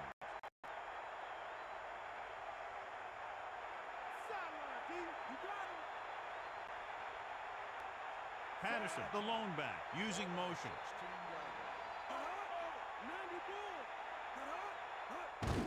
Hands it off. Loose ball. The Falcons scoring. One thing to be aware of as a ball carrier in a playoff game is that the defense is looking to create a turnover.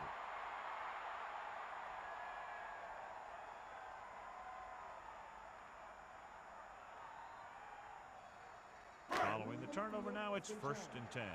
So with a timeout to spare, the coach has decided it's worth the risk to see if he can get this one reversed. The coach is hoping to get it right here because that could be a big lift to the team. What the official will be looking for here is to see if the knee is down. It's tough to say with that replay. This one won't be easy.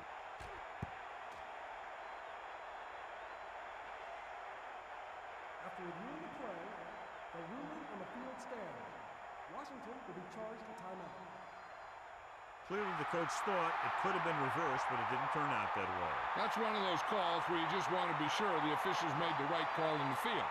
It didn't get overturned, but the coach has to feel better now that he knows it wasn't a bad call.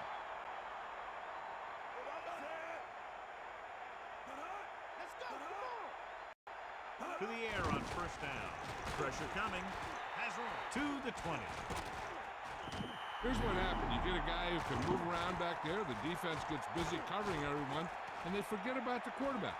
And he gets past that marker and picks up a first down.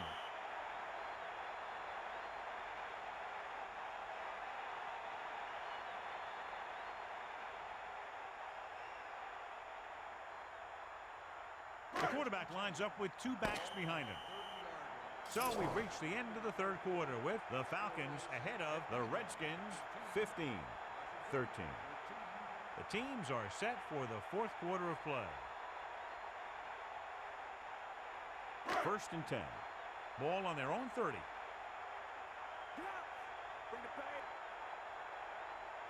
That gets set.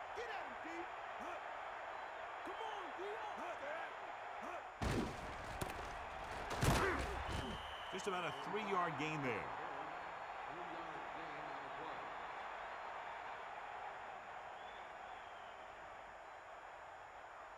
play.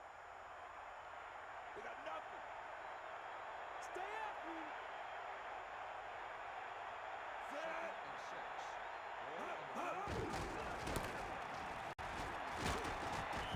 6. Carries the ball for 3, maybe 4 yards. Gain of 4 on the play.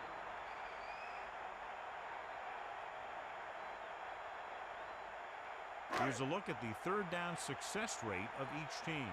Third down conversions is a keeper stat. When you convert on third down, you keep things.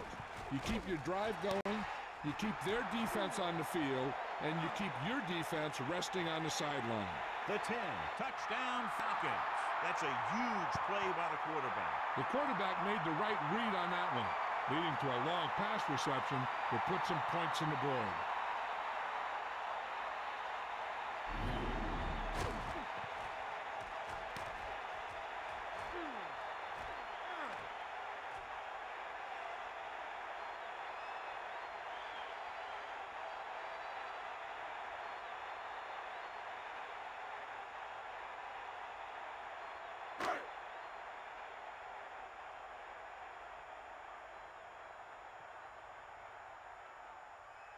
Feely comes in for the extra point. And it's up. And the extra point is good.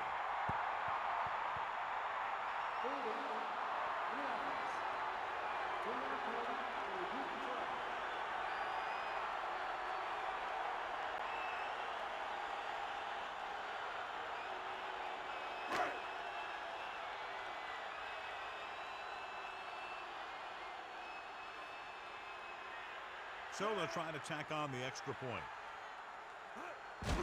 The kick is up. And he tacks on the extra point. And so they turn that drive into a great one as it ends with a touchdown. Hey, these guys deserve to feel good about it. Now it's the defense's turn to come out and do its job.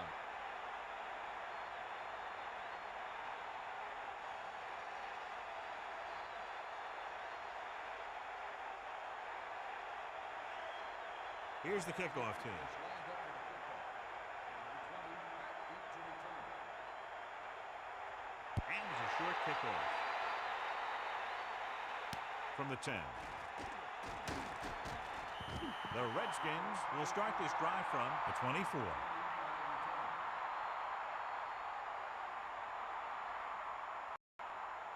The Redskins line up with two backs behind the quarterback. First and 10. Let's go. Come on. They got nothing. Catch the ball, man. To the air on first down. The pass ball's incomplete, and that brings up second down. Receiver on the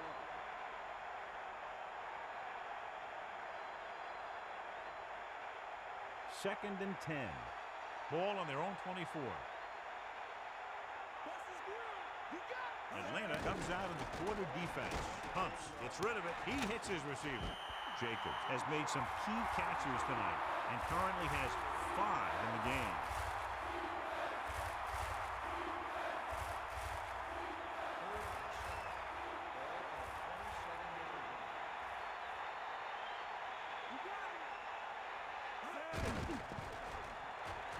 Throws it. Pass falls incomplete. The little lob doesn't find its intended target.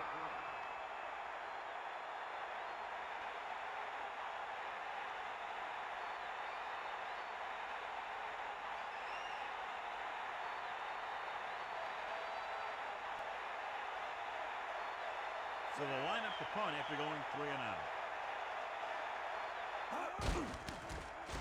Here's the punt. From the 25. He had an outstanding return. Sometimes as a coverage team, it's easy to over-pursue. And if you do that, you end up running right by the guy you're supposed to be tackling. 1st and 10. Ball on their own 46. Man in motion.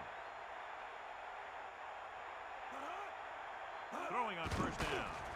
Pressure, throwing. Great tackle. Tackle at the 44. The fullback was on the receiving end. And he's a good option coming out of the backfield. He can do a lot more than just block. He can catch it out of the backfield, carry it, and heck, I've even seen him throw it once or twice.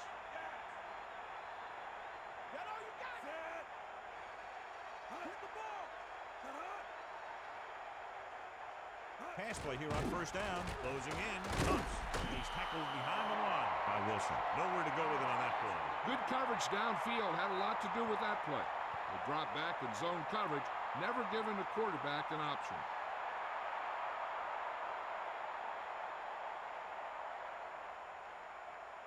Now in 2nd and long after the sack.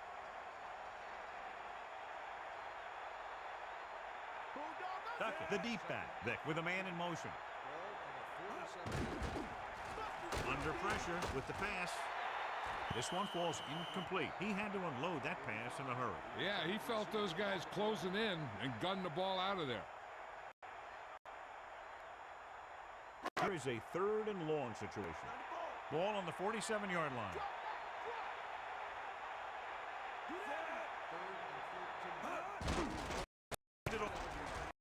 Looking for leverage. Running back picks up about 7 yards.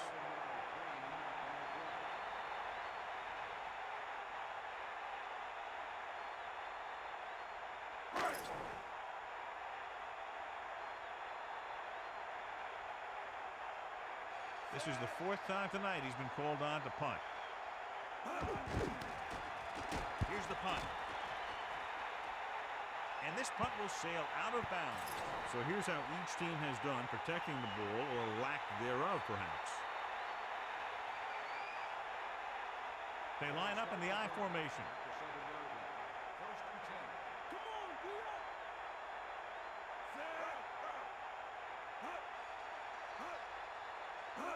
It's the toss to the left, powering ahead. Lost about a yard.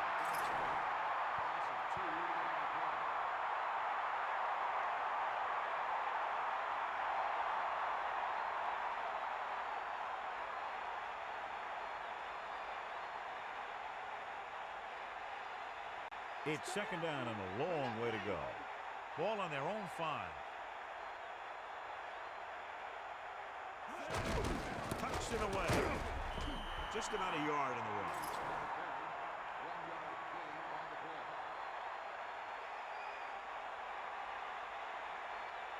The Falcons come out with 3 down linemen and 7 defensive backs.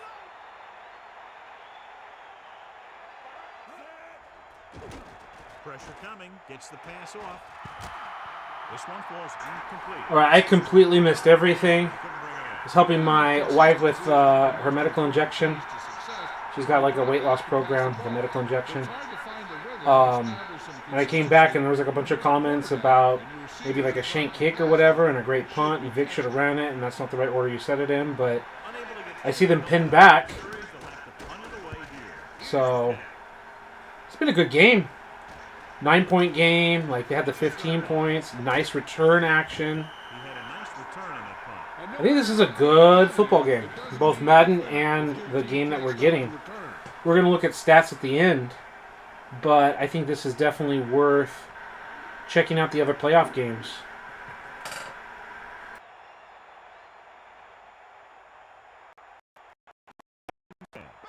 Ball on the 38-yard line.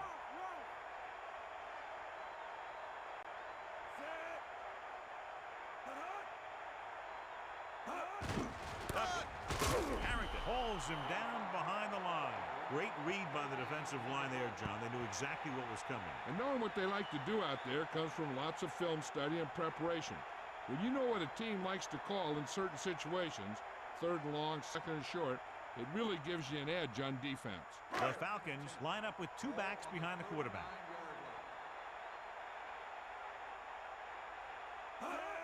Ducking. The back picks up about 2 on that carry.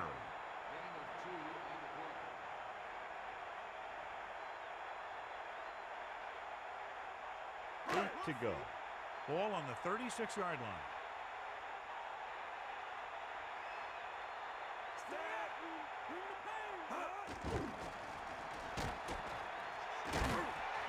Thought he could pick up some yardage himself. Well, the thing is, when the defense is playing in a zone, you've basically got everyone spying the quarterback. So it's very hard to get any yardage on a broken play. It's interesting. Is he making the right decisions, or is it a decision thing? Because yeah, it's like he doesn't believe in his ability to get out this way, and he turns it up into the defender instead of getting into a race and following Duckett. Not Duckett. Yeah, that's not work done. It's Dunn. Wow, Dunn is the backup. I was saying I wonder what's happening to Dunn. He's just not got the starting role, but like. That's unfortunate about the computer's running logic is like just keep this B line right here, but he turns up into the defender when there's the open space. And I don't even know if 99 awareness would fix that. There's got to be something in the pathing. Back to the game.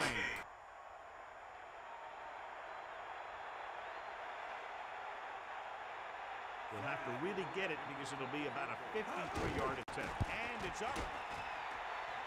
And he slices it wide right.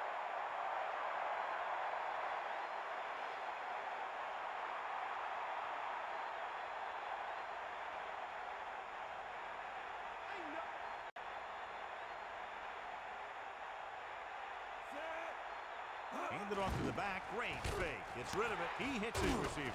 Hall makes the play at the 45. Got an overtime face mask on the defense. The defender may have grabbed that face mask while hauling him down. The defender almost pulled his helmet right off.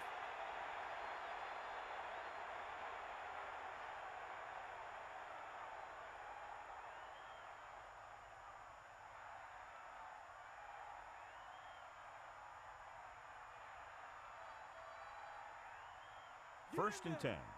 Ball on the 40-yard line. Pass play here on first down. Pressure with the throw. Jumps up. He has it. Excellent gain on first down. These guys are just out there playing a little pitch and catch. They make it look easy. 5 wide receivers.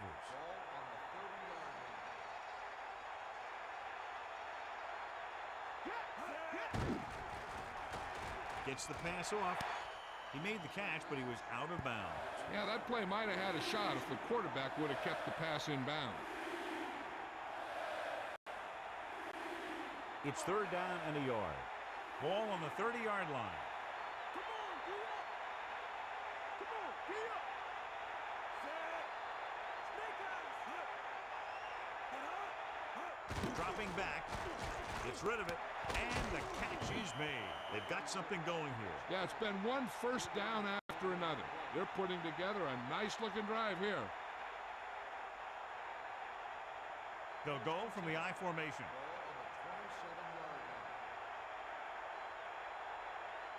Gets the call. Great fake. Closing in. Uses the pump. And he's tackled behind the line. The defense relentless. They've taken the quarterback down 4 times.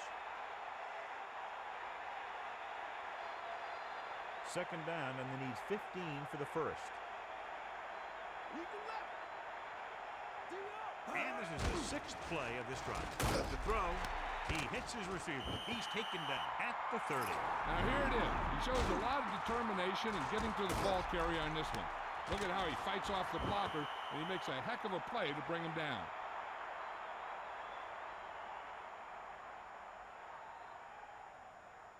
It's third down, and they have a long way to go. Ball on the 30-yard line. With the pass. This one falls incomplete. That incomplete pass will bring up 4th down.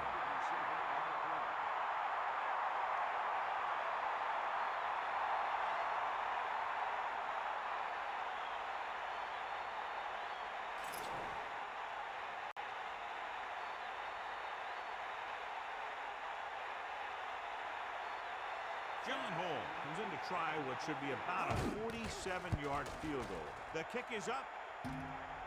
That ball hit the upright and didn't make it through.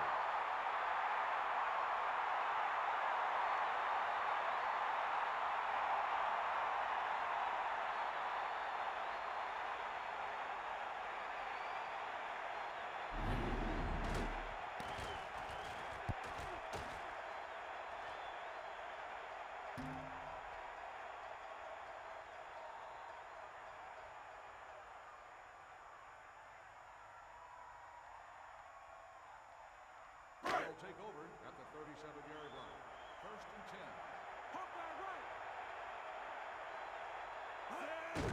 10. Handed off to the back.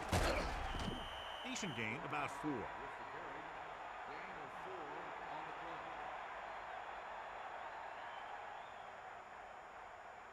play. It's second down and 6 to go. Ball on their own 40. The Falcons line up with 2 backs behind the quarterback. Crumpler comes in motion. It's the toss to the right.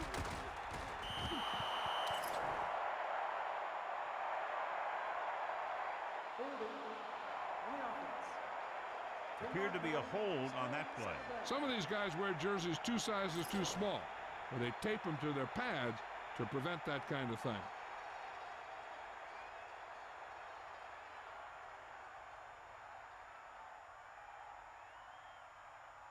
So we'll have a second and long after the penalty.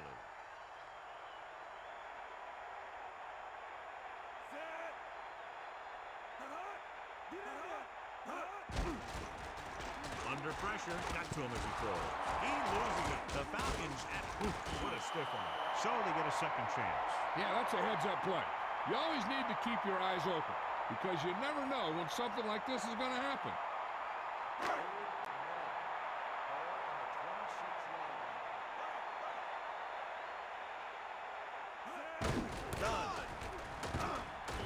Done. Was stuffed on that play, John. They're just relentless when the offense decides to run the ball. They break down blocks very quickly, and they do a good job maintaining their gap assignments, limiting cutback opportunities.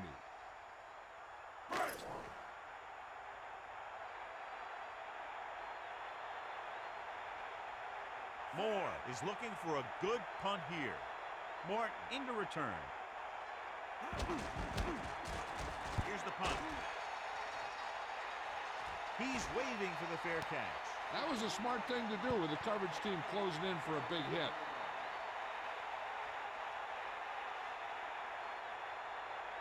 So they have first and 10 here. Ball on their own 29.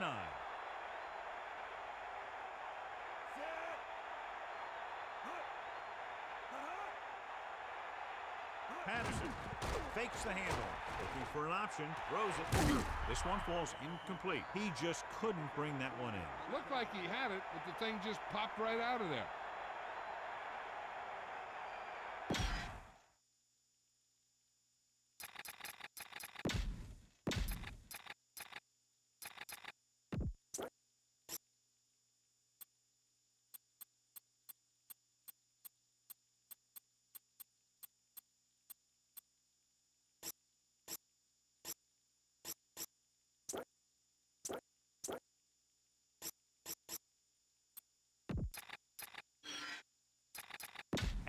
welcome back. The Redskins line up with two backs behind the quarterback.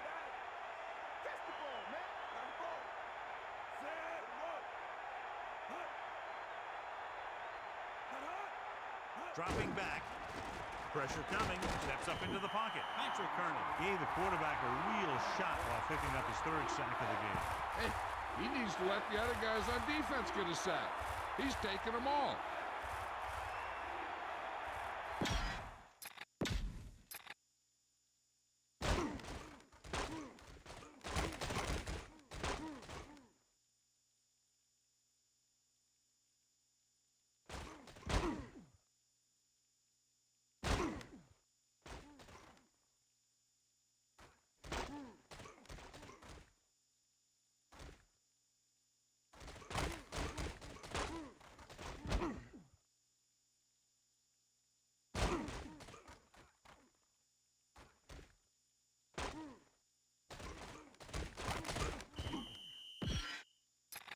And we go back to the game.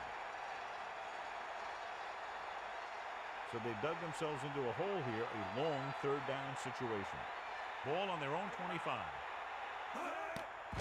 Pressure, looking for a receiver. The pass was incomplete. A good pass, but no catch. That's another one of those deals where he was looking to run before he had the ball.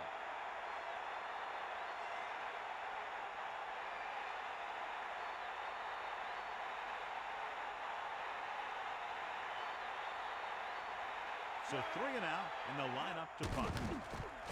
Here's the punt. And he waves for the fair catch. Hey, no reason to take a chance and risk a fumble. Smart move there by the returner.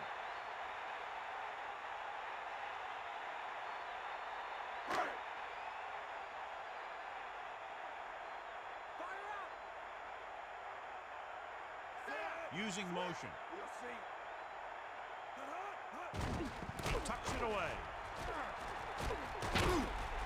Duckett covered some good ground there. Hey, nice job up front, holding their blocks and allowing him to get a good run for a first down.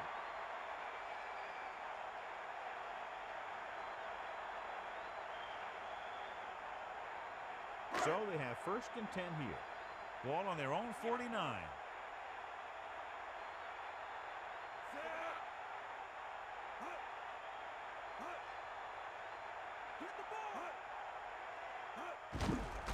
To the tailback. Duckett has now crossed the 150-yard mark.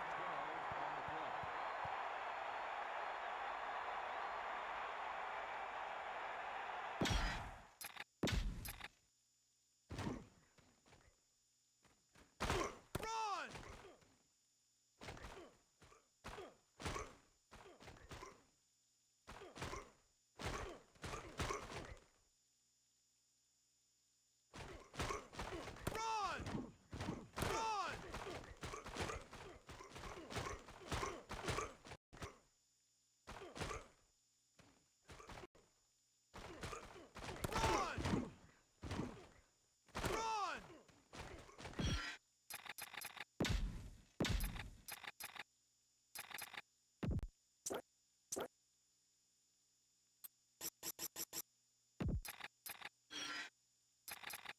And we go back to the game.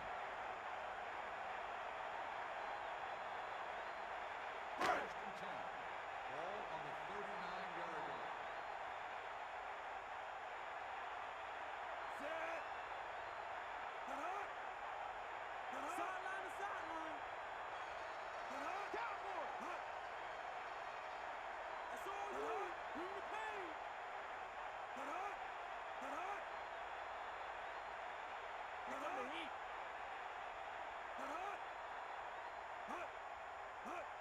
Hands it off.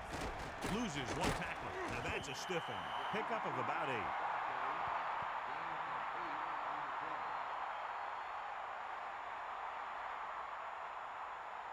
play. 2 yards to go. Comes the heat. You got it. Here comes the heat. Now you both. Almost at the 2-minute mark now. And we've reached the 2-minute mark.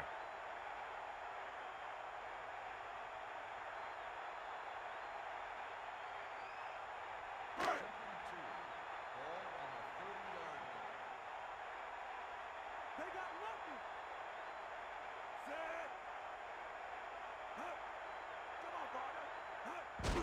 Again with the run. Steamrolls the defender. And he just gets by the first down marker. So they pick up enough to convert for the first down. This one is just about in the books. Washington will call a timeout here. They have one left. I still find it funny how, like, you watch the play and he gets up, and then they cut to the animation of him getting helped up. See, at least right now, and I'm not disagreeing, I think that's just a fine broken tackle. Like, literally it looks fine, like the shoulder to shoulder. The guy doesn't have anything. He's trying to get off the block. And Duckett's like, no, that's not going to be good enough to tackle an NFL running back, especially a power back. And then they do that. I swear, like, he stood up, and then they cut to the animation. Let me help you stand up. So let's pick up the action. So they have 1st and 10 here. Ball on the 27-yard line. Here come the heat. Set. They give it to the halfback. He shakes the defender. Duckett kept his legs moving on that run. Not only does he get a nice gain, he also picks up a first down. Yeah, we talk about adding one to the tackle slider, which, again, I'm open to, but also it's TJ Duckett. I'm just kind of looking at a few things. First thing I want to see here on this big run, they're getting worn down. Establishing a new line of scrimmage, but not everyone everywhere. Okay, then there's the drive. Right here you see the drive by 3 different offensive linemen. Okay.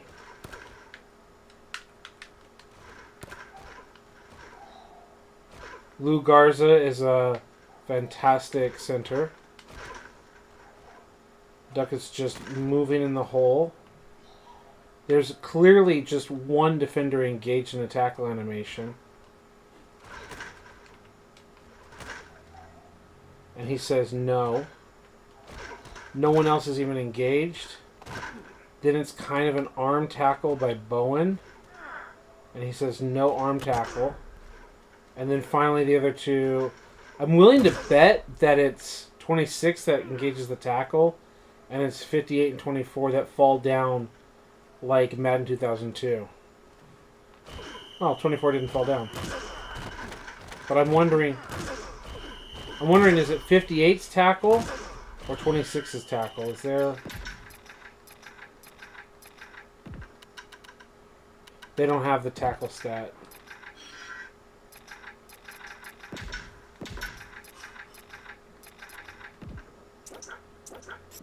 One, two, three, four, five.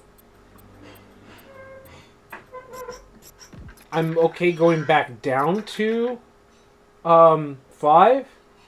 Especially if we get situations where it's just like, we're going to run the ball, and then he picks up 2 yards because he gets tackled on the first attempt every time. But that's a good running lane, so he doesn't get hit immediately. I guess the other things to talk about, they're too high in the defense. They have 1, 2, 3, 4 down on the line. Then they have 3, so they are 7 in the box. And then we've got our guys, hats on hats across the board. The only guy who doesn't have a hat on him is here. And he kind of takes himself out of position to some extent, as we've got this gap, and he probably is supposed to have that gap. As Duckett's going here, I could easily see for Antonio Pierce. That's Antonio Pierce, right? Future Raiders coach, right? And Giants linebacker as well. Huh? I could easily see him seeing Duckett right there and saying, I'm going to fill this lane. And Duckett, this is what I would do when I was playing with my buddies. We're running the ball. I would often say, like, I just want to make you commit to a gap so I can hit the other gap. And then we're really just running behind what Garza did and the fullback split. A stiff arm and then fall forward. We'll find out.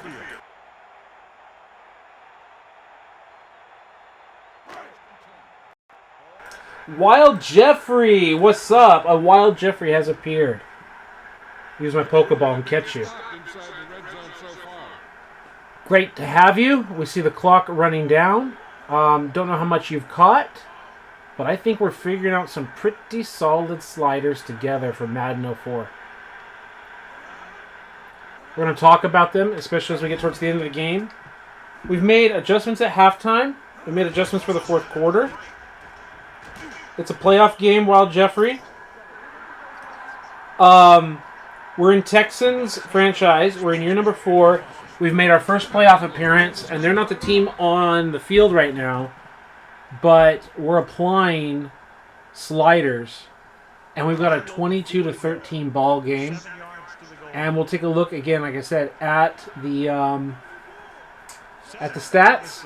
You can obviously check out the full game at your leisure. Nice move there, folks. Nice halfback move. He goes in one direction and spins back into the hole. That was nice. Very clean. That's how you put a game away. That's how you dirty bird, right? I mean, and look at it. 3 down linemen here. Yeah, there's another down lineman over here. But, like, basically the equivalent of a 3 down lineman, 2 linebackers off the ball. We're just like, pick up. Get them to over-pursue. Cut back this way. And then just straight spin his hips. And there's nothing about broken tackles. I just like to look at the offensive line versus the defensive line. Like the 3 guys against the 3 down linemen are basically the ones getting stonewalled here, right? They have not established a new line of scrimmage yet. In fact, here the defender is winning on the push, like the strength battle. And here our guard is winning this battle, and our center is neutralized. So we've got 3 different results of run blocking battles. The guard here is pulling, and he kind of picks up a guy and then just drops him, right? Other guard takes off and gets the linebacker at the next level, so that's why he's got his depth, right? Trying to fill the hole. Pierce got burned, Jeffrey, if you didn't see it. He tried to fill this hole, and then this hole is where they filled in. How much is Pierce, at least in the storyline, trying to, double gap here? And then he's getting the hole pushed on him. He's like, no, I'm not going to let you outside. And then just gets spun on. He's just getting clowned by Duckett. Duckett is just dancing with his dance partner. Let's get back to the action on the field. Exactly. That's what I said. Do the dirty bird now, Do the Bengals get to do the icky shuffle still? Comes in to attempt the point after. So, yeah, the final score is going to look different than how close this game was. Like 15-13, 12-10. I think it was 13-12 Washington. And then it was 13-15 Atlanta. And then we've had a big-time touchdown pass that took it to 22. Where we're sitting at 22-13 for a while. Washington missed 2 different field goals. One just shanked to the right. Not a lot. It shanked to the right. And then Washington also dinked it off an upright. So, and now we just saw that touchdown, which makes the game look further away than it really was on the field.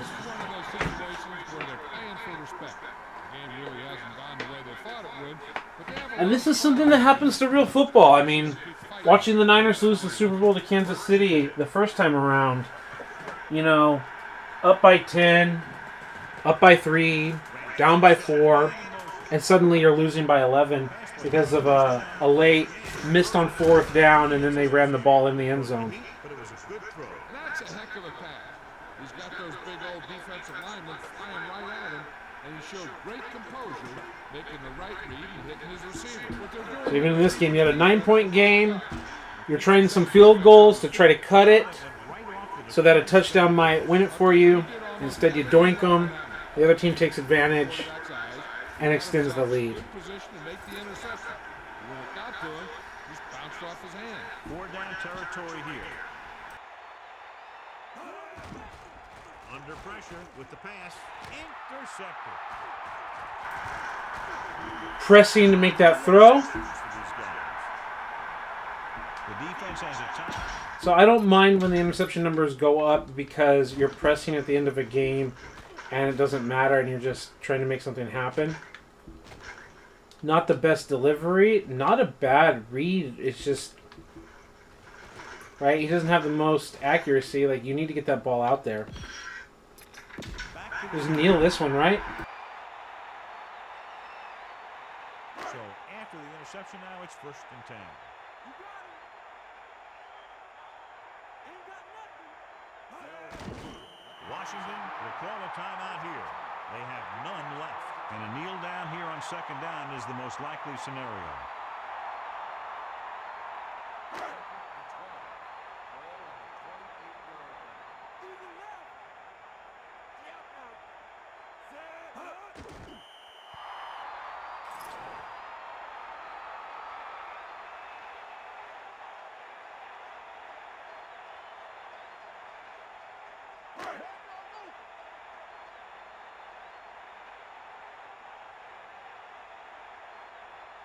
The Redskins come out with 1 linebacker and several defensive backs.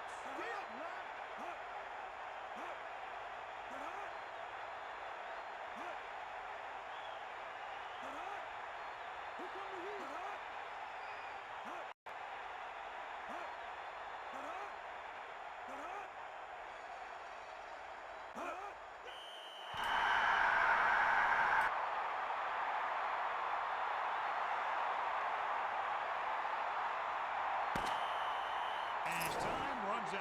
The game is over. The final score is Atlanta 29, Washington 13. This concludes another EA Sports presentation. For John Madden and Melissa Stark, this is Al Michaels saying so long.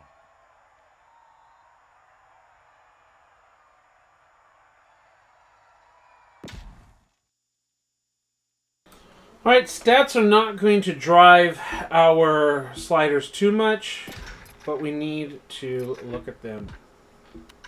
328, 226, 4 picks, 2 picks, 14 of 27, 30 of 58, both at 51%, 5 sacks, 6 sacks.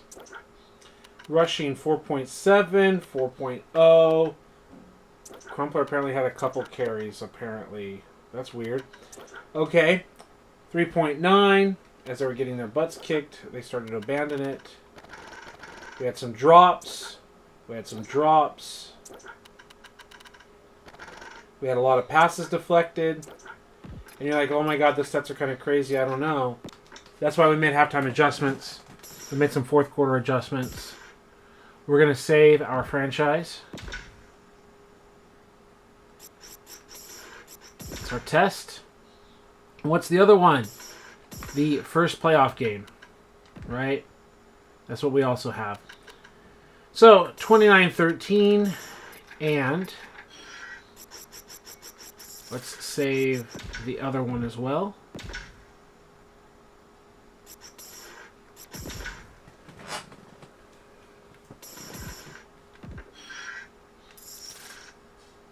Did it save or did I just click on it? Sometimes I feel like weird with these computer things. It's like menu. Are you sure? Do you want? Are you sure you want? Are you sure? Are you sure you want? And then it's like, oh, did I actually? Yeah, when that back up that window, that's really messes with me. My Madden gameplay settings, 11-minute, all pro. Penalties, they're here. We saw defensive pass interference. I don't know if Al Jeffrey you're still here, but we saw defensive pass interference called. We didn't see a ton of holdings or anything, but we saw a little bit. I might dial it back a tiny bit, but not too much. I've set it to 80-90 on the split. And going specifically computer, we are 1 out of 20 accuracy. And I'm not really seeing accuracy being the real culprit of interceptions. Like that last one it was desperation. It was a little short. It's also Patrick Ramsey, who's not like, 97 accuracy or something either. We've seen some very good passes, and we've seen inaccurate passes not be like wildly inaccurate. Pass blocking, we've cranked it up to 8. Wide receiver catching, 1, 2, 3, 4, 5, 6, 7, 8. 1, 2, 3, 4, 5, 6, 7, 8. Yeah, it's 12. So pass blocking's 8, catching is 12. Running back ability, we had it 15. We've dialed it back down to 14. Run blocking is 11, catching 12. Yeah. So 1, 8. Even if Denny wants to write this down, we have, or someone, just 1, 8, 12, 14, 11. That's where we're at right now. Defensively, we've had it lower. We had it like at 9, several things. We had the knockdowns at like 15 or whatever, and you saw there was a bunch. So we've dialed knockdowns all the way back to 9. Interceptions are 9. Break block is 9. Awareness is dead even at 10. Tackling, we had it 5. We bumped it up to 6. And then special teams, we increased the field goal length, the range, and we have the accuracy set to 2 with this maxed out, and that's fine. So that's our current slider setting that we have set up here in this playoff game. I hope that helps. I hope that makes sense. And then Denny says GG. Denny says, I really like where we ended up. Looking forward to the next one. But I need to get to bed. Catch up in the morning. Good stuff. Thank you, Wild Jeffrey. I think it's good stuff. Anyone wants to write that down and share it in the Discord or whatever, that would be helpful. It would be helpful to me to copy and paste and put in the video description. And we've got some other battles in front of us. An 87 overall team versus 89. Get to watch the Niners. Get to watch Bengals and Miami, 85-87 overalls. Get to watch Carson Palmer and all of them. I think that would be the next good game to dial up here. No, they're not playing them in a row, but that's okay. Miami at home, to me, needs to be the away uniform. Very specifically, I like the retros. I like the retro away, all white away. That just feels like Miami to me. And default home, alternate 1, alternate 3. Yeah, this is the current one, which we're going to use. There's the 80s version, and there's like the 70s version. Yeah. I like retro Miami all whites. Yeah, and then do we go all whites, the modern all whites, the old school all whites? Let's go modern all whites, even though I like these a lot better. Let's do modern all whites. And here we go. Take care, Denny. Thank you, everyone, for being here. Let's see if this game pans out in the rain. We're here at the Shark Bite Foods Field. We could see this rain all day, so the running game will be a key as the Bengals come into town to face the Dolphins. Hi again, everyone. It's almost time for the kickoff. Al Michaels here to bring you this one with my partner, John Madden. You talk about a quarterback who can lead his team to victory. This guy has all the tools you look for.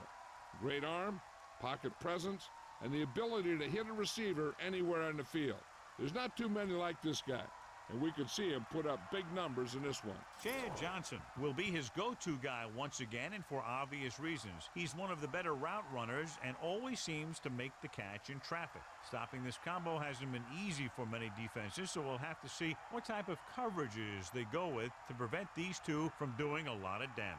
This is a team that plays as one unit out there, and they're proving it right now. Look at them. They're all jumping up and down at the same time. Both teams ready for this AFC wild card game, so let's get it underway.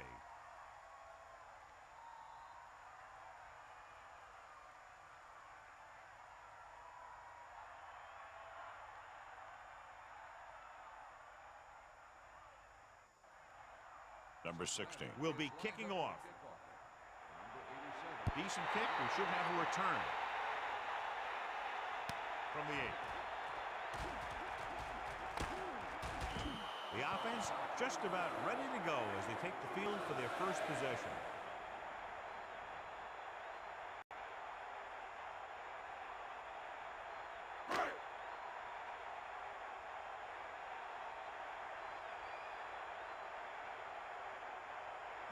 Tosses it out to the right. Cross play goes for about 4.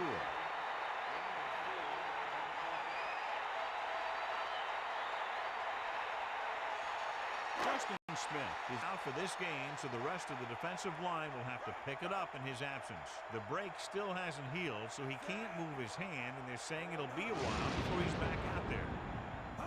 Puts it away. Runs him over. And there's a flag on the play. And it appears this one will be a hold. When your feet and your body get in the wrong position, that's when you start to hold. He got caught right there. Well, John, it's wild card weekend, which normally means for some pretty wild matchups. Yeah, some of these teams who get a wild card spot are really surging. They might not have played consistent football most of the year, but now they're getting into the playoffs, and they're just starting to hit their stride. This should be a great game. Tosses it right. Great play in the backfield. Loss of around 2.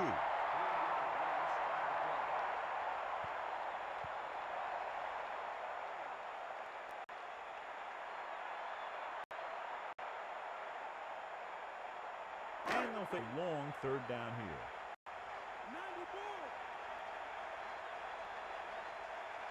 Cincinnati comes out in the quarter defense. Goes with a short pass to the right side. Off and run. Greasy delivered a perfect pass. He hit the receiver right in the stride, allowing him to keep on running and pick up extra yardage.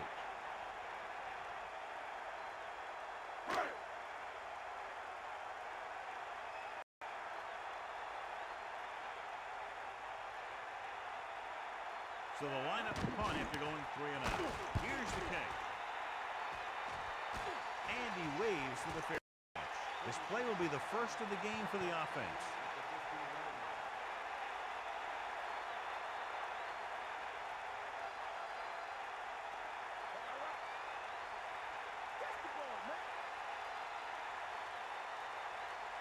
Dillon lines up behind his fullback in the eye. With the pass. This one falls incomplete. Madison got a hand up and tipped that pass away. He needs to do a better job putting the pass in a spot where only his guy can get it. Those tip passes can turn into interceptions pretty easily. They'll go from the I formation.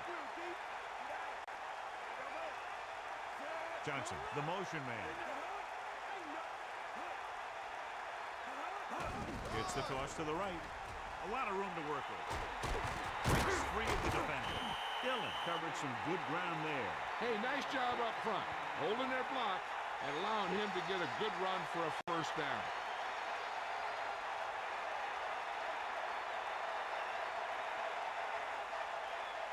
First and 10. Ball on their own 29. Throwing on first down. Under pressure. Rosen almost intercepted. He couldn't come up with the interception. Yeah, he started thinking about how he was going to take it back the other way and make a big play for the defense. He just forgot to bring the ball with him. Miami comes out in their nickel package.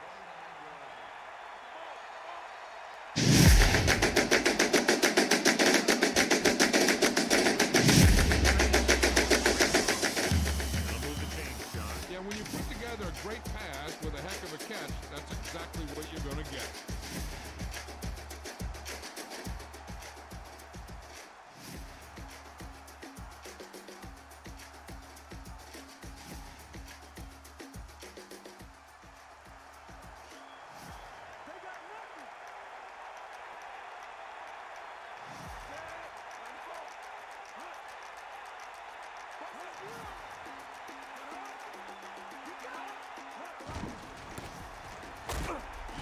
He was met right at the line, might have even lost a little. That was a case of the defense getting under the pads of the offensive line. Usually the team that gets the best leverage is going to control the line of scrimmage. When you run it into the middle, you have to have some push or movement up front.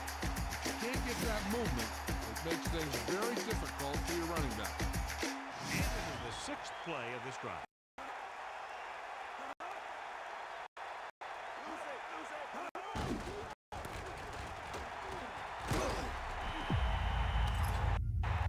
There's a flag on the play.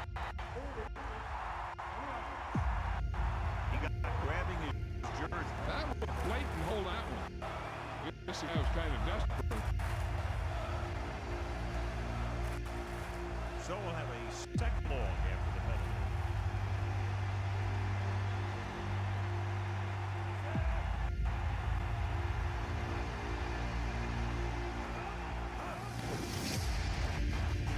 The receiver with the throw. Incomplete pass. He had to unload that pass in a hurry. He knew he didn't have much time, and he decided to get rid of the ball quickly on that one. Third and long. All on their own 40. Seven defensive backs. Throws it. Big open. Slips the tackle. Powering ahead. He showed great concentration on that reception. The receiver has that ability to make even the toughest receptions look simple.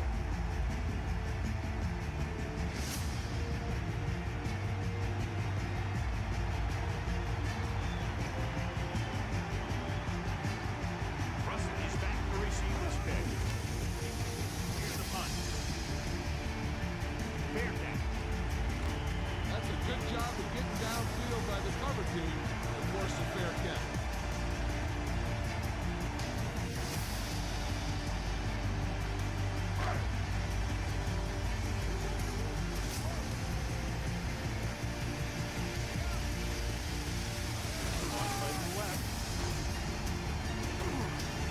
Picked up 4, maybe 5 on that play.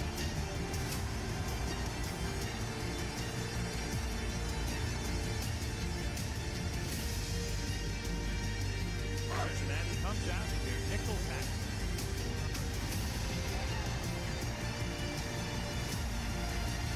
The Dolphins using motion.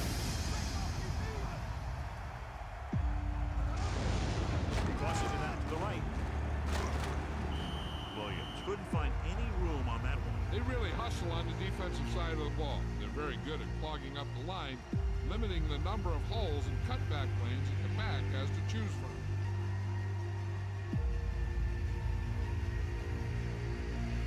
In their own territory.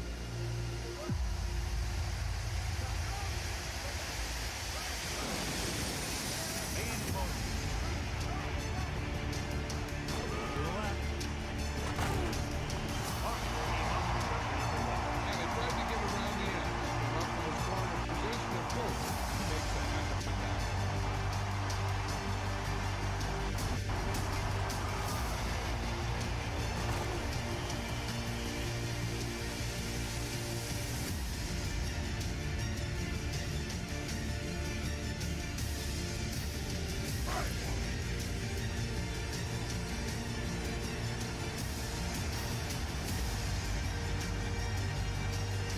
Looking for a good punt here.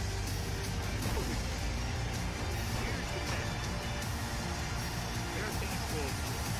Hey, no reason to take a chance and risk a fumble. Smart move there by the returner.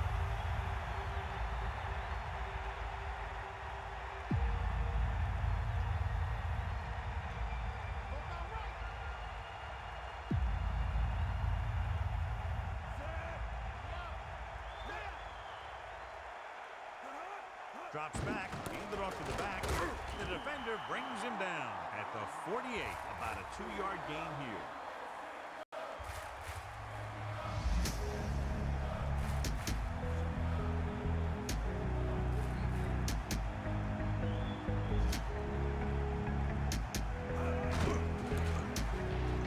Breaks free. Still couldn't pick up any blocking on that play. The defense is always very aggressive when defending the run. They're extremely disciplined. They get off their block pretty quickly. Makes it tough to find openings when you're running the ball. So they face a third and ball on their own 49. Pressure with the pass. He hits the receiver. Now this is one heck of a play. Look at it. We're in a hole here on third down. They come through with this perfect play that gets them a first and keeps the drive going.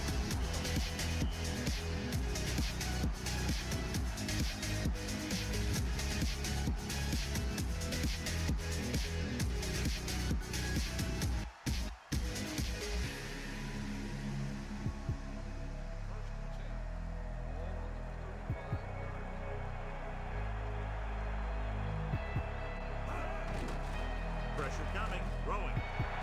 Hits him in stride. The 10.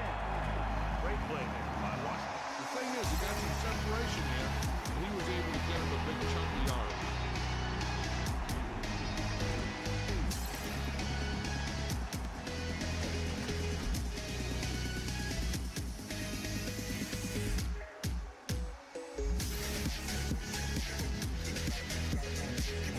So it's first and goal. Ball on the 2-yard line.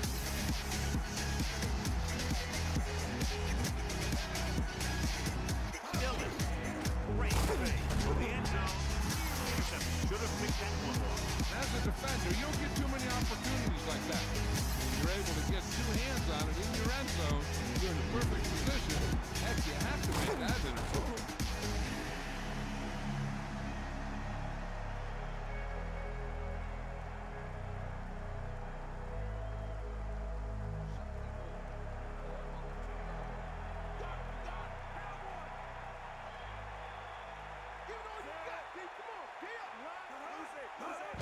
Dillon.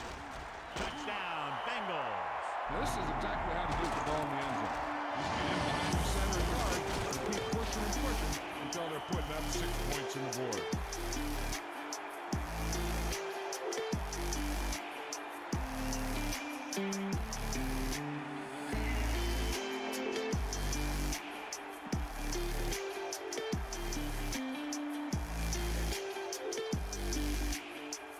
Number 16 comes in to attempt the point after. And it's up. The point after is good. And so they turn that drive into a great one as it ends with a touchdown. The more touchdown drives, the better. Now they'll go back to the sidelines and see why they were able to beat the defense for 6. And they'll try and repeat those results the next time they get the ball.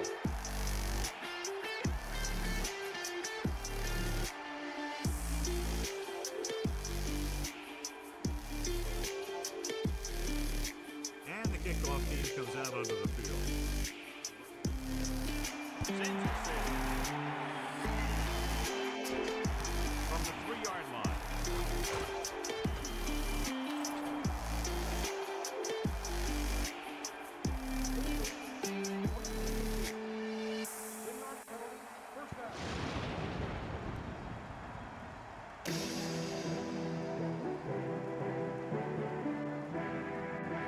First down. First and 10.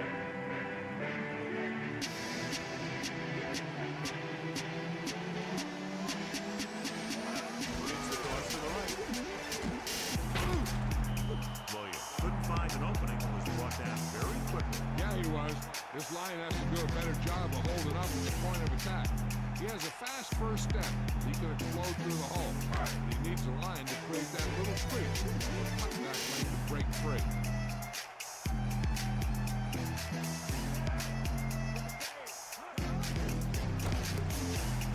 Into the open field. The 30, the 40, across midfield. The 40, the 30, the 20, the 10. Touchdown, Miami. An incredible run to get him into the end zone. That's one of those plays that you call, and everything seems to happen exactly as it's scripted in the playbook.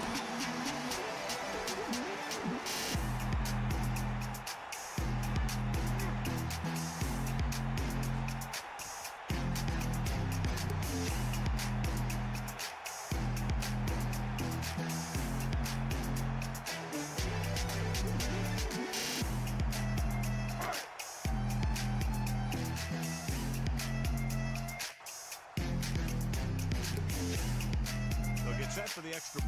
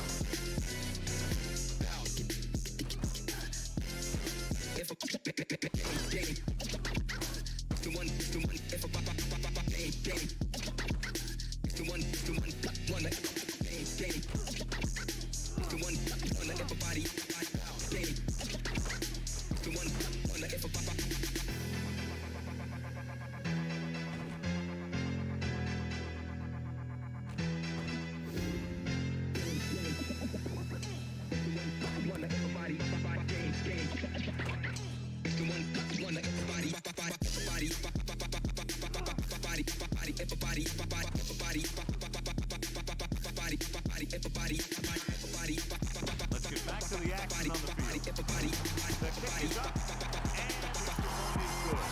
It's taken long. They move down the field quickly, John. Take less than a minute off the game. That offense knows they don't all come that easy. Today, when you get one, you take it.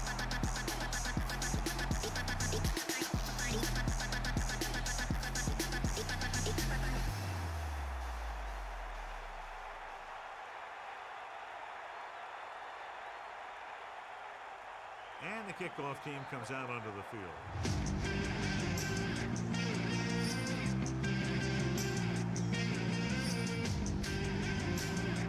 This one's short kick. From the 10-yard line. Their last possession, they did a great job moving the ball through the air on their way to the end zone. We expect to see the same thing here until the defense proves they can defend against the pass. Only one man in the backfield. Man in motion. Throw to the right.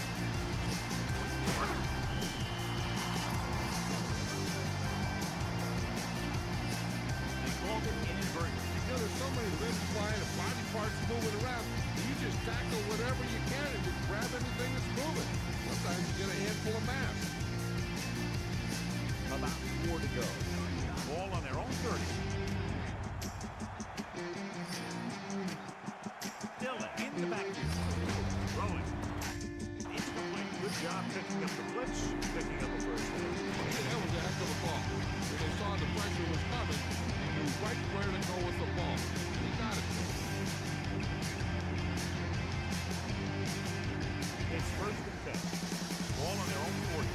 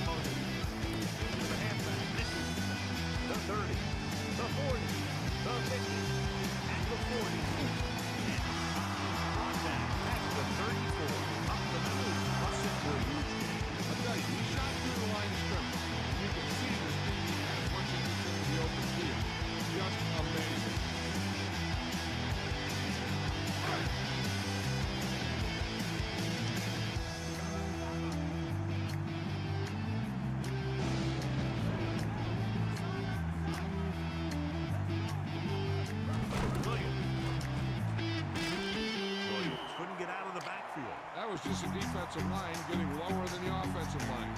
When your defensive guys up front can control the line of scrimmage, it makes it very difficult to move the ball on offense. With second down and a long way to go.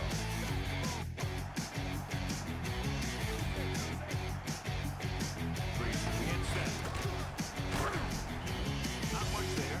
Maybe a yard.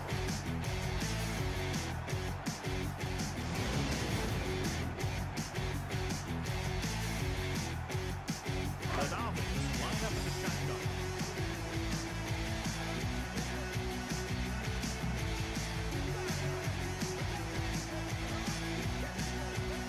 Drops back. Gets rid of it. Incomplete pass. The incomplete pass brings up fourth down.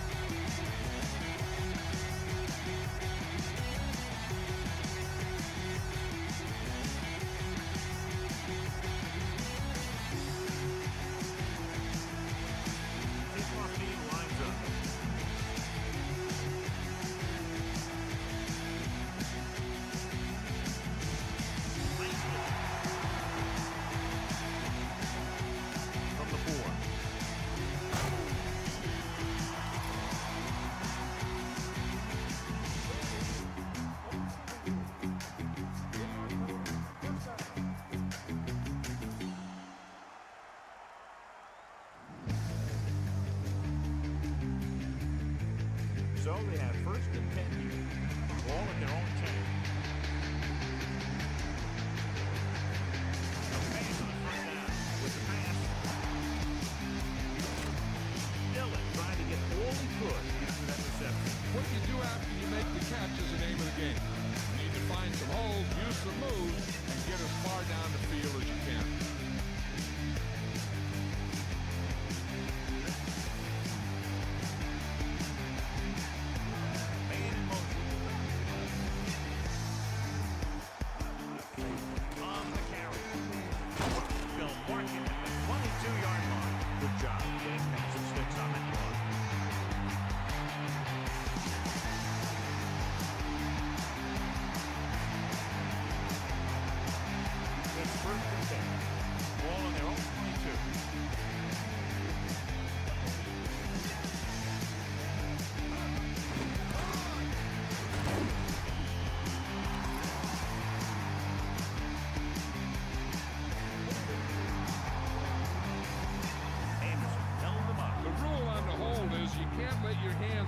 Outside of the body. If your hands do move outside, then you have to move them back in as soon as you can, or you'll get called for holding. It'll be first and long here, and the penalty backs them up. Palmer sets up. Throwing. This one falls incomplete. In these conditions, the rain clearly a big factor. Throwing in these types of conditions can be very difficult. A lot of the time, you see the ball slip out of the quarterback's hand a little. That's complete and incompletions or interception. So you got to take a little more time to drop back the pass. Closing in with the pass. The defender's got it. That was one heck of a play by the defender. Sometimes in playoffs, they have backed out a certain player. Maybe he's one of them. That will be the final play of the first quarter. Game close so far. The Dolphins ahead of the Bengals 10-7.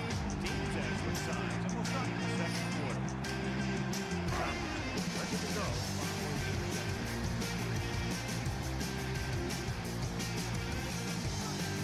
Patrick lines up in a 9 on the ground. Still runs over the net. Gain there and a first down. If the defense keeps giving up runs like that for first down, they'll have to make some adjustments to slow this guy down.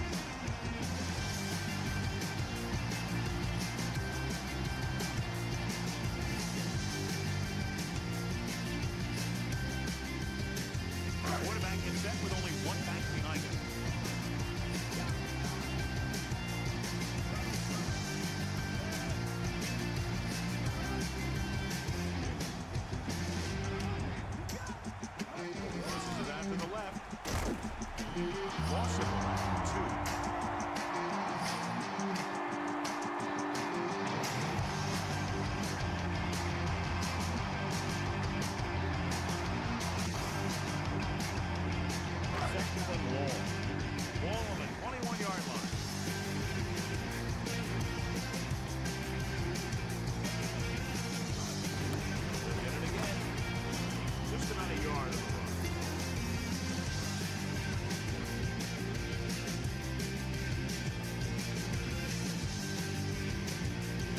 Bengals come out of quarter defense.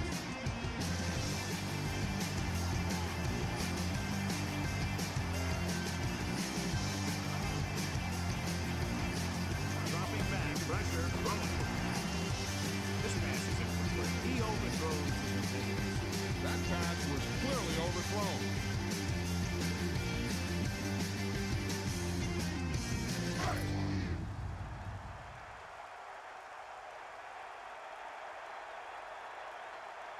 The 38-yard field goal attempt.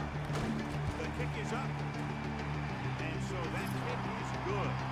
Another successful field goal try gives him the second three-pointer of the game.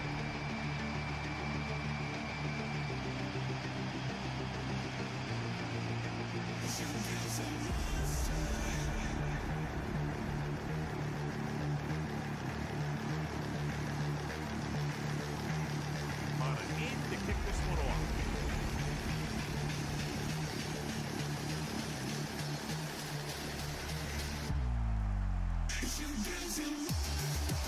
The kick should be returned from the 4. The last drive ended with an interception. So let's see what happens as they take over again.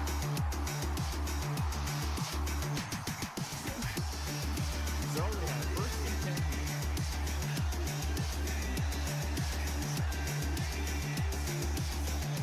And in motion. Hands it off. So that was a pickup of about 9. So after that run, we can see how the two main threats on the ground have fared so far.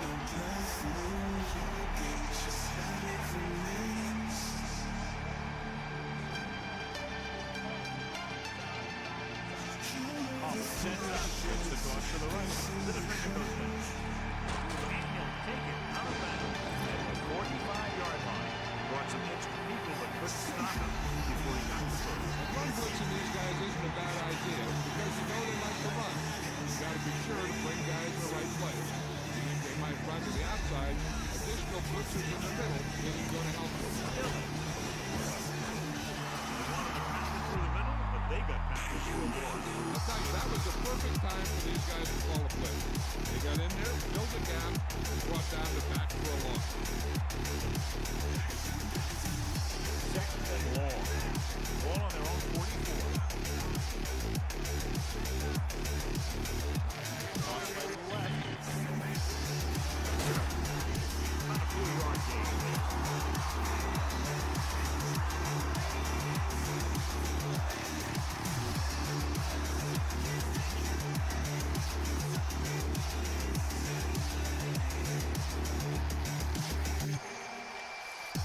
Fifth play of this drive. Pressure coming with the pass. Watch it here. This is a great call on third down to keep this drive alive. They were in a tough spot here. This is a heck of a throw and catch to pick up that first down.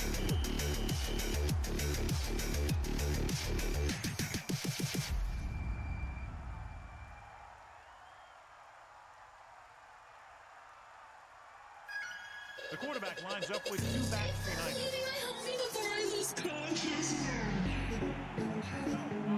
Pass play on first down. Under pressure with the throw. Jumps into the gas. Now here it is.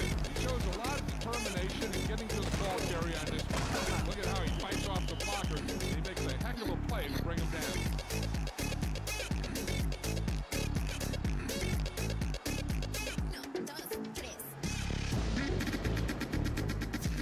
So we have first and 10. Ball on the 24-yard line.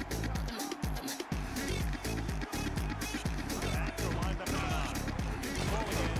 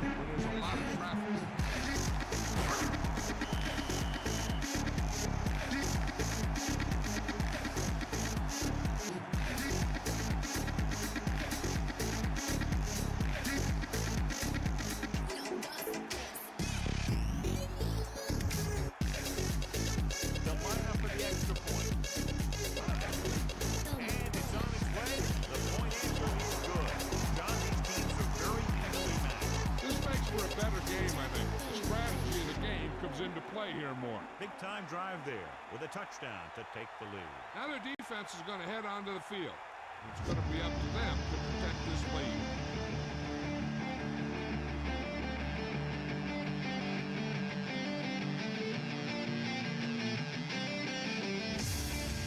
And the kickoff team comes out onto the field. Could be a return from the 8-yard line. Still pretty early. It's an even game so far. We'll have to see who can take control on this drive. It's first and 10.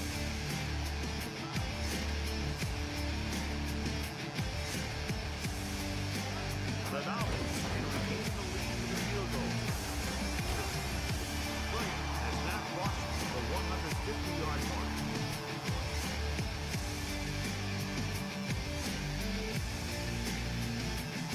Quarterback back in the shotgun.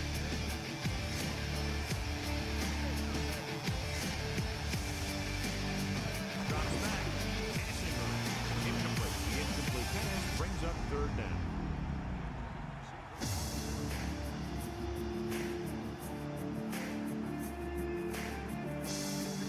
About 4 to go.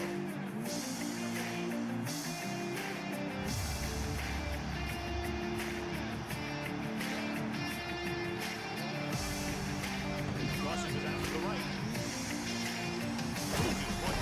What a collision. Running back finds his way into the open field. Picks up the first down. But what happened was they missed him with the blitz. When they did that, there were no linebackers to the first, and that's how he got back in the first down mark. Only 1 minute in the back here.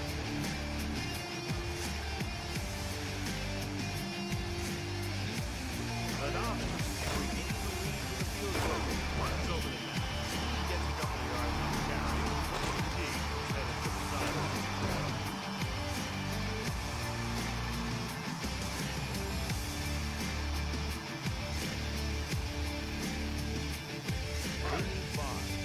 Ball on their own 46.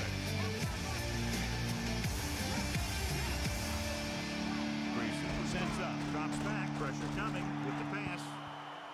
Incomplete. Green displayed excellent anticipation. He has a knack for making a big play, and that was another one right there.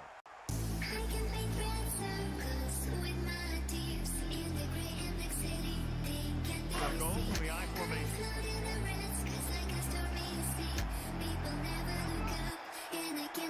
Man in motion.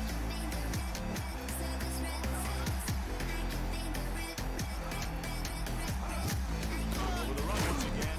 At the 47. The interior lineman jogged it off the ball very well on that play. Yeah, and the key to start in that kind of run is exactly that. Whoever fires up the line faster gets better leverage, is going to win those battles at the line.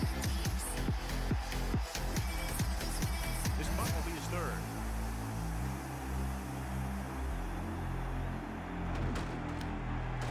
Here's the catch. Signals for a fair catch. He did the right thing, concentrated and caught the ball.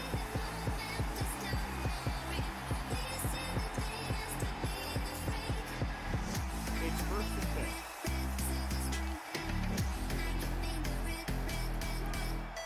The Bengals holding on by less than a field goal. Under pressure, slings it to the outside. He waited just a little too long to get rid of that pass. He's lucky he was able to get rid of it. But he has to be careful. Passes like that can make for some easy interceptions. Miami comes out with their nickel package. The Bengals holding on by less than a field goal. Using motion. Hands off to the tail end. Not much there. Maybe a yard.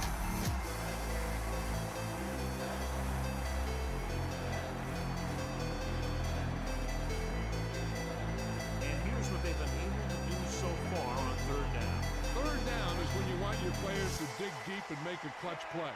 When you convert, it gives your defense a little extra rest, and it gives your offense a fresh set of downs to work with. Perfect pass, great catch, and that'll move the chain.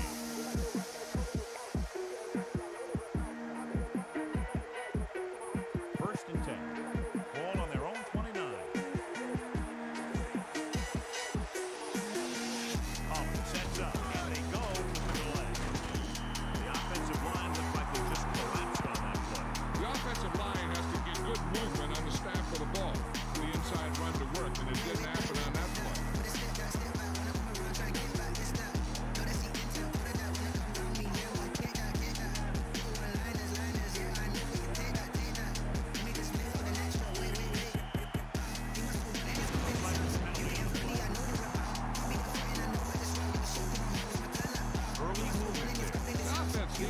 better job focusing.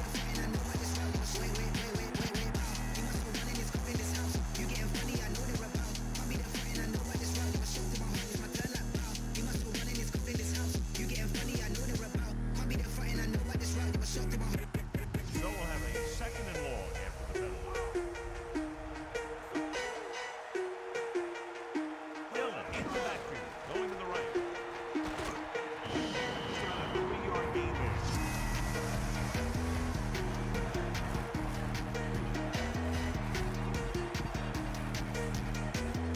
Third down, and they have a long way to go. Off again set, dropping back. Surveys the field, Rosen. He hits the receiver. Nice ball going to the air. That'll be a change.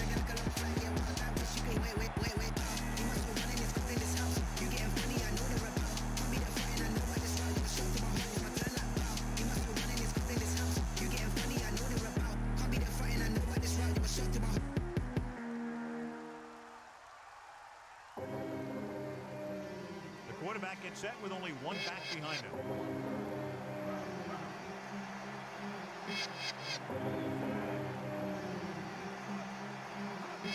Dillon.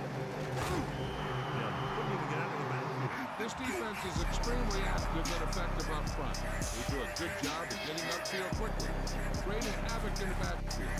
Misdirection plays and draws can be a good way to use their speed and aggressiveness against them. Up to the tailback, and that's a stiff one. It's the offensive 4, maybe 5 there. So let's take a look at how this back compares to the opposition.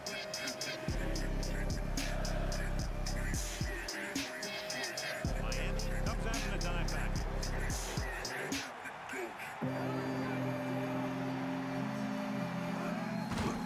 Closing in, Rosen. This pass is incomplete, so he can't get it through. And you want to lead the receiver so that he can catch and run. You don't want to lead him that much.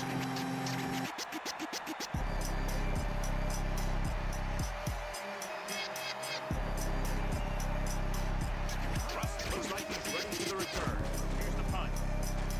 And he chooses not to return this one.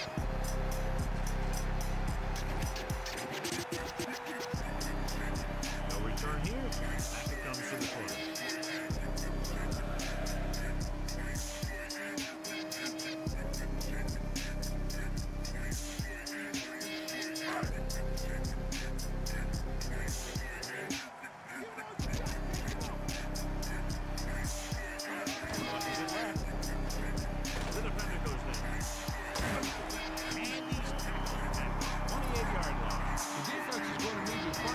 To slow down this running game.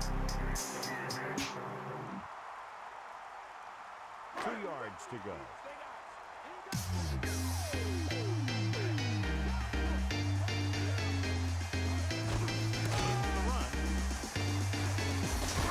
Williams barely makes it past the first down mark.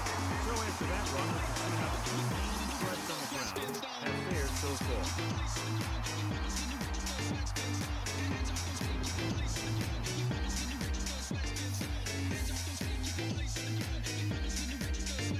Backs are lined up in an eye.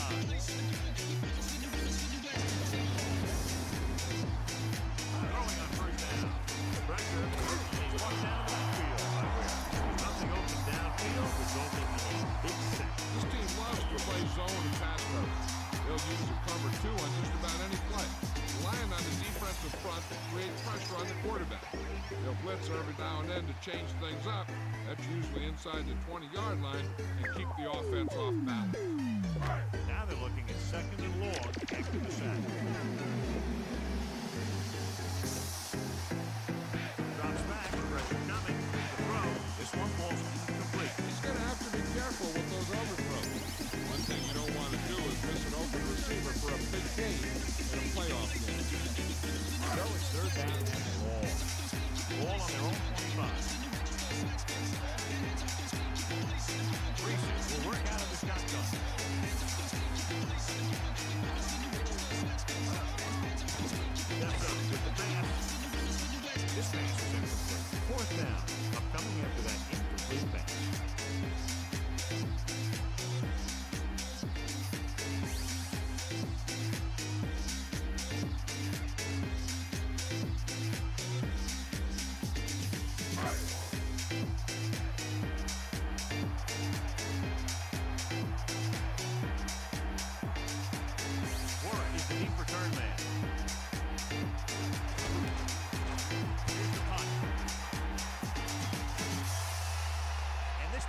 sail out of bounds.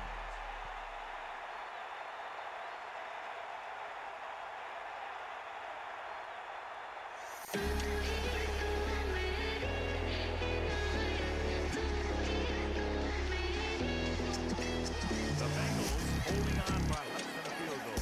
Dillon. They'll go with a play fake. Rosen. Intercepted.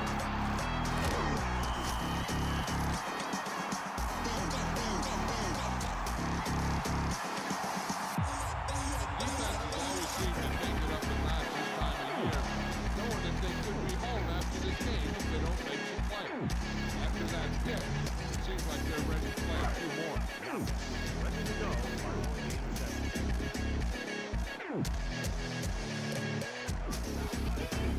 They give it to the halfback. Just won't go down. There's no need to pass the ball today until this defense shows they can stop the run.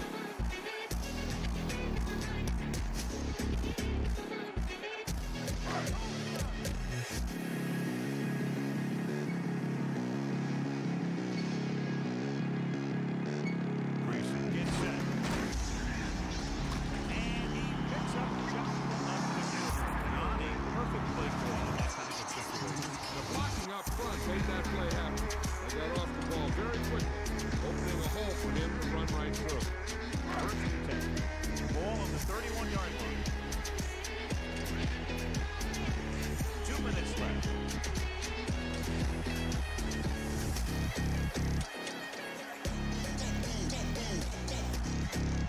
The quarterback gets set with only one back behind him.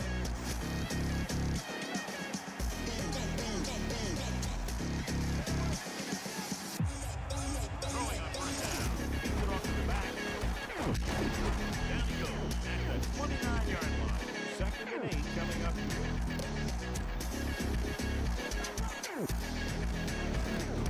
Under pressure. Flag down. Ooh, nearly picked off. Defense is burning themselves with penalties. The defense looks a little anxious out there. They need to do a better job concentrating to prevent dumb penalties like that.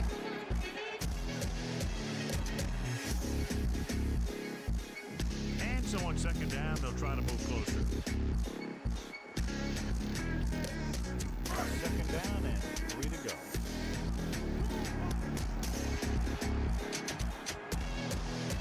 The Dolphins can regain the lead with a field goal. Gave it off. And there's a flag on the play. Dixon got caught holding. Heck, he practically tried to undress him there.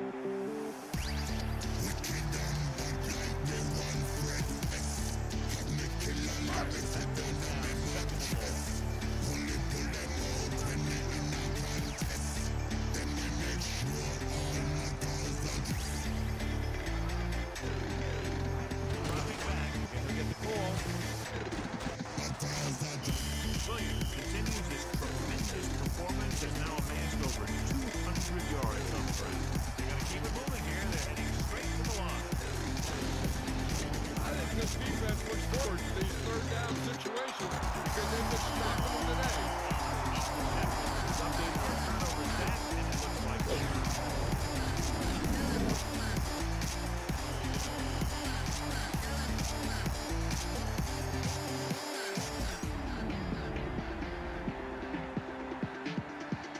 offense is ready to go following the interception.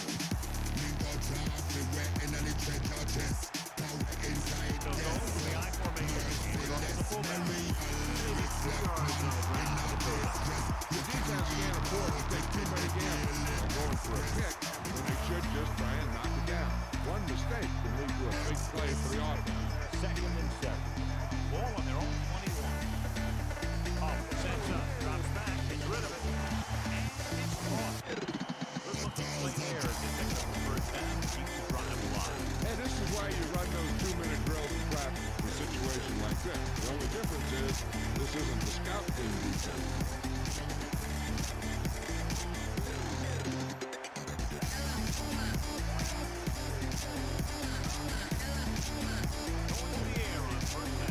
Closing in, throwing, perfect pass, number 89. There again, always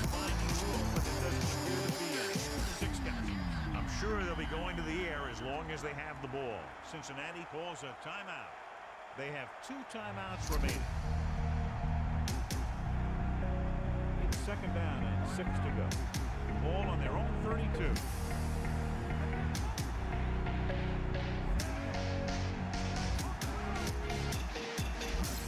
Pressure flings it to the outside. Cincinnati calls a timeout. They have 1 remaining. Hey, here's where the defense needs to take charge. Bust in there and get him for a sack.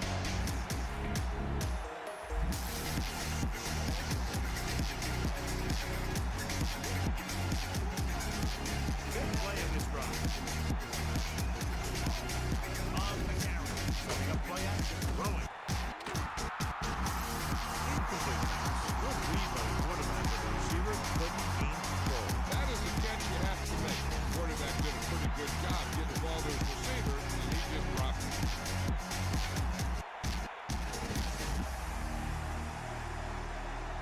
Harris is back to punt. Here's the kick. He's waving for the fair catch. This one goes out of bounds. And here's where efficiency is the key. They're down right now, but if they score before the half, it'll really help them out. They just can't afford a turnover that gives the other team a chance to increase the lead. Throwing on first down.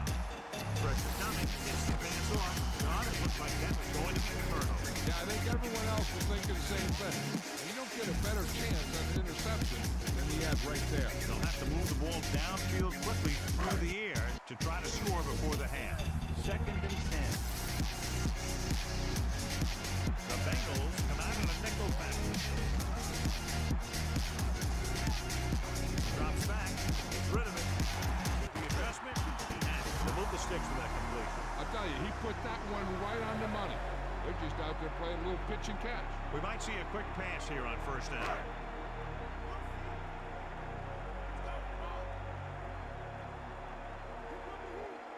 Only one man back.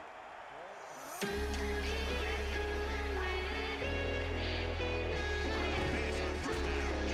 Under pressure. The Bengals, the defender knocked the ball loose, and he turned it over. Hey, I know they want to increase the lead before half, but they got to be careful and not let the other team back in it for the turnover. So after the fumble now, first and 10.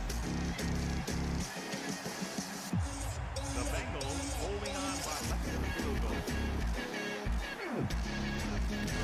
Closing in, it's the pass off, and it's caught. Hill is the recipient on that one, his 3rd reception of the game.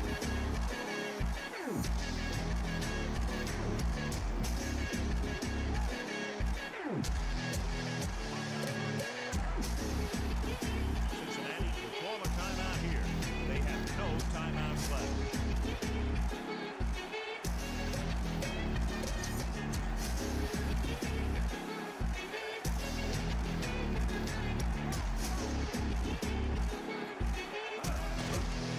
Pressure with the pass. The adjustment.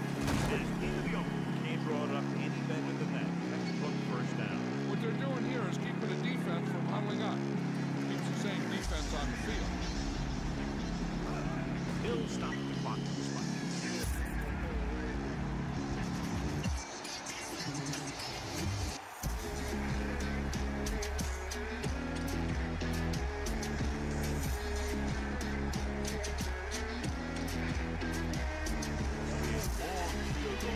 About a 49-yard play. The kick is up. And the kick sails wide.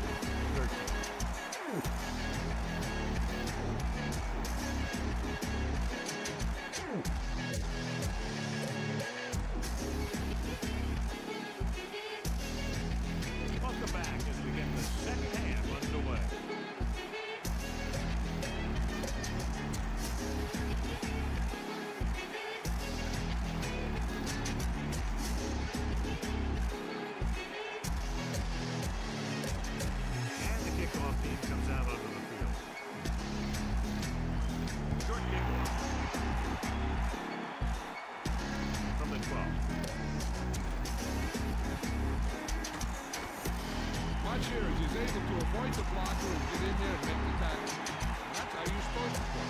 Don't stop. Keep going until you reach the ball carrier.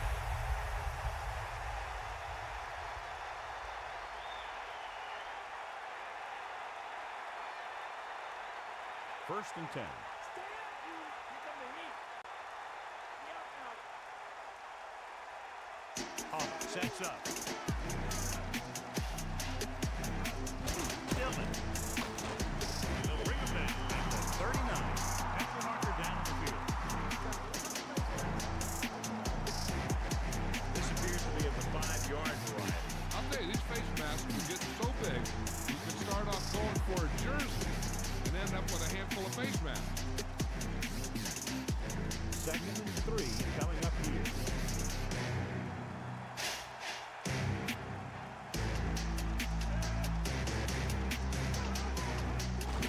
To the halfback. Here's Tony across midfield. The 40, the 30, the 20. And he might bring him down at the 7. When you talk about taking your man out of the play, this is when you're talking. You know, this is the kind of block that guys dream about. He just unloads on that guy.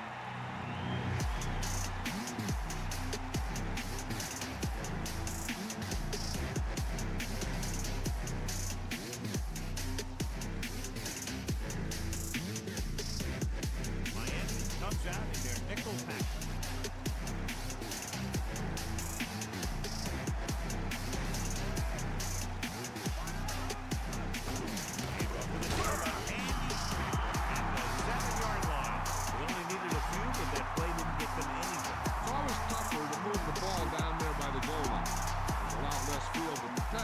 So the defense can afford to play more aggressively.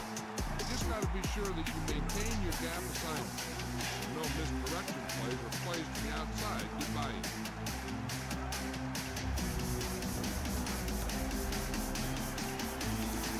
Touchdown, Cincinnati.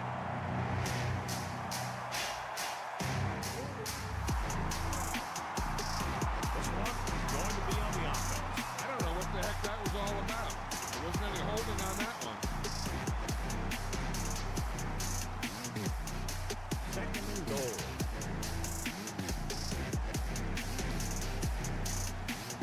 The Bengals holding on by less than a field goal. Using motion. Drops back. Give it to the halfback. About a 2-yard gain here.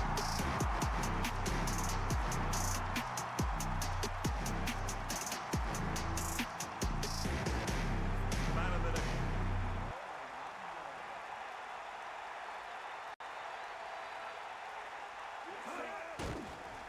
Pressure coming. Gets rid of it.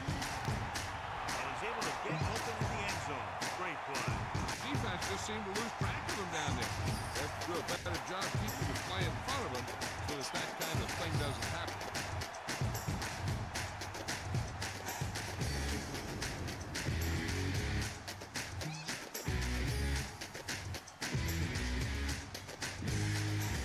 Number 16 comes in for the extra point. And it's up. The extra point attempt is good. Now they put it together offensively with 14 unanswered points. They have a lot of talent on the offensive side of the ball. Scoring runs like this aren't all that unusual.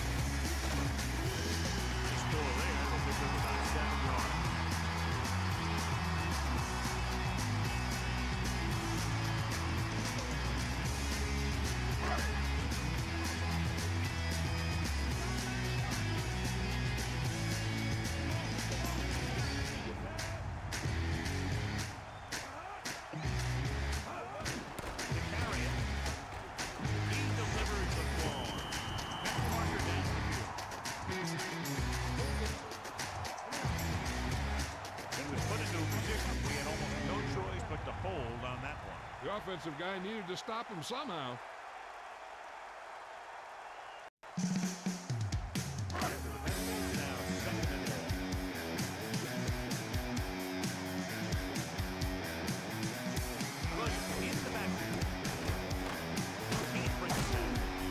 Just keep giving him the ball.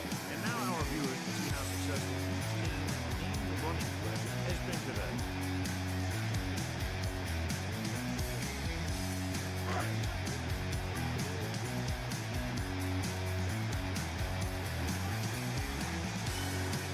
Hands it off. Great thing. Gets the pass on. This pass is incomplete. He overthrew the target. It almost looked like he might have been trying to throw it to someone else.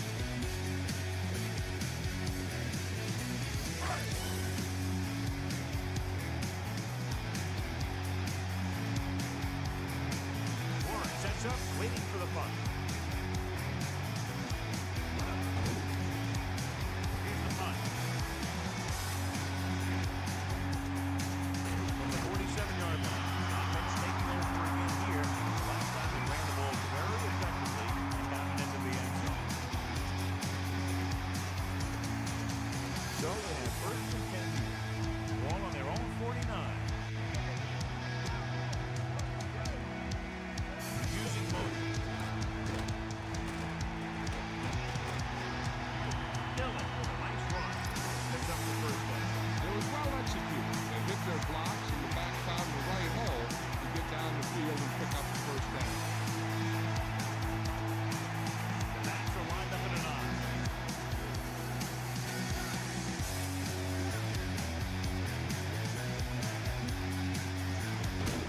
He's off to the tailback. And he's brought down at the 35-yard line. Carries the ball for 384 yards.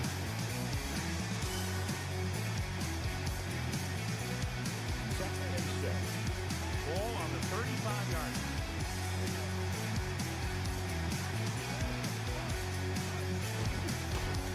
Under pressure, gets the pass off, and he finds his man.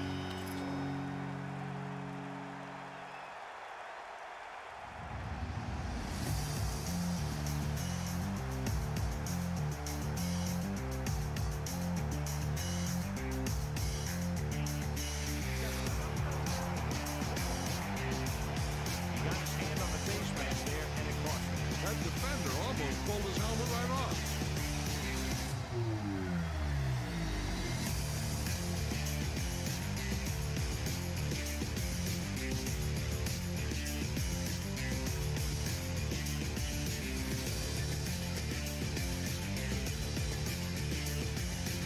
It's first and 10. Ball on the 21-yard line. To the air on first down. Throwing. Incomplete. They couldn't connect on the short passing. He needs to do a better job reading the defense. He didn't appear to see the defenders who was right there waiting to pick it off. He was just lucky that he didn't get there a little sooner.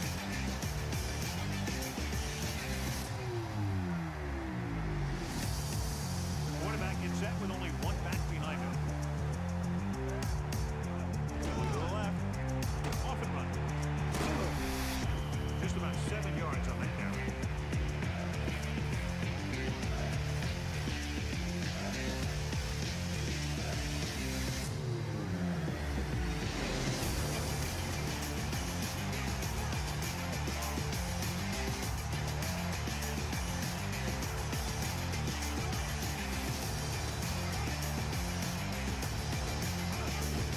Looking for room.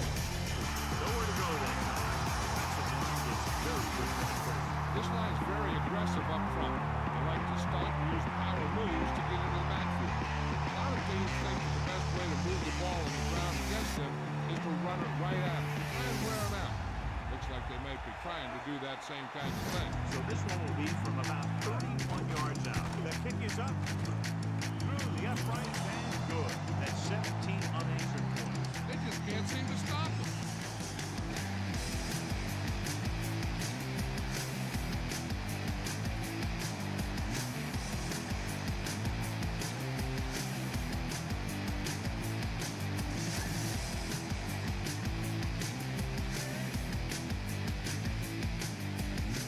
Kickoff game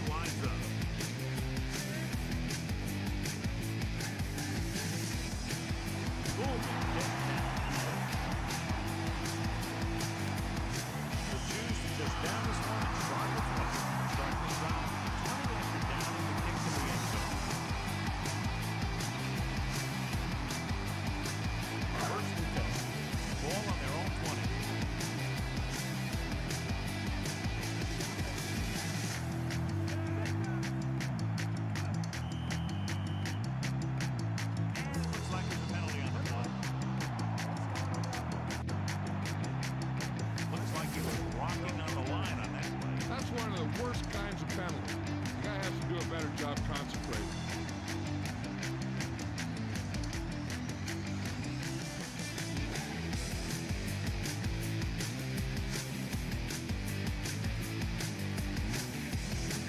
Penalty is now first and 15.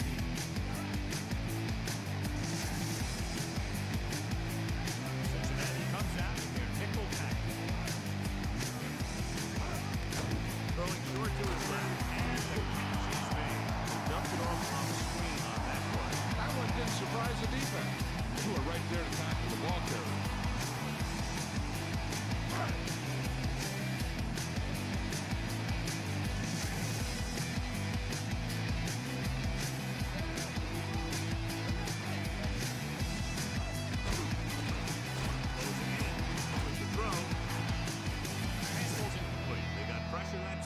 Quarterback pays the price. Creating pressure can really change the way an offense operates. They need to keep some extra blockers out, either a tight end on the line or a back that can help them out with their protection. Dropping back. Pressure. He's looking. Throwing. Here he goes. To the 20. Couldn't pass the sticks, and that'll bring up fourth down. Yeah, that's one play that drives me crazy when I see it. Does a receiver not realize where they need to be for the first down?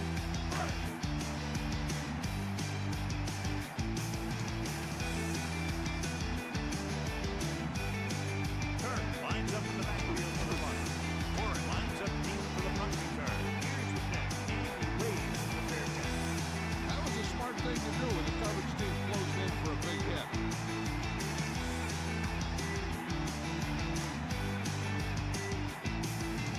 Line up in the I formation.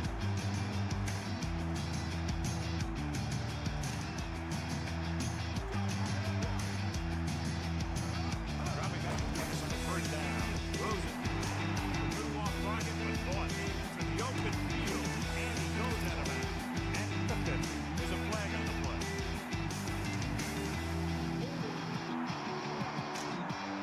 Number 58 is going to be flagged for a holding on that play. If the defensive guys get a good jump, sometimes the only thing you can do to protect the quarterback is grab hold of somebody's jersey.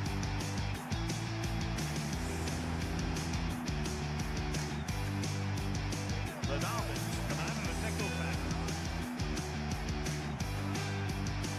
To the air on first down. Rolling. This one falls incomplete. A jarring blow on that. That's what I like to see. A defensive player putting a good look at a guy to force the drop back.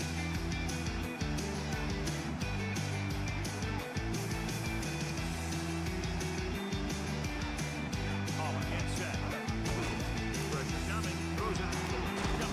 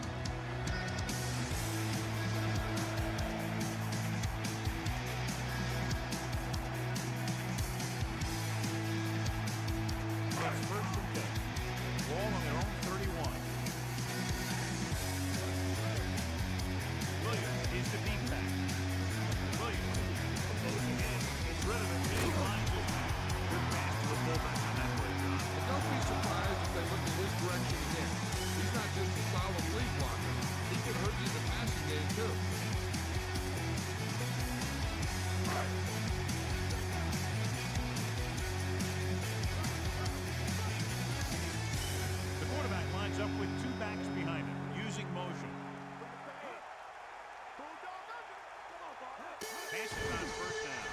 Pressure with the pass, and he hits his mark. Nice reception on that play. He now has 3 on the day.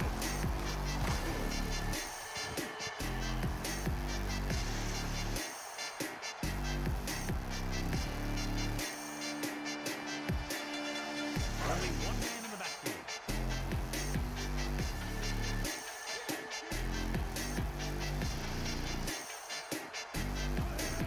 Pressure coming. Gets rid of it. Picked off. That's now 3 interceptions for this guy.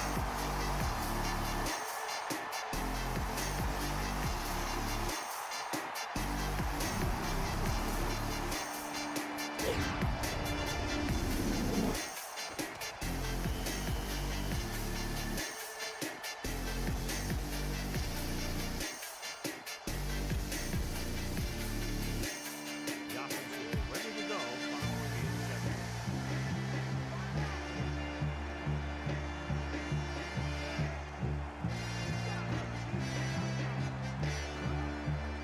He'll pass on first down.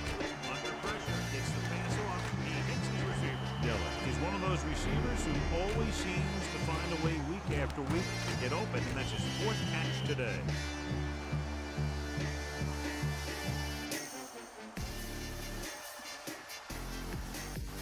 Second and 4. Ball on their own 40. The quarterback gets set with only one back behind him. A lot of space in front of him. They caught the defense out of position. And this defense is susceptible to that kind of thing. Very aggressive. And the counter's designed to take advantage of that. You get them all going in one direction, and you cut back against the grain.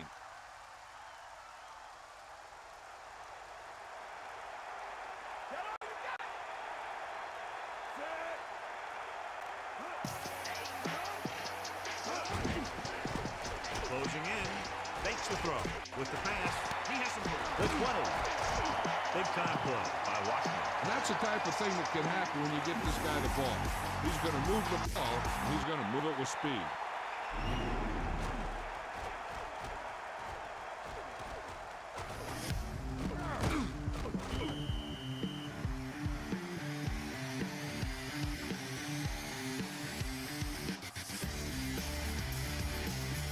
The backs are lined up in an eye.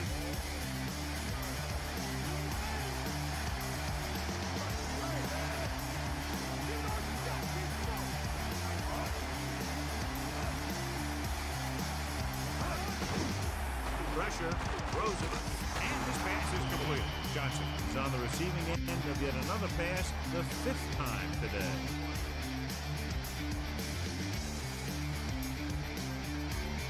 They need 5.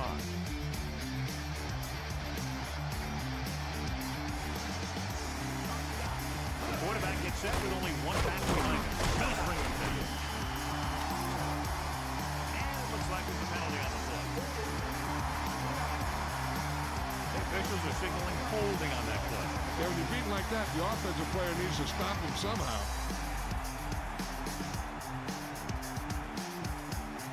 Now 2nd and long after the penalty.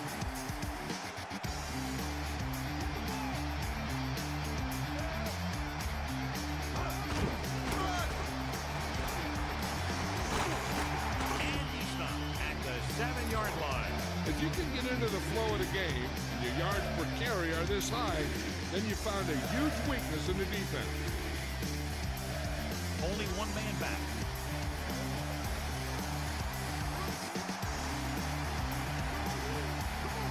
Washington, the man in motion.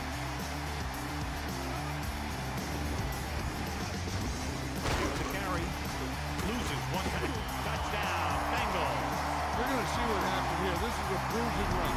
He gets it, and boom, he pounds his way in for the score.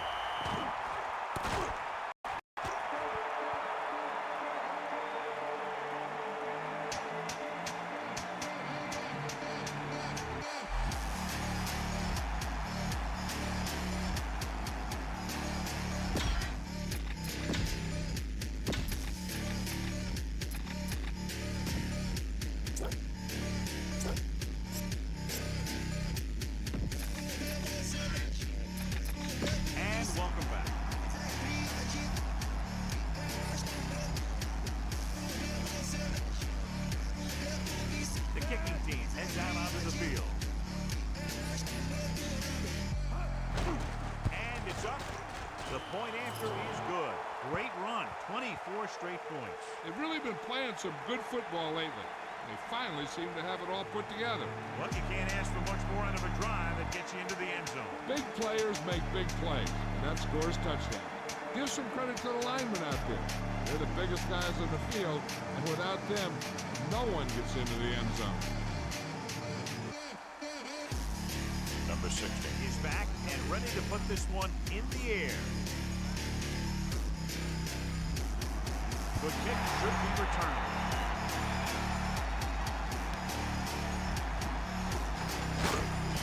The Dolphins will start the drive from the 19-yard line.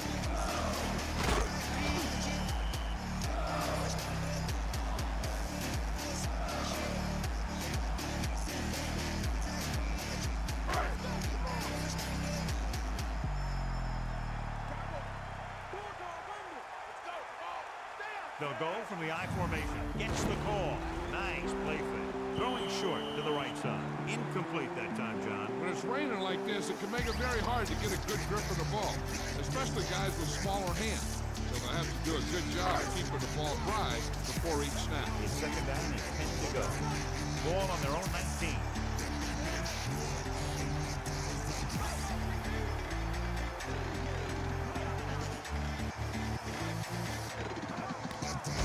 With the pass, almost picked off.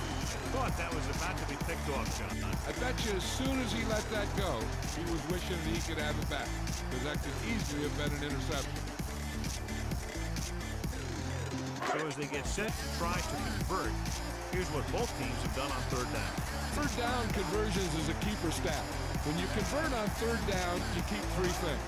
You keep your drive going, you keep their defense on the field, and you keep your defense resting on the sideline. Right in stride. No problem picking up the first. Hey, you know, we talk about putting a ball on a guy. Quarterback put that ball in the receiver perfectly.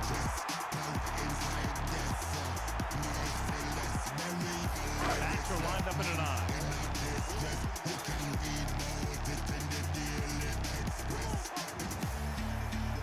McMichael in motion.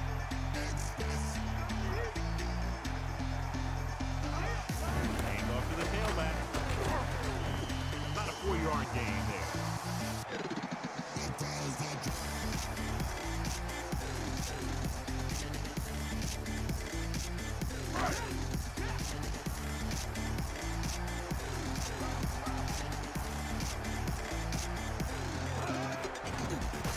Pressure coming with the throw. Jumps up and a perfect pass. Great catch, and that'll move the chain.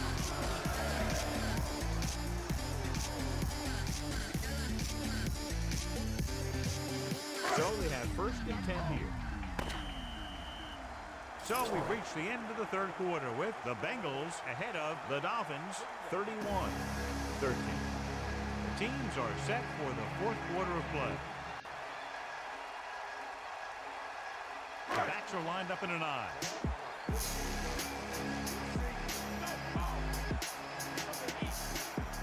Dropping back to pass on first down. Under pressure. Throwing. This pass is incomplete. Now, he helped get his team this far. The next pass they throw to him, he's going to have to catch it. It's second down and 10 to go.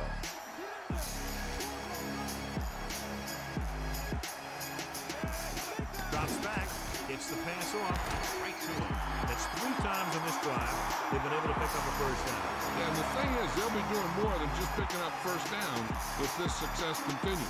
They're going to be picking up some points.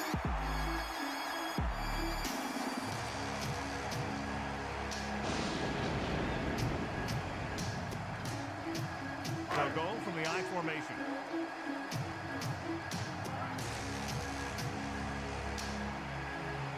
Eighth play of this drive. On the run, breaks the tackle. Lays into him with a stiff arm. Big opening. He's inside the 10. Touchdown, Miami. That guy picked up a lot of yardage on that run. Yeah, he moved this way and that way, all the while keeping his head up and watching where his teammates were creating room for him to run.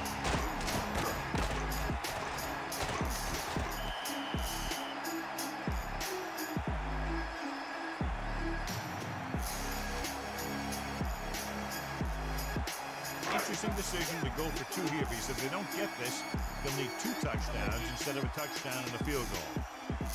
Man in motion.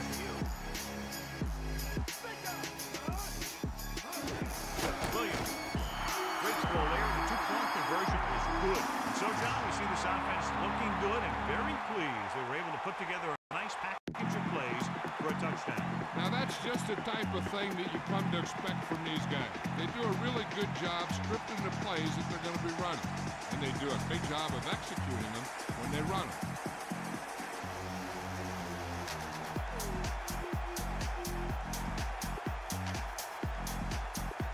Madden comes in to kick off.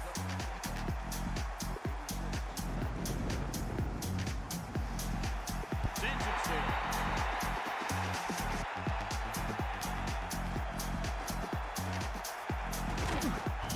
Cincinnati already leading in this one. Sends their offensive unit back onto the field. First and 10. Ball on their own 21.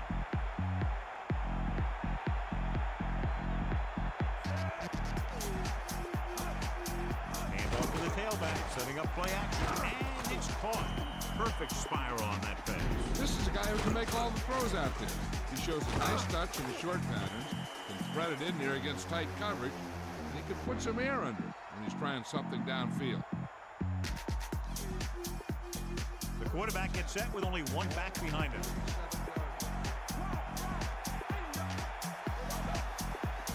The Bengals using motion. It off. The 50. Beautiful run there. You know, that's exactly how you handle a team that likes to blitz. You run the ball right at them, right there, and then right through them.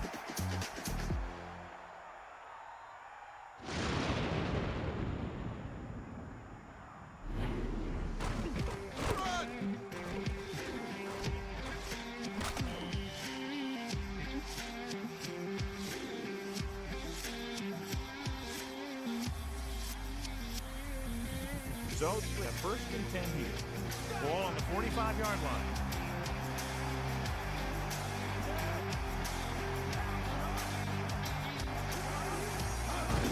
Hand it off again.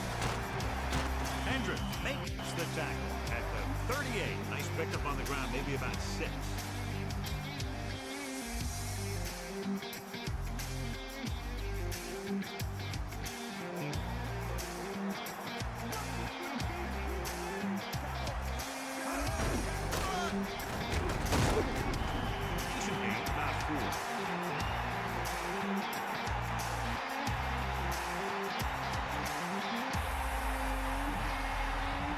Third and under the yard. Ball on the 35-yard line. Dillon, the lone back. Hands it off to the back. Play action. Gets rid of it. Perfect throw. And he just gets by the first down marker. So they're able to pick up another first down. This offense is clicking. They're making the right calls at the right time. Only 1 man back.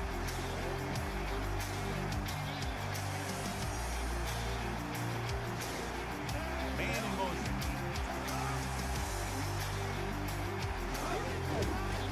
Closing in, throwing.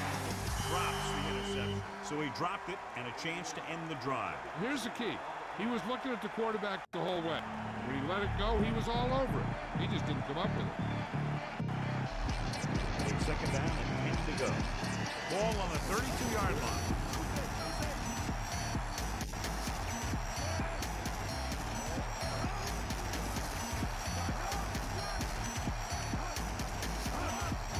Play. Maybe a yard on the draw.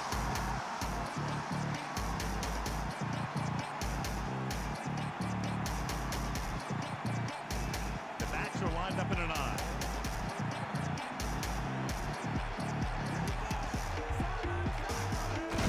They're running here.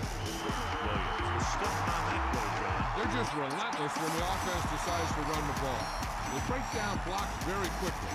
They do a good job maintaining their gap assignments, limiting cutback opportunities.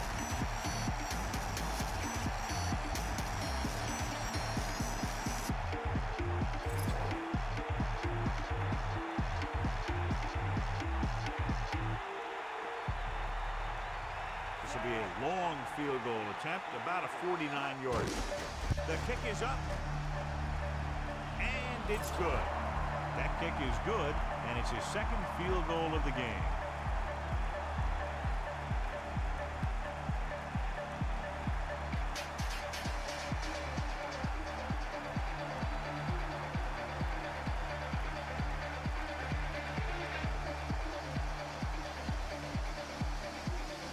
Number 16 will be kicking off.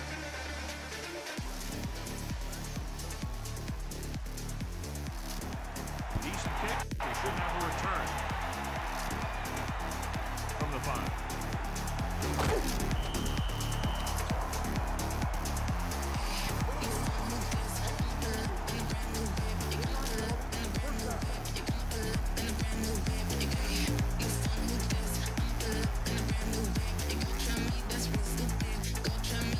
First and 10. Ball at their own 10. Only one man back. They give it to the halfback. He can't wrap him up. This guy just never stops.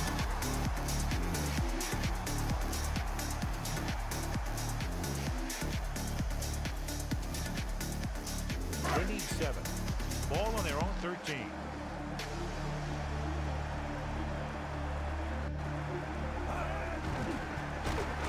Rolling. Pass ball's incomplete. Green just made a great defensive play. He has to do a better job of looking off the coverage before he makes a throw like that.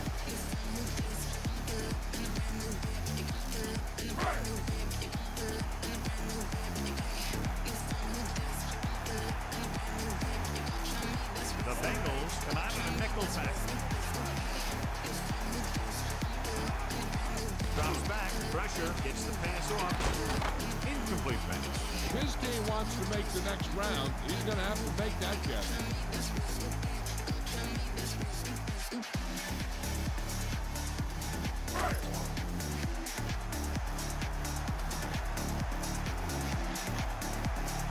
Offense couldn't get it done, and they'll look after punt. Here's the kick. From the 40.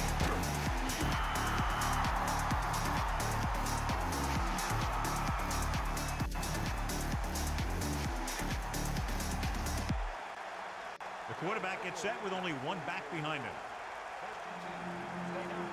Losing all patience, I'm calling you out. Brings it over to the back. Taylor gets right in there and brings him down. The offensive line didn't get much of a push on that play, and the runner is stuck. As soon as he got the ball, there was a defender in his face to knock him down. It's second down and a long way to go.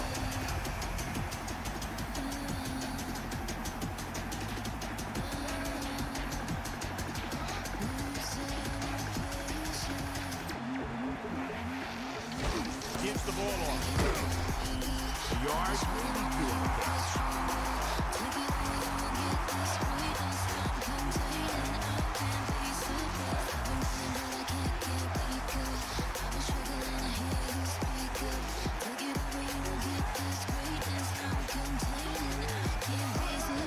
They'll get it again. It's a fumble. The Dolphins recover. You could tell they were trying to jar the ball loose the way they were putting their helmet on the ball. That's what we call playoff tackling.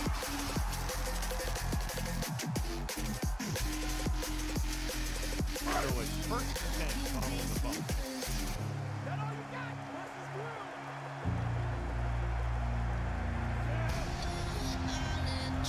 Tosses it low.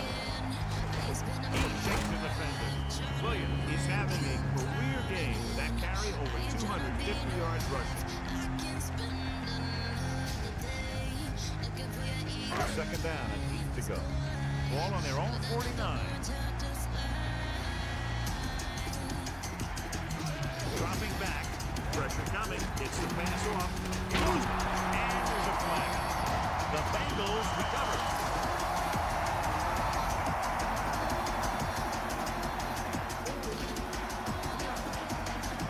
One thing you have to be aware of as a ball carrier in a playoff game is that the defense is looking to create a turnover.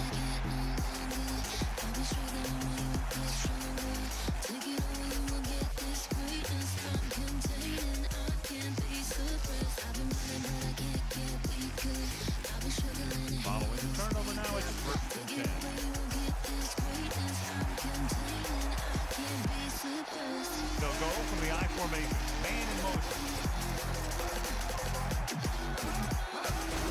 Hand off to the tailback. A lot of space in front of him.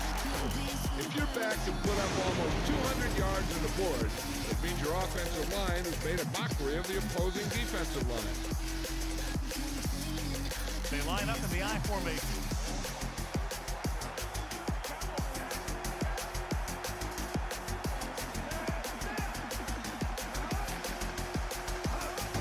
Looking upfield. He can't wrap him up. He's taken down at the 33-yard line. The back picks up about 2 on that carry.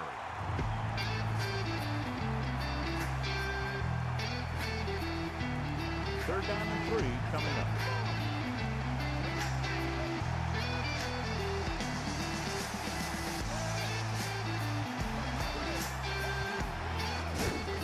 On the carry.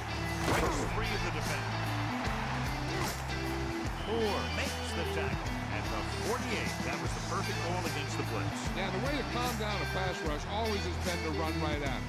That time, they ran right past him.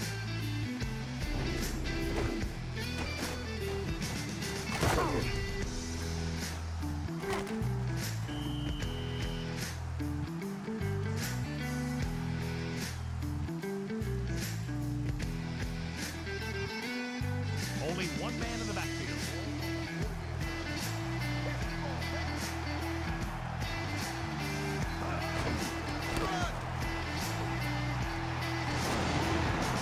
Pickup of 6 on the counter.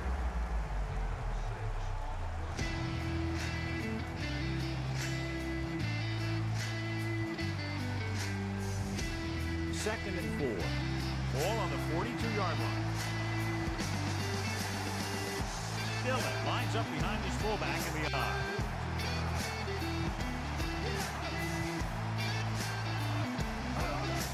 Getting the ball again. Fouls it in. Dillon wasn't able to get anything going on that play. They got there and shut that play down very quickly. That's just a case of studying game film this week paying off. You know what they like to run in certain situations. You can anticipate the play call. Stop the play before it even gets started.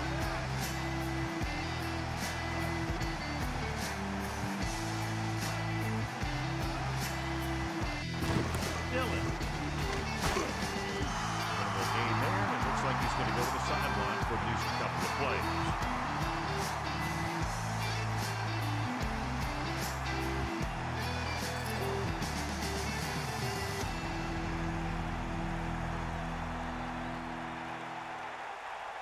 Harris is looking for a good punt here. Russell back to return. He signals for a fair catch. There was no need to try and return that one. He made the right decision there.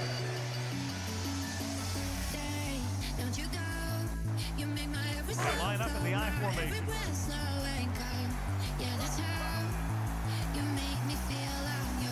Man in motion. Hands it off. Keeps his feet. 4-yard gain there.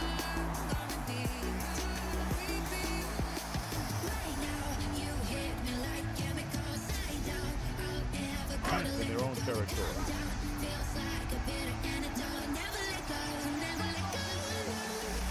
Dropping back, gets rid of it. The pass is too long. Now the offensive strategy just not working. It's the third pass they have picked off.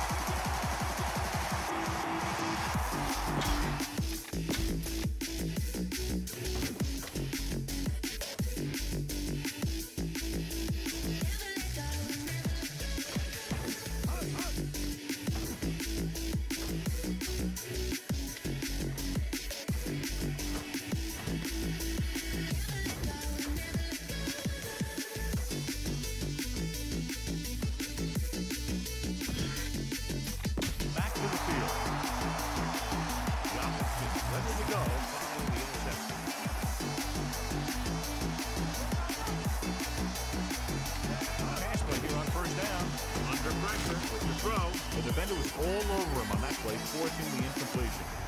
He had to get rid of the ball in a hurry. Miami comes out in their nickel package. So they've had a lot of success so far in the red zone, and they'll try, obviously, to continue that here. And he's brought down at the 3-yard line. Nice call going to the air, and that'll move the chain.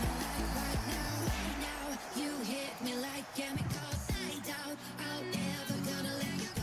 Calm down, feels like a bitter antidote. Never let go. So it's first and goal. Ball on the 3-yard line. Handed it off to the back. Missed the tackle. Touchdown, Cincinnati. You're going to see what happened here. This is a bruising run. He gets it, and boom, he pounds his way in for the score.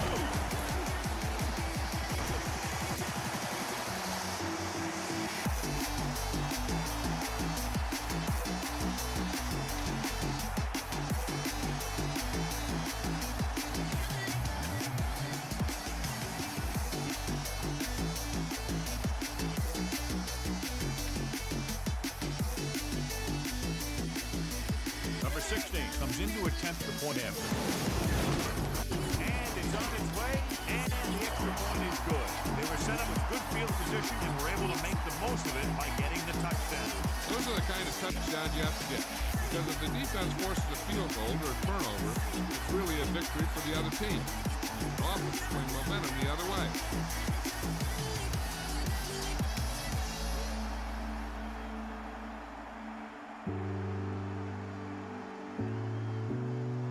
And the kickoff team comes out onto the field.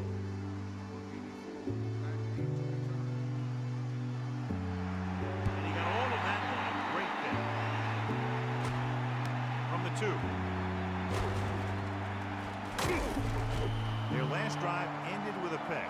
And the offense right now ready to call their first play on this drive. The Dolphins line up in the shotgun. First and 10. You got it. Passing on first down. Throws it out over to the left. That incomplete pass brings up second down.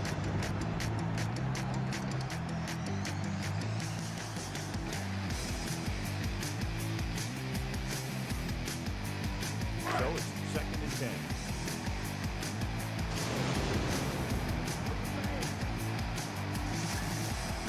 Using motion. Throwing. Perfect throw. Russell catches a floater for the first down. And it's a good thing he caught it. You don't want to drop those passes that are sure first down.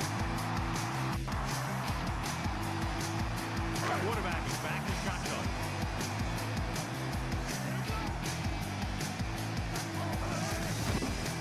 Closing in. Throws it. Right on the mark there to move the chain. The thing is, the secondary looked a little on their heels on that one. They just couldn't converge on the ball in time, and now they get a whole new set of downs. First and 10.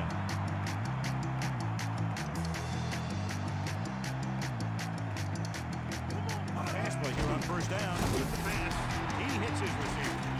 Not much, but it's better than a loss. When you see or feel the blitz and you start feeling the pressure, you got to remember that some yards are always better than none yards.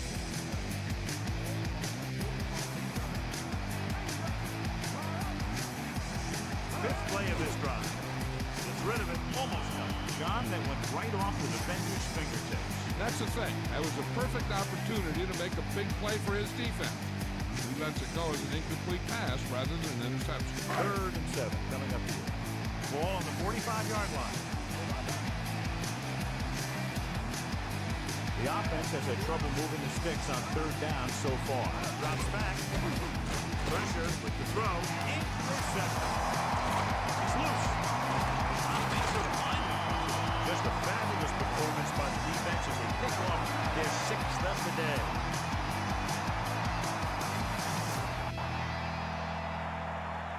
Following the interception, it's now first and 10.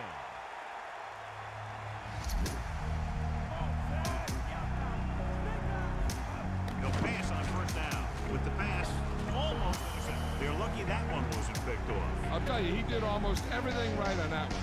He was able to read the quarterback's eyes.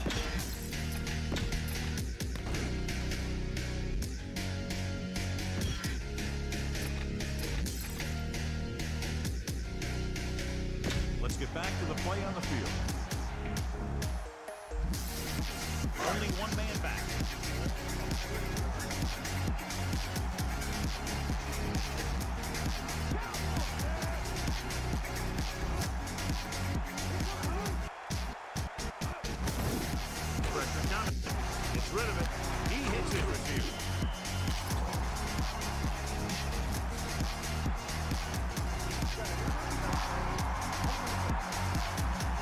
officials are signaling that he grabbed the face mask. Sometimes the defender will do whatever it takes to get a guy down. This time he got caught pulling him down by the mask.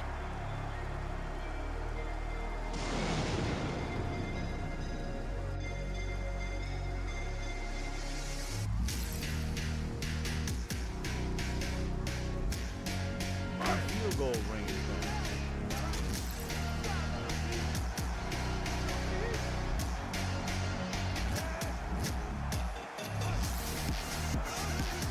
To the air on first down. With the throw, this one falls incomplete. Plenty of pressure, and he barely gets the pass away. He hung in there.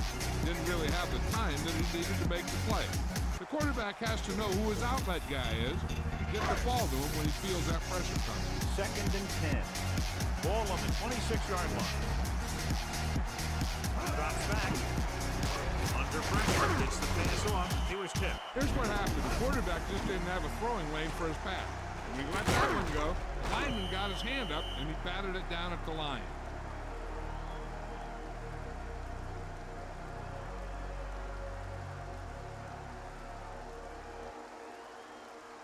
The Bengals come out with one linebacker and several defensive backs.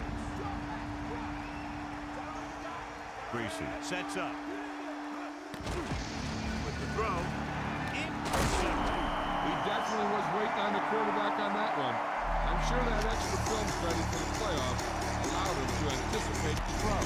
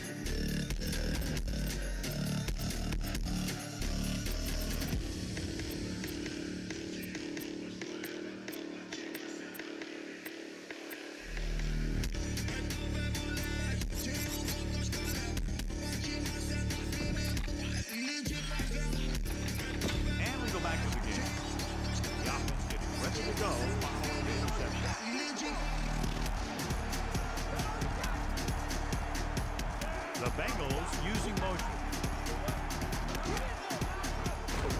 Hand it off. And the handback picks up about 3. And we've reached the 2-minute mark. So here's how each team has done protecting the ball, or lack thereof, perhaps. They need 7. Ball on their own 13. 2 minutes left. Hand it off to the back. Dillon didn't have much to work with on that one. That's because the defense did a good job anticipating the snap count.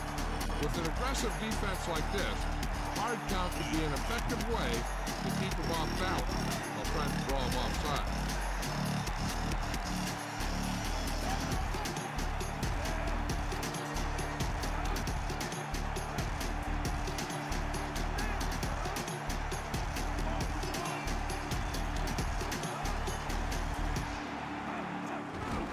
Dillon loses the defender, pulls him.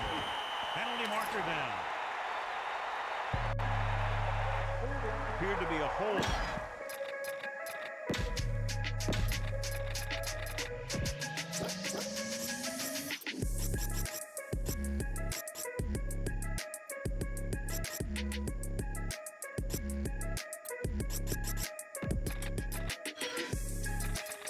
Back to the game.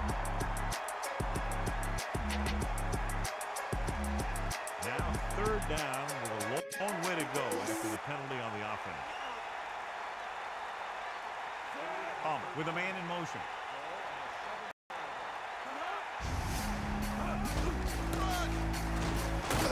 Loose ball. The Dolphins recover. The defense is really focused on making some big plays here in the playoffs. I guess you could say that focus is paying off with that fumble recovery.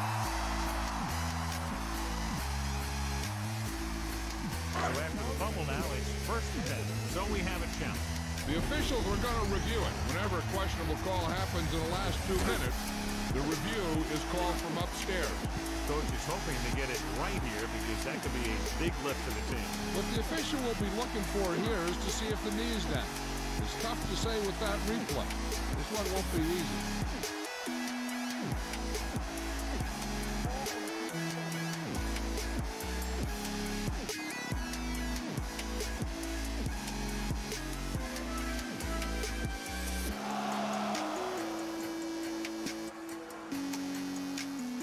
The Dolphins line up in the shotgun.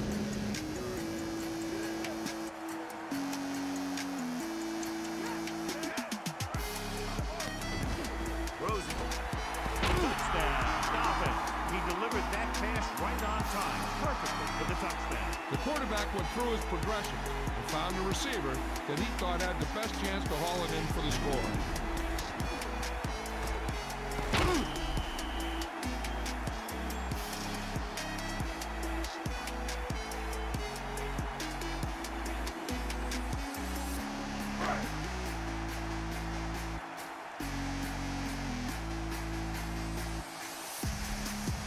They'll line up for the extra point. The kick is up. The extra point attempt is good. The Dolphins have just made it a 2-score game. This team can put up some points, but this might be a little too deep a hole.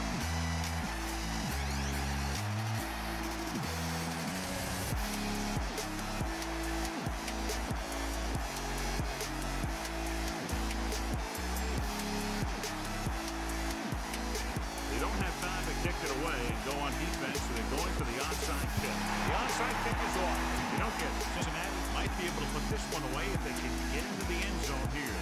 This one is just about in the book. So they have 1st and 10 here.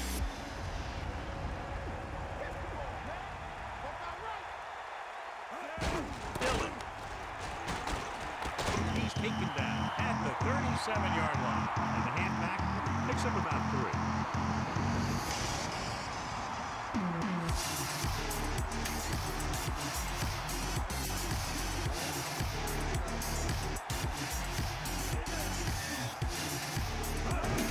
They'll go with the run once again. The Dolphins call a timeout. They have 1 timeout left. We're running for the sticks. You know, the defense had him stop short. He did a heck of a job of busting through the tackle to get enough for the first down.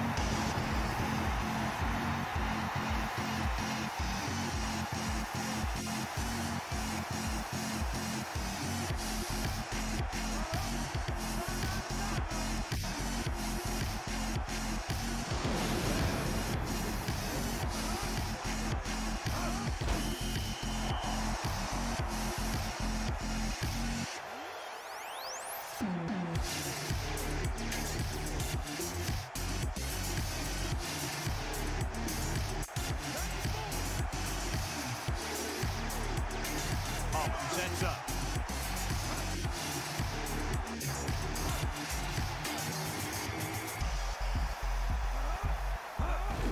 Hands it off. Miami pulls a timeout. That's their final timeout.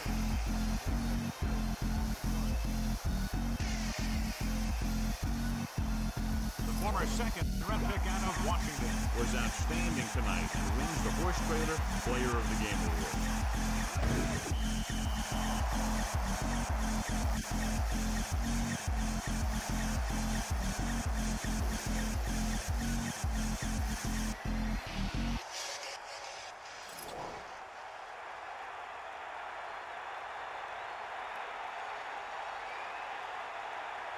This is going to be about a 45-yard field goal attempt.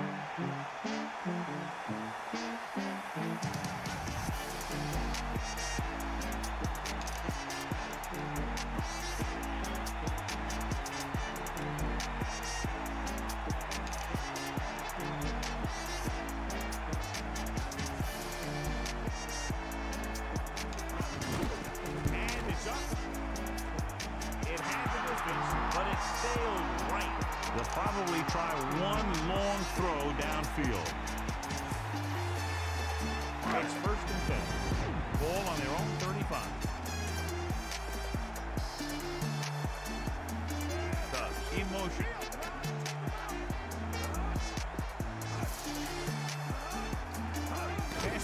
first down with the pass, with the adjustment.